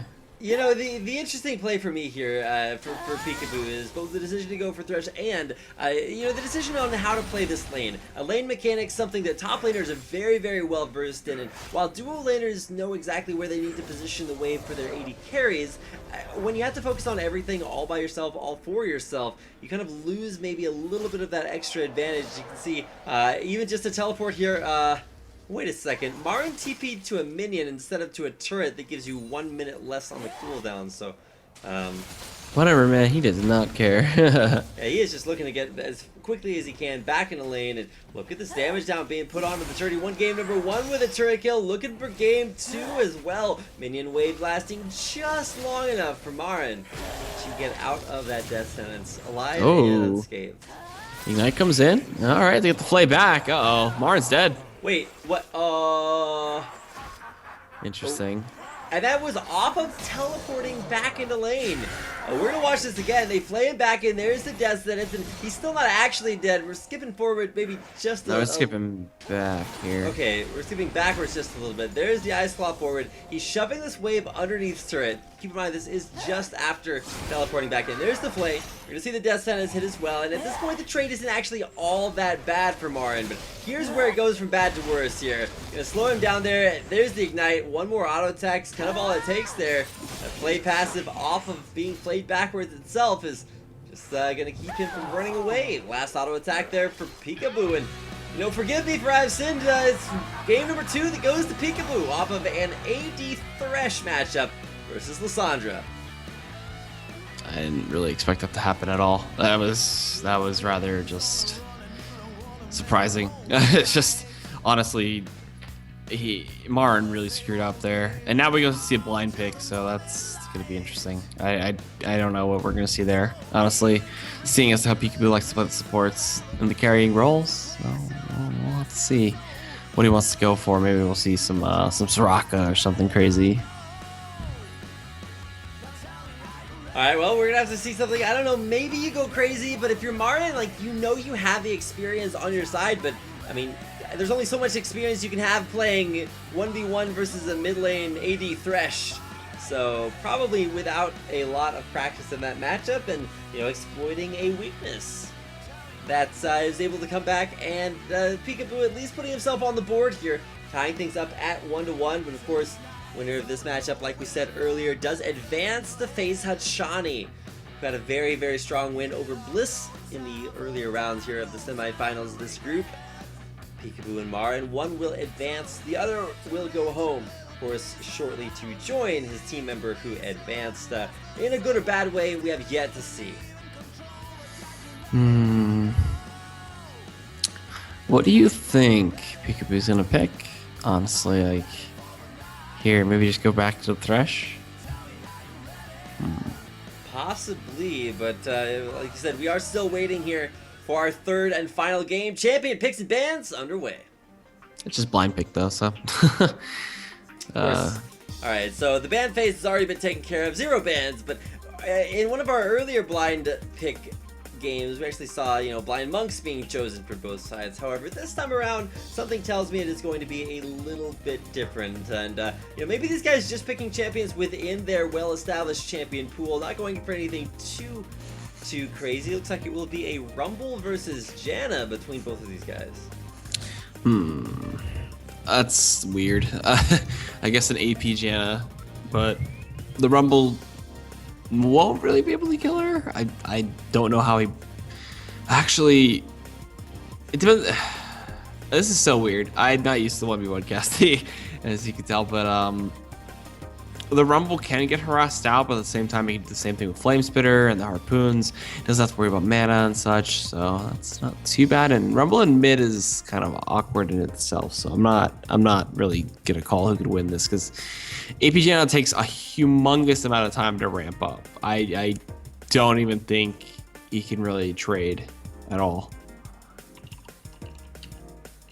Well, trading, you know, something that didn't actually happen all that much in game number 2 is primarily just Peekaboo losing, Peekaboo getting shoved underneath his turret, and then deciding suddenly, hey, you know, winning that whole game idea is fairly interesting. Let's go try it out for size to see how it works. And that's how he came back in game number 2.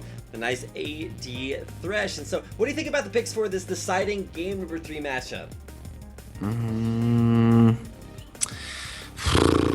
I think it's gonna be weird.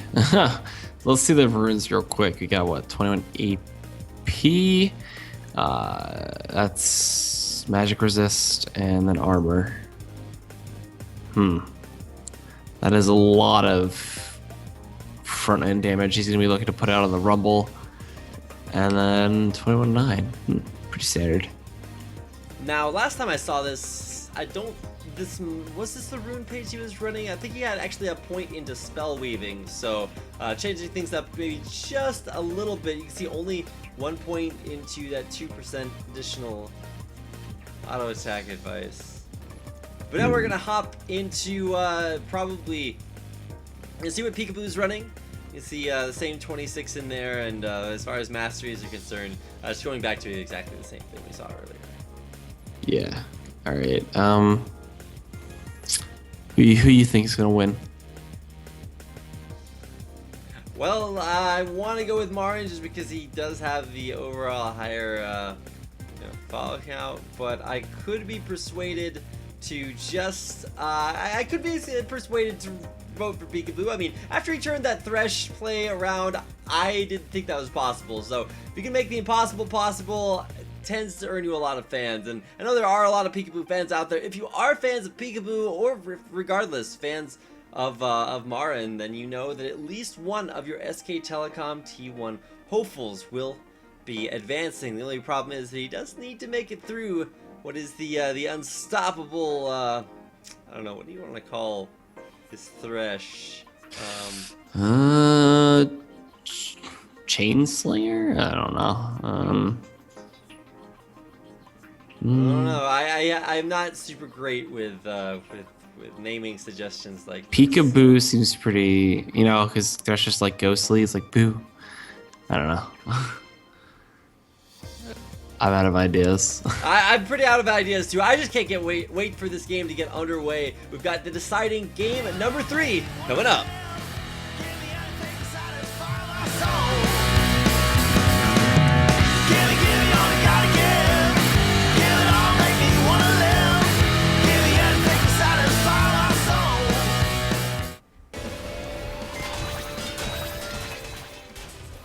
Building things up there, we're back out of the Rift, and welcome back, ladies and gentlemen, to the Solo King tournament here, Korea 1v1 tournament on Azubu TV. My name is Reed Rapid Meld. With me is Daniel Egad Caruso, my fearless co-caster, who's intrepidly stuck beside me through all of these 1v1s tonight. SK Telecom, a team kill situation, and the last game in this best of 3 on the line. Marin's Rumble takes to the Rift versus Peekaboo's Janna. Woo! Alright, so I don't know how Peekaboo's Janna's going to fare here. 50 AP, no magic resist, no armor, just looking to go raw tornado damage, I guess. Trying to just not let him shove the wave. And Rumble's not the best tower or turret pusher, so you just drop a shield on that and it should be okay for a little bit longer. Marin also went for the Thorn Shield and Potion, which is another really interesting route. Especially against a Janna, because you're going to get nuked by the AP, but I guess the HP per 5 that the shield offers you isn't that bad. It's weird. This Janna could really become just a huge nuisance if she picks up like 3. If she gets 4 Doran's rings, I think it's going to be impossible to push in.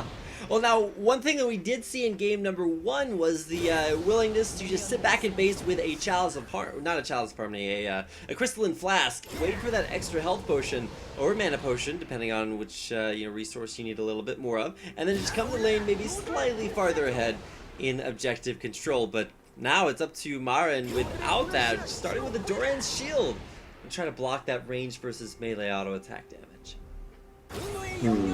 Okay. Well, I mean, coming into this lane, it's literally just gonna be Flame Spitter non-stop, and then Peekaboo just shielding and running away once the shield pops and just trading like that. It's gonna be a really boring lane, I guess you could say. I don't think they're gonna really die. This might be one of those games where it just comes down to creeps. Alright, well, now that the creeps have, entered the lane, we're underway with what is going to be the last game in this best of 3. You can see Peekaboo walking up all the way through the minion wave, and it's going to cause the minions to clump up just a little bit, but having shoved it already, you can see Peekaboo with that early level 2. Now, Marin should be able to get it off the next 2 creep kills, I want to say, so there is 1 going down, and actually he needed only 1, and we'll grab that level 2 for himself. level 2s too don't really. Well, they do matter actually a little bit, because if Marin can get that extra damage from overheating, just barely, or staying about 50% in terms of his overheating, Peekaboo does have to worry just a little bit. But again, he just needs to apply the shield to himself. He can take a Flame Spitter for just a little bit. It's only level 1 Flame Spitter too, so it doesn't do much. But Peekaboo going in, dropping Ignite. This is a weird engage. Right-click Janna's, I guess, doing some serious work. I don't know. Alright, well, we'll definitely get a chance to see that. Marin down below half HP, and Peekaboo, while it may not look like he's below half HP, the Doran Shield does give Marin overall a lot more, health than you would expect from, your other Doran's items out there. So, something to keep an eye on. Look at that Eye of the Storm Shield, too. You can see that really just raising Peekaboo's AD, and whoa, Marin! Down to about 100 HP. I'm not sure, Peekaboo just, ate his Wheaties this morning or what he is doing, but in such a high pressure situation, he's actually just going to opt to go back to base without shoving the wave in. It's in a position where it's pushing back towards him, so he won't necessarily have to worry quite so much, but... Yeah, he kind of TP'd back in anyway. So still looking for the last hits. The way he last hit that too is going to guarantee that the wave just keeps pushing forward and keeps the pressure mounted on towards his turret. He can utilize his turret to really just control wave momentum really well. There's what, 3 extra range creeps there? Yeah, but with Flame Spitter, it becomes near impossible for him to actually maintain a good wave equilibrium. He does connect a Harpoon on to Peekaboo, but again, just getting it kited back by the Tornado as well as the Zephyr. And if it comes to a champion who is good at kiting, it doesn't get much better than Janna. You can run away from just about everything. I hate it. It's incredibly frustrating to deal with, but at the same time, it's very good versus things like Rumble. You can shield the Flame Spitter damage as you're disengaging. And, oh, now shield not up. Look at the Flame Spitter flashing in. It's Marin, who will find a 5-minute, 10-second kill. Oh, that's weird. On to Peekaboo. Yeah, we're going to get an instant replay here. You can see overheated Flame Spitter. He's going to grab one, overheat again, and this time he's kind of just biding his time. He will get knocked up, and look at that heat start to, heat up once more. He got the bonus damage too for that Flame Spitter, which was perfect. Being in the danger zone, and there's the flash on in for the kill. Like I said, only about 5 minutes into the game. Congratulations, Marin, with a 2-0 victory over Peekaboo. He will advance to maybe not the grand finals, but the finals of this group to face off against KT Rolsters Hachani. KT, a very strong 1v1 team, at least tonight. Can they continue the trend, or maybe this is it? Maybe we see a dissension, so that we can figure out different things that are going on. So let's go ahead and take a little bit of a break. I was thinking to myself, like, what on earth can we expect to see from Hachani versus Marin? It's gonna be a matchup that you don't want to miss, so don't go anywhere. We'll be coming back with the grand finals of this group stage. It'll be Hachani versus Marin coming up next.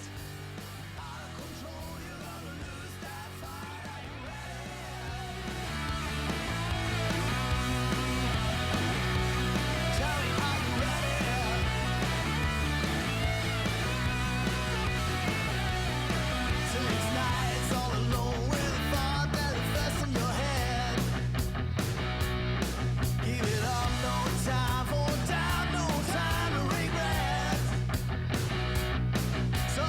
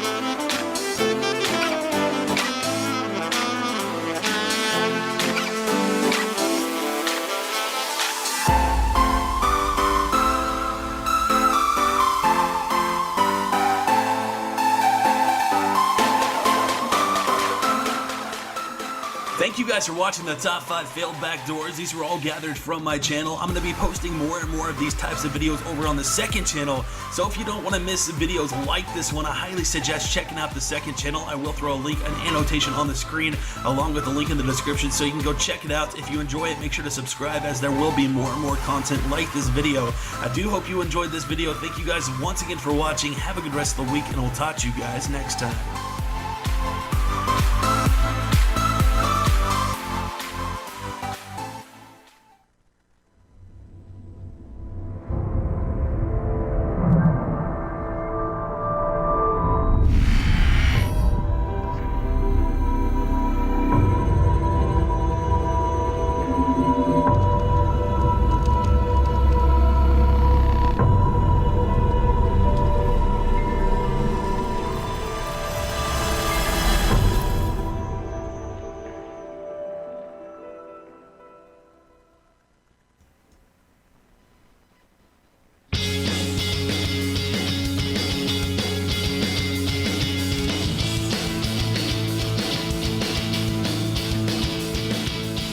Hello, ladies and gentlemen, welcome back! Who will be the Solo King? Remains to be seen, and over the course of this month-long Korean 1v1 tournament, we will find out. Hello, my name is Reed Rapid Melton, and I will be the solo caster here for our final best of 3 of the night. It'll be the final matchup in our, I guess, the lower part of this group. We had an early victory in the first part, in the upper bracket, so Group A. With Someday versus Lilac, Someday took that victory. Nagne took the victory over Sonstar, and then of course Someday won that matchup out. And of course, coming out here tonight, the finals of the lower part of Groups A through D will be Marin versus Hachani. Now for Marin, I want to say he played traditional top laners. Hachani a little bit more, I want to say, diverse as far as, playing to the 1v1 meta, knew all the champions to pick, to ban, knew what was strong and how to play it and how to pick it out for himself. So I'm actually going to give Hachani maybe a small advantage in this 1v1 versus Marin. 1v1 versus Marin. Got the right number of verses in there, but KT Rolster versus SK Telecom, a matchup that in at least LCK is one of the big kind of El Clasicos, is the telecom companies battle off against one another. South Korean Telecom versus just Korean Telecom. We'll see if the Rollsters or the K1s, T1s are superior. I'm not sure exactly what I'm comparing there, but you get the idea. It's going to be a great matchup, and the last one that we'll get to watch here on the first inaugural day of the Solo King tournament. So it'll be exciting to see them get into champion picks and bans. Lee Marin starting off on the left-hand side of your screen, with Hachani there on the right. Marin first pick, first banning out a Karma, as we already saw Karma, well, at least once tonight. It was actually very, very strong. Now, if you look at what Hachani is banning, he's actually banning 2 Marin's picks. So he said, hey, Marin played 2 games of Lissandra, and while it was a 1-1 split, it was something he did very well on. So gonna drop the ban there, and a ban on Annie as well. And, for what I saw Marin play, pick and ban, it was primarily just top laners. So thinking about, playing to his strengths, maybe he's confused about the Annie ban. It's like, dude, I don't even play Annie. But it's still a very, very strong champion. You can see Marin banning out a few meta picks of his own. They're in Fiddlesticks, and of course the Caitlyn ban, we will all grow to know and love. Now, Cassiopeia still available. You probably want to see a ban there if you're Hachani on that before giving Marin kind of the next round. Xerath was a champion that was banned early on in the first few rounds. There are probably a couple that I am missing, so I'm still interested to see what this last ban is for Hachani.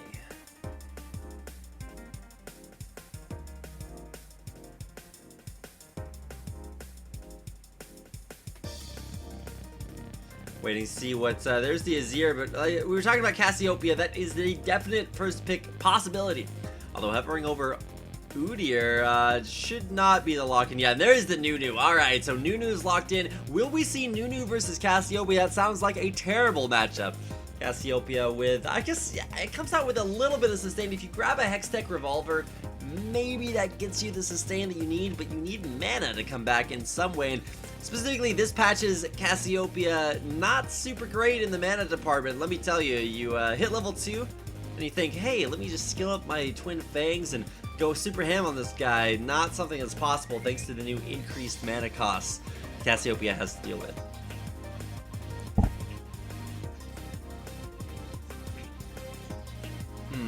Trying to think to myself, at what point you just try to play the Sustain War. Sivir, a pickup that would work out very, very well for Hachani, but can he figure it out in time?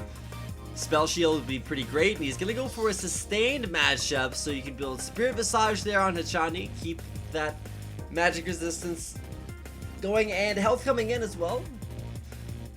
Of course, also probably will look for a Will of the Ancients as his first probably major itemization there. Should actually be a decent item to buy versus Mara, not necessarily super great overall. Spell Vamp, not a stat that is really too coveted nowadays, but when you're looking to sustain, when you're looking at a good lane matchup and a great item for Vladimir, kind of floats to the top of the list. So it'll be exciting to see Vladimir here, traditionally kind of weak early on, unable to put the pressure onto Nunu, which is one of his major vulnerabilities, getting past the early game. We'll see if he's able to, stay alive and, take it home of the best of 3 series to decide which player will advance. Of course, like I said earlier on in the bracket, we already saw, I believe it was Someday advance out of our first group stage, but now here in the finals of our second group, Hachani coming out of with a victory over Bliss, and of course Marin, you just got a chance to see him play versus Peekaboo. So last games of the day coming in, and I gotta say, liking the Vladimir pick, but is it enough? Nunu just so abusive as a 1v1 solo laner. Kind of what the doctor ordered here. We're gonna see, I believe that is armor, ability power, and mana regen for Marin's Nunu. So he'll be getting a little bit of AP back, as well as putting out a little bit more damage, as well as, of course, some defensive stats in there as well in forms of armor. Although I think that was actually magic resist instead. So yeah, that's what you can see in the blues here for Hachani. Is going to pick up magic penetration, magic resistance, ability power, and I think there was a little bit of extra health and armor, or just, I think it was actually just health there. So Hachani, mastery page, fairly standard. Is going to pick up some extra cooldown reduction, points at all the ability power and penetration that you can get on that page. No points, interestingly enough, in spell waving or blade waving, two very, very popular attributes to get yourself.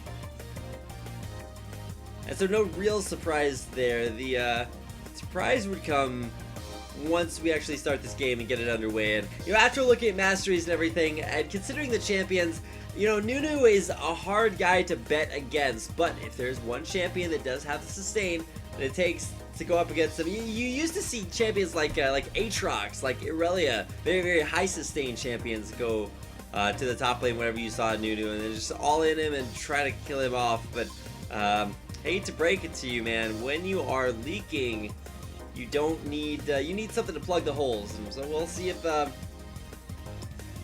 is the answer here. I would have loved to see a Sivir, but stopping the bleeding here, something that Vladimir never super, fond of doing. He actually likes to keep it flowing. See how well his flow is coming into this game. So excited to get this game number 1 in a best of 3 series here tonight. Formerly saw an SKT team kill, or an SK team kill earlier on. Of course, we did get our fair share of K-team kills in our first bracket of the night. So we're taking a couple more minutes to load into the game here before we get things back underway. Now, keep in mind, this is the last series for tonight, but don't go anywhere, because we will be having not only rebroadcasts of this for other time zones today, we'll also be, scheduling our next broadcast, I believe, 3 days from now. So you'll want to come back on the 8th and continue to check out the Solo King Korean 1v1 tournament here on Azubu TV. Or you can alternatively just hit the follow button right down below to let you know whenever we go live with the Solo King tournament. Of course, we'll keep you up to date with Azubu TV as well. And I do want to thank you all for not only supporting Azubu TV, but supporting this tournament by coming out, tuning in, and watching some of the best players in all of Korea. So thank you guys for coming out. We'll see you in just a minute with our first game of this deciding best of 3 matchup coming your way.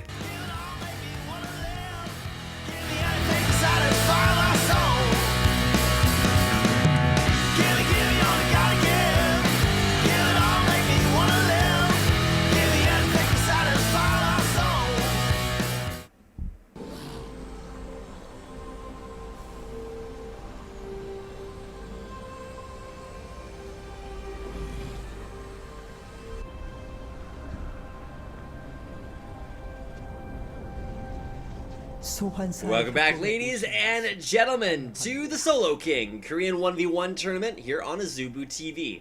My name is Reed Rapid Melton, and I will be your Solo King co-caster, at least for this last best of 3 series between Marin and Hachani. Now, Hachani had a little bit of a stronger showing coming into this series, but with Marin finally able to take out Peekaboo, his teammate, coming in here, should see Marin stay back in base. Not looking too eager to fight at this point, but primarily just because, A, there's not really too much of a point of a level 1 engage, unless you plan on killing the guy or catching him out roaming around. And for Marin, better to stay back in base and wait for that all-important 4th potion to keep his sustain just high enough to make it through the early phase of the game, and, of course, continue a little bit later on.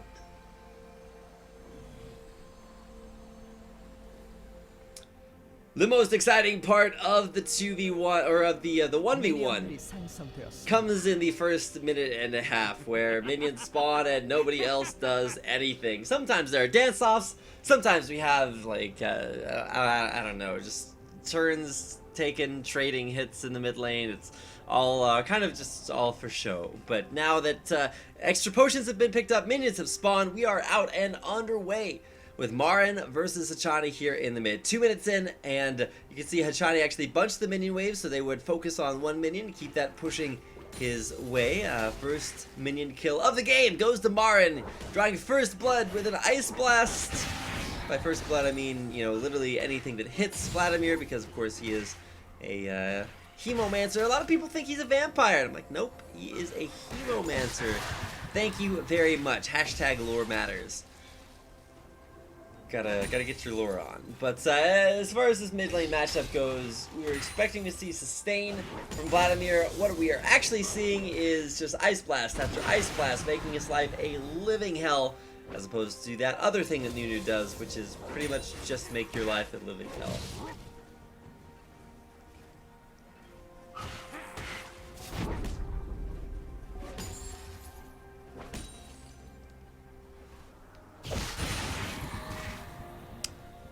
Relatively decent sustain here from Hachani. Of course, he'll have the extra regeneration from going with the Doran's shield. Only minor downside, I suppose you could say, is that you know, he won't have the ability to build into any other items. Some Vladimirs you'll actually see start with the Ruby Crystal, because, you know, thanks to his passive, he actually gets a little bit of ability power for all the healthy buys. So might have been okay, but wouldn't have afforded him quite the same sustain that sitting on a Doran's shield will. Now, interesting to see Hachani using his Tides of Blood, because that actually costs him HP, and early on he doesn't actually have a Hex Tech Revolver to be able to get some of that HP back, so for the most part, it is unrealized gold that is just kind of out there, not being taken by anyone. So, Hachani versus Marin. Marin kind of doing hashtag things Nunu does. Almost said things Nunu do, but Marin just, you can tell that he's used to playing solo lanes, and more specifically top lane, which is where you actually saw Nunu for a long time as a very solid top laner. And 2 points into Ice Blast, looking to force those, force the sustain out of Hachani. He's gonna have to head back to base, and he might actually die if Marin's able to walk up Ice Blast auto attack, but do have to watch out that you don't get baited in by a Sanguine Pool. Flash picked up by Marin, summoner spell that he's been running for the majority of his games this tournament, and by majority I mean 100% of them, but you get the idea. It's not a summoner spell that you're used to seeing, or that you should be used to seeing in 1v1 situations, because it's a win more spell. If you're already ahead, you can flash in and pick up the kill. If you're there to win by a narrow margin, then maybe Flash helps you outplay the other guy, but in just the straight up 1v1, I have more stats, I have more health than you are, or than you do rather. It's not a great situation to be in. If you need a little bit of extra, Flash not going to give it to you, unlike, you know, guys like DMX who will give it to you whatever you want. Return back from base with some extra ability power, Doran's Ring and Amplifying Tome. We'll see if that can amplify Marin's damage enough. With this pressure on Hachani, you can see it really starting to ramp up here, and Marin not actually all that bothered in the 1v1 champion matchup, but is having some difficulties here with a wave clear. Wave continuing to get shoved underneath his turret. Really not a whole lot of help Because this is a 1v1. There are no jugglers. There's no other rest of your team. And so actually all of the stats that you guys saw on the scorecards before this game were stats from champions this season. So LCK is a team-based game, you know, 5v5. It's not this 1v1. And so stats from that may not necessarily be accurately reflected over the course of these games. We've had upsets, we've had, you know, plates being too big or too small. It's been, you know, something that you definitely need to keep an eye on. Oh, Summoner, or not Summoner, but Sanguine Pool being used there for Hachani. I'm a little bit confused as to what exactly he's supposed to, or Marin is supposed to do at this point if he can't get near his creep wave. Finally finds a way to get up there, but very tenuous situation. Hachani is level 6. With a level 6, he does have a Hemo Plague, and he's actually going to go for the dive here. He takes up a turret shot. Should just walk under the turret, Hemo Plague, go for a spell rotation, and Pool for the kill, but Marin does have Flash out and could definitely outplay him in that very dangerous situation. So we'll see if Hachani's going to go for it. There is the Flash in there. He's going to Pool just barely not outside the range of Absolute Zero, and it's Marin with a perfect Absolute Zero doing exactly the opposite of that. Now he's gonna go in here, watch this Flash Absolute Zero, perfect positioning too. Hachani doesn't really know what to expect here. The Flash, and there's the Ice Blast. Pool doesn't last that long, and it'll pop as soon as he comes back out of it, just the tip of that Absolute Zero. Hitting him at the end, First Blood. Being drawn in the best of 3 series here by SK Telecom's Marin.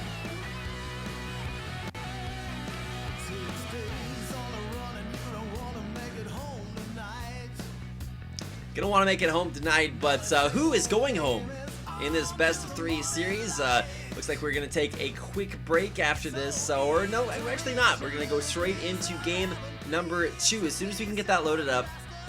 Very impressive new play there by Marin. He brought Flash, which is not necessarily a summoner spell that you see a lot in 1v1s, and used it exactly for the ability that it's there for.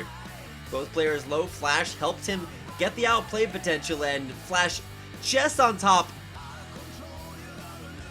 of Vladimir, and so that it's, even with the Sanguine Pool, unable to get far enough away from the Absolute Zero, popped just in the nick of time to pick up the kill. That ability power a little bit goes a long way on an ultimate that has, I think it was it 2-for-1 ratio? It's some insane ratio for Nunu's ultimate, which as a tank is supposed to make him more likely to be focused, but when you build the ability power, it turns out to just kill people.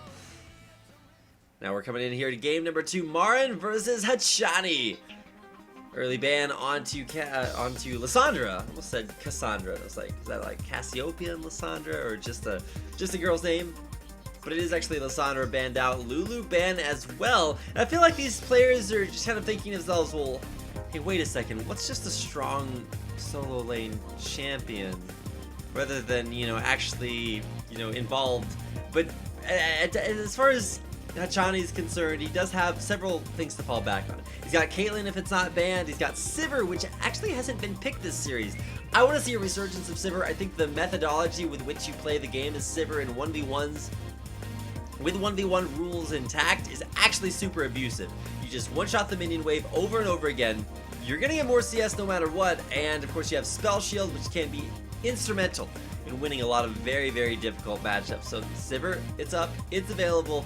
What is it going to be for Hachani? Now, shouldn't be surprised necessarily by his Morgana. Something, you know, has been shown before. It actually has come out in the top, mid, and support lanes. So very, very versatile. Definitely capable of solo laning. But versus what, you might ask? Well, Marin here to give us the answer. As far as, you know, champions that have been banned or that haven't been banned that should have been, you know, Cassiopeia once again standing out. Caitlyn has been banned, but no other AD carries taken off the map. So, oh no, we might actually see sort of a Demon Sniper situation here from if he goes for something like a Varus, like Xerath, like Lux, even if you want to go for maybe a budget version of the previous two. I want to see those snipes start to come out, but looks like it might just be a Rumble. You know, we've seen one Rumble already today, and it's actually been pretty effective, but this is more just comfort picks for both players rather than saying, look, we're gonna pick meta specific champions. because for Hachani, you know, he's coming into this matchup as a support player versus Marin, who knows all about that top lane, has played Rumble more times than he can possibly remember. So we put all of that experience here up versus Hachani's Morgana, which, to be fair, I am not super confident in. You know, as a support player, when you bring support champions to a 1v1, they better be the darn best support champions you can possibly find. Because at this point, it is, I want to put a few eggs in Marin's basket. You know, I didn't bet any money on these games, but I did read the polls that were conducted before these matches actually started. Went over to Azubu.tv, found their post about the info cards for tonight's tournament, the Korean Solo King fight cards as they were called, and for the matchup between Peekaboo and Marin, it was heavily Marin favored, 100% for both North American LCS teams that were consulted for their vote. I believe it was Impulse and Coast. And now we're taking a look at the Masteries and Runes here for game number 2 coming up. So for Marin is already up just the slightest tad, or Hachani looking to you know, kind of come back here. We've got some mana regen, ability power, magic resistance, and I wanted to say that was armor in there, but I couldn't quite catch the last character. As far as masteries are concerned, nothing out of the ordinary. Does have 4 points actually in. Wait a second, where is he taking that point from? So he has 4 points in cooldown reduction as far as masteries are concerned, has taken one out of the deadly game, and I really don't like that. I guess deadly game doesn't really matter if you survive as long as you kill the guy first.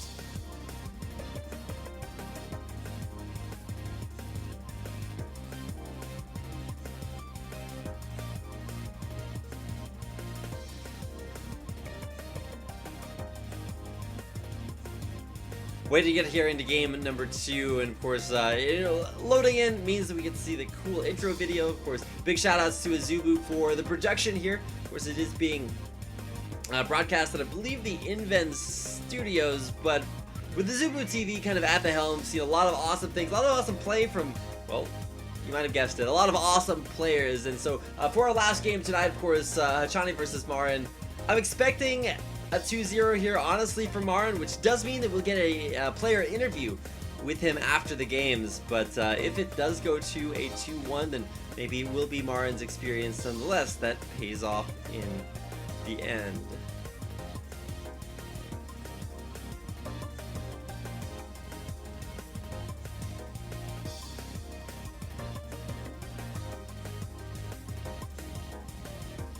So still trying to figure out exactly what we're waiting on. Probably just both players to load into the lobby, or not the lobby, load into the tournament. But while they are loading in, you guys can load down to the follow button, which happens to be located right down below the screen. It'll let you know whenever we go live with any Solo King tournament games. Of course, this will be a month-long tournament, so you don't want to miss any of the action. We'll be broadcasting twice a week, and next week we'll be seeing players like Faker come out onto the battlefield to do battle. Of course, the week after that, we got guys like Mad Life and Space to showcase here on the Solo King. Who will be that Solo King? We'll be finding out here in not all that long as we look to finish loading in. But once again, thank you guys for tuning in, for coming out, and new tournament structure, and we've seen some interesting things tonight. So we've seen support 1v1 battles, seen Braum versus Alistar, and we have seen some very, very skillful individual plays. And even when players are kind of having fun with the tournament as a whole, it's gonna be awesome to watch. Stick around, we'll be right back.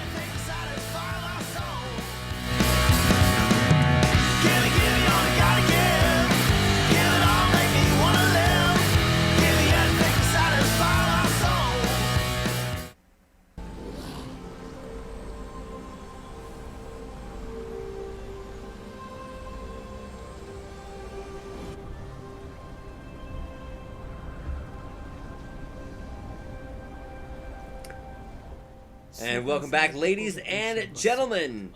The Solo King tournament, Korean 1v1 style here. It's going to be Marin versus Hachani, game number 2.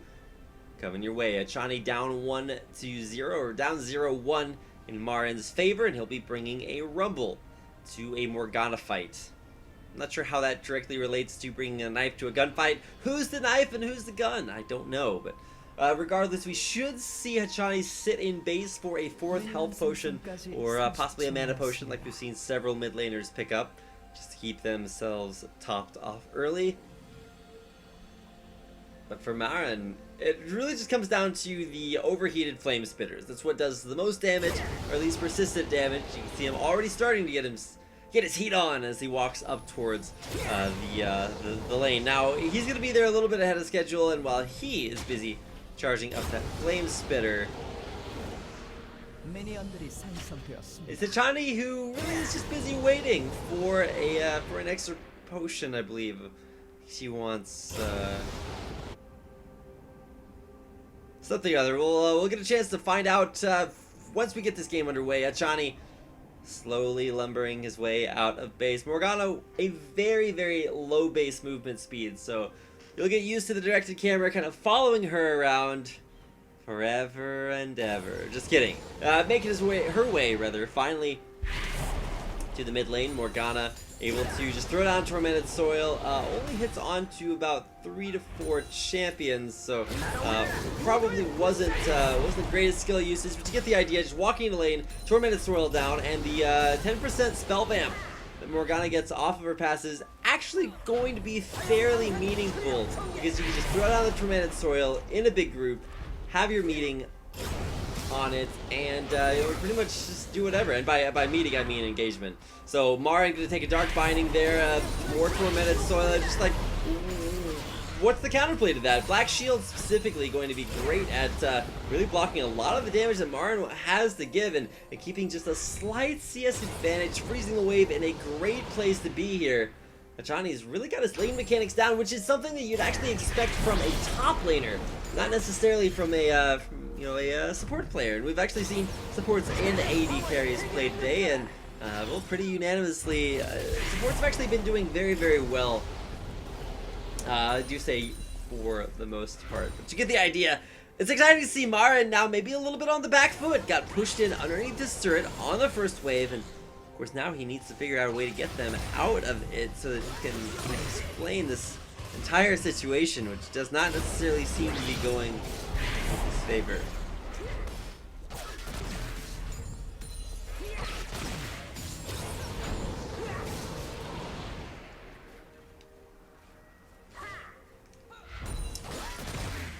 Return to Castle 1v1 in Stein, kind of the name of this game. As we've been here several times tonight, but culminating in this 1v1. Hachani versus Marin. Marin, of course, trying to prioritize CS and not actually doing an incredible job at it. He's down by about 8 right now, which is about 6 right now. Let me get my math correct, which is actually a little bit of a big deal. That means an entire wave of minions in the advantage there for Hachani.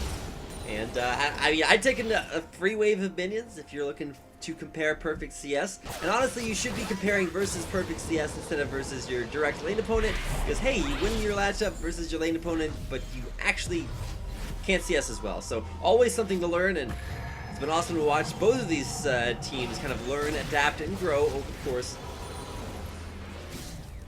of this Solo King tournament.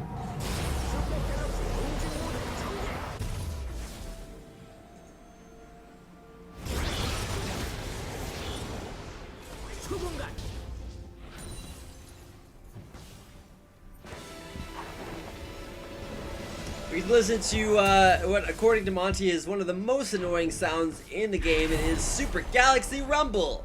Super Galaxy Rumble. It's like super depressing day, but it's still super for Super Galaxy Rumble because he's so happy all the time. You get the idea. Coming back into lane though. Talking about CS differentials primarily, he was only able to buy, let's see, he picked up boots, potions, and an amplifying tome. I don't know, man. That's a difficult set of items to use, whereas double Doran's Ring for Hachani on top of all that early sustain that she picked up is probably going to win most trades, specifically if she's able to get the extra MR shred there from throwing down Tormented Soil, quote-unquote, for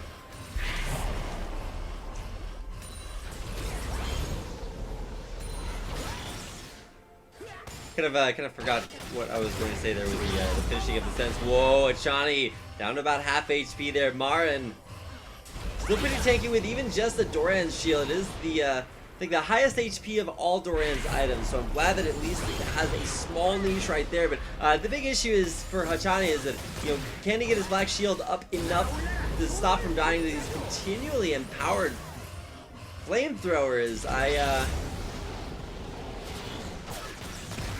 I don't know, Marin just really making a case for Rumble being extremely abusive. Now, he isn't necessarily extremely mobile, but I think that actually works towards his favor, because at least once you, you know, go mid lane, or well, once you get to the mid game, rather, not mid lane, mid game, Gnar just gets absolutely massive and can take up pretty much the world.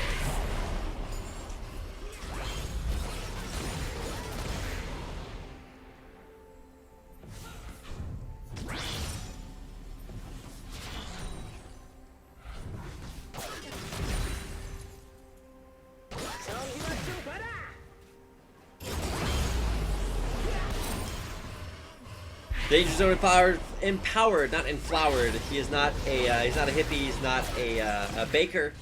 There will be no enflowering, but empowering with Flame Spitter is a great way to. Whoa! Look at that equalizer. It'll stop Achani, remove a little bit of his kill potential, but we'll still keep it back further and further. Electro Harpoons coming out here. Achani will back away a little bit further. Could have traded Flash for Flash. Maybe, you know, fooling Achani to think there's a jungler coming in. No, just kidding. There's nobody else but them and us watching them play League of Legends, which, you know, sounds super exciting. And to be fair, for the majority of these games, it has been. Marin, is he going to win the game here? He's got 3 more creeps here. I think he might actually win the game. He's going to suicide here for this turret. He's got creeps hitting on him. It's Marin. One more auto attack, and Marin wins the 1v1 off of forcing Achani back to base. SK Telecom with a 2-1 victory. Achani couldn't quite stand up to the solo lane powerhouse that was Marin. So SK Telecom with a great top laner in the 5v5 as far as their games in Champions go, but in the 1v1 they still got it made. Marin will advance out of his group. So tonight let's go over a quick recap of what we've experienced here at the Solo King Korean 1v1 tournament. In the opening brackets, we saw Someday face off against Lilac. Someday took that game 2-0. Nagne beat Sonstar 2-0. And of course, in the 1v1 culmination of that bracket, we saw Someday actually take the win over Nagne. In the second bracket that we cast today, Hachani took a 2-0 win over Bliss. Peekaboo won his matchup, or lost his matchup rather, versus Marin. We then had to play versus Hachani, and well, you just saw the result of that. A 2-0 for Marin over Hachani. And that means that we will be getting an interview with Marin coming up here on your stream in not too long. See if we can get that for you here in just a second. Let me coordinate things to make sure that I have my Korean eyes and ears on this. Of course, we'll be right back with an interview with Marin.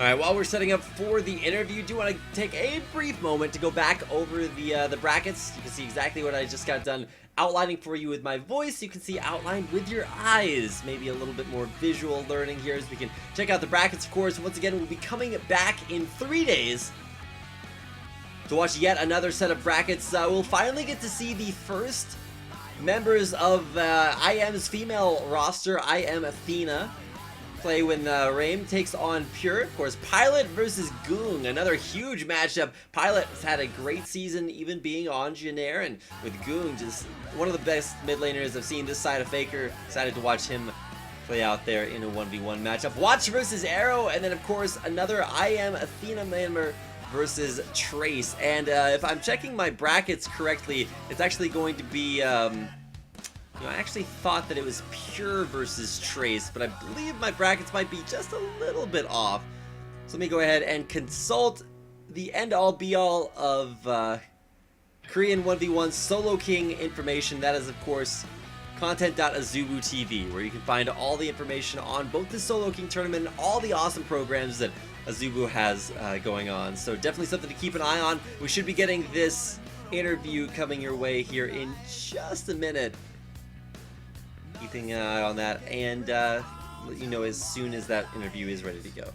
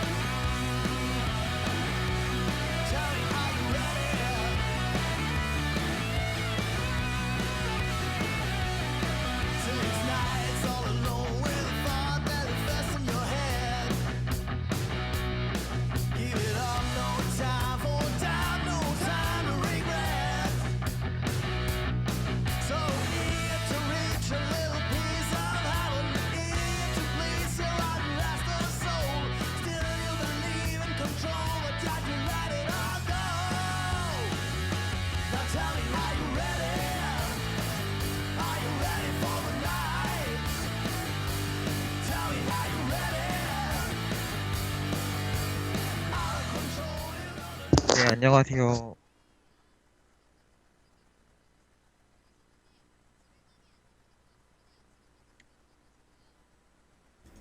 Alright, as you might have heard him on the line here, this is an interview with Marin. He just got done with a 2-0 victory over Hachani, and we'll go ahead and ask him some questions. First question is, how do you feel after your win?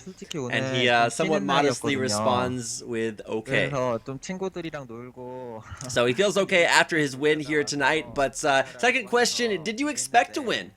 And his answer is actually no. I was actually out with my friends because it was my day off, so he didn't really, practice or prepare for this matchup. So he didn't expect to win, but turns out that being a good player is a good way to get yourself some victories.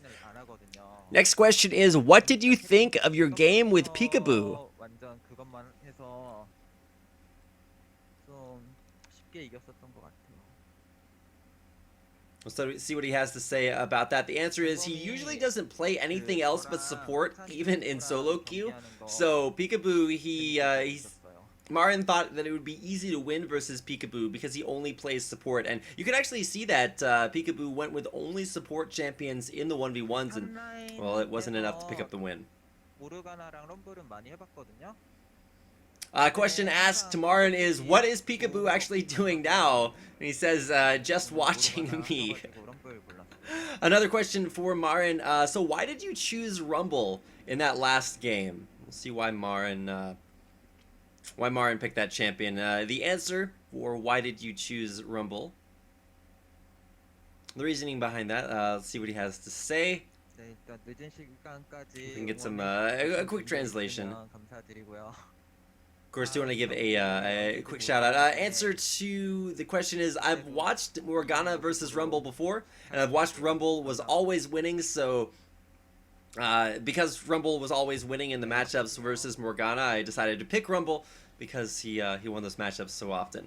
So last question, do you have anything to say to your fans, Marin? Anybody out there watching?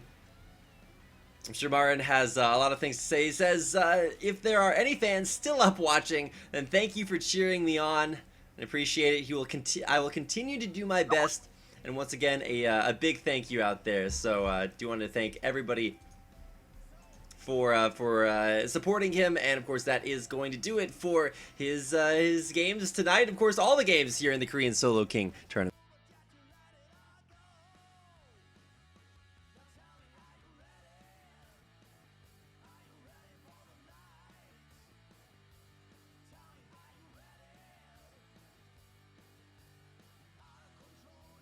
And that is actually going to do it for us. Not only Marin done for the night, but the entirety of the Solo King tournament staff are going to be heading out. So I do want to thank everybody for tuning in tonight. Of course, you can see coming up in just 3 days on the 8th, we'll see Group A2 coming up. And you can see the matchups there on your screen as well. So don't miss day number 2 of the Solo King tournament. Korean 1v1 players from all your favorite Korean teams will be playing out here. Once again, the Solo King tournament. Find more information about this on azubu.tv. Of course, you can find detailed brackets, breakdowns on the players.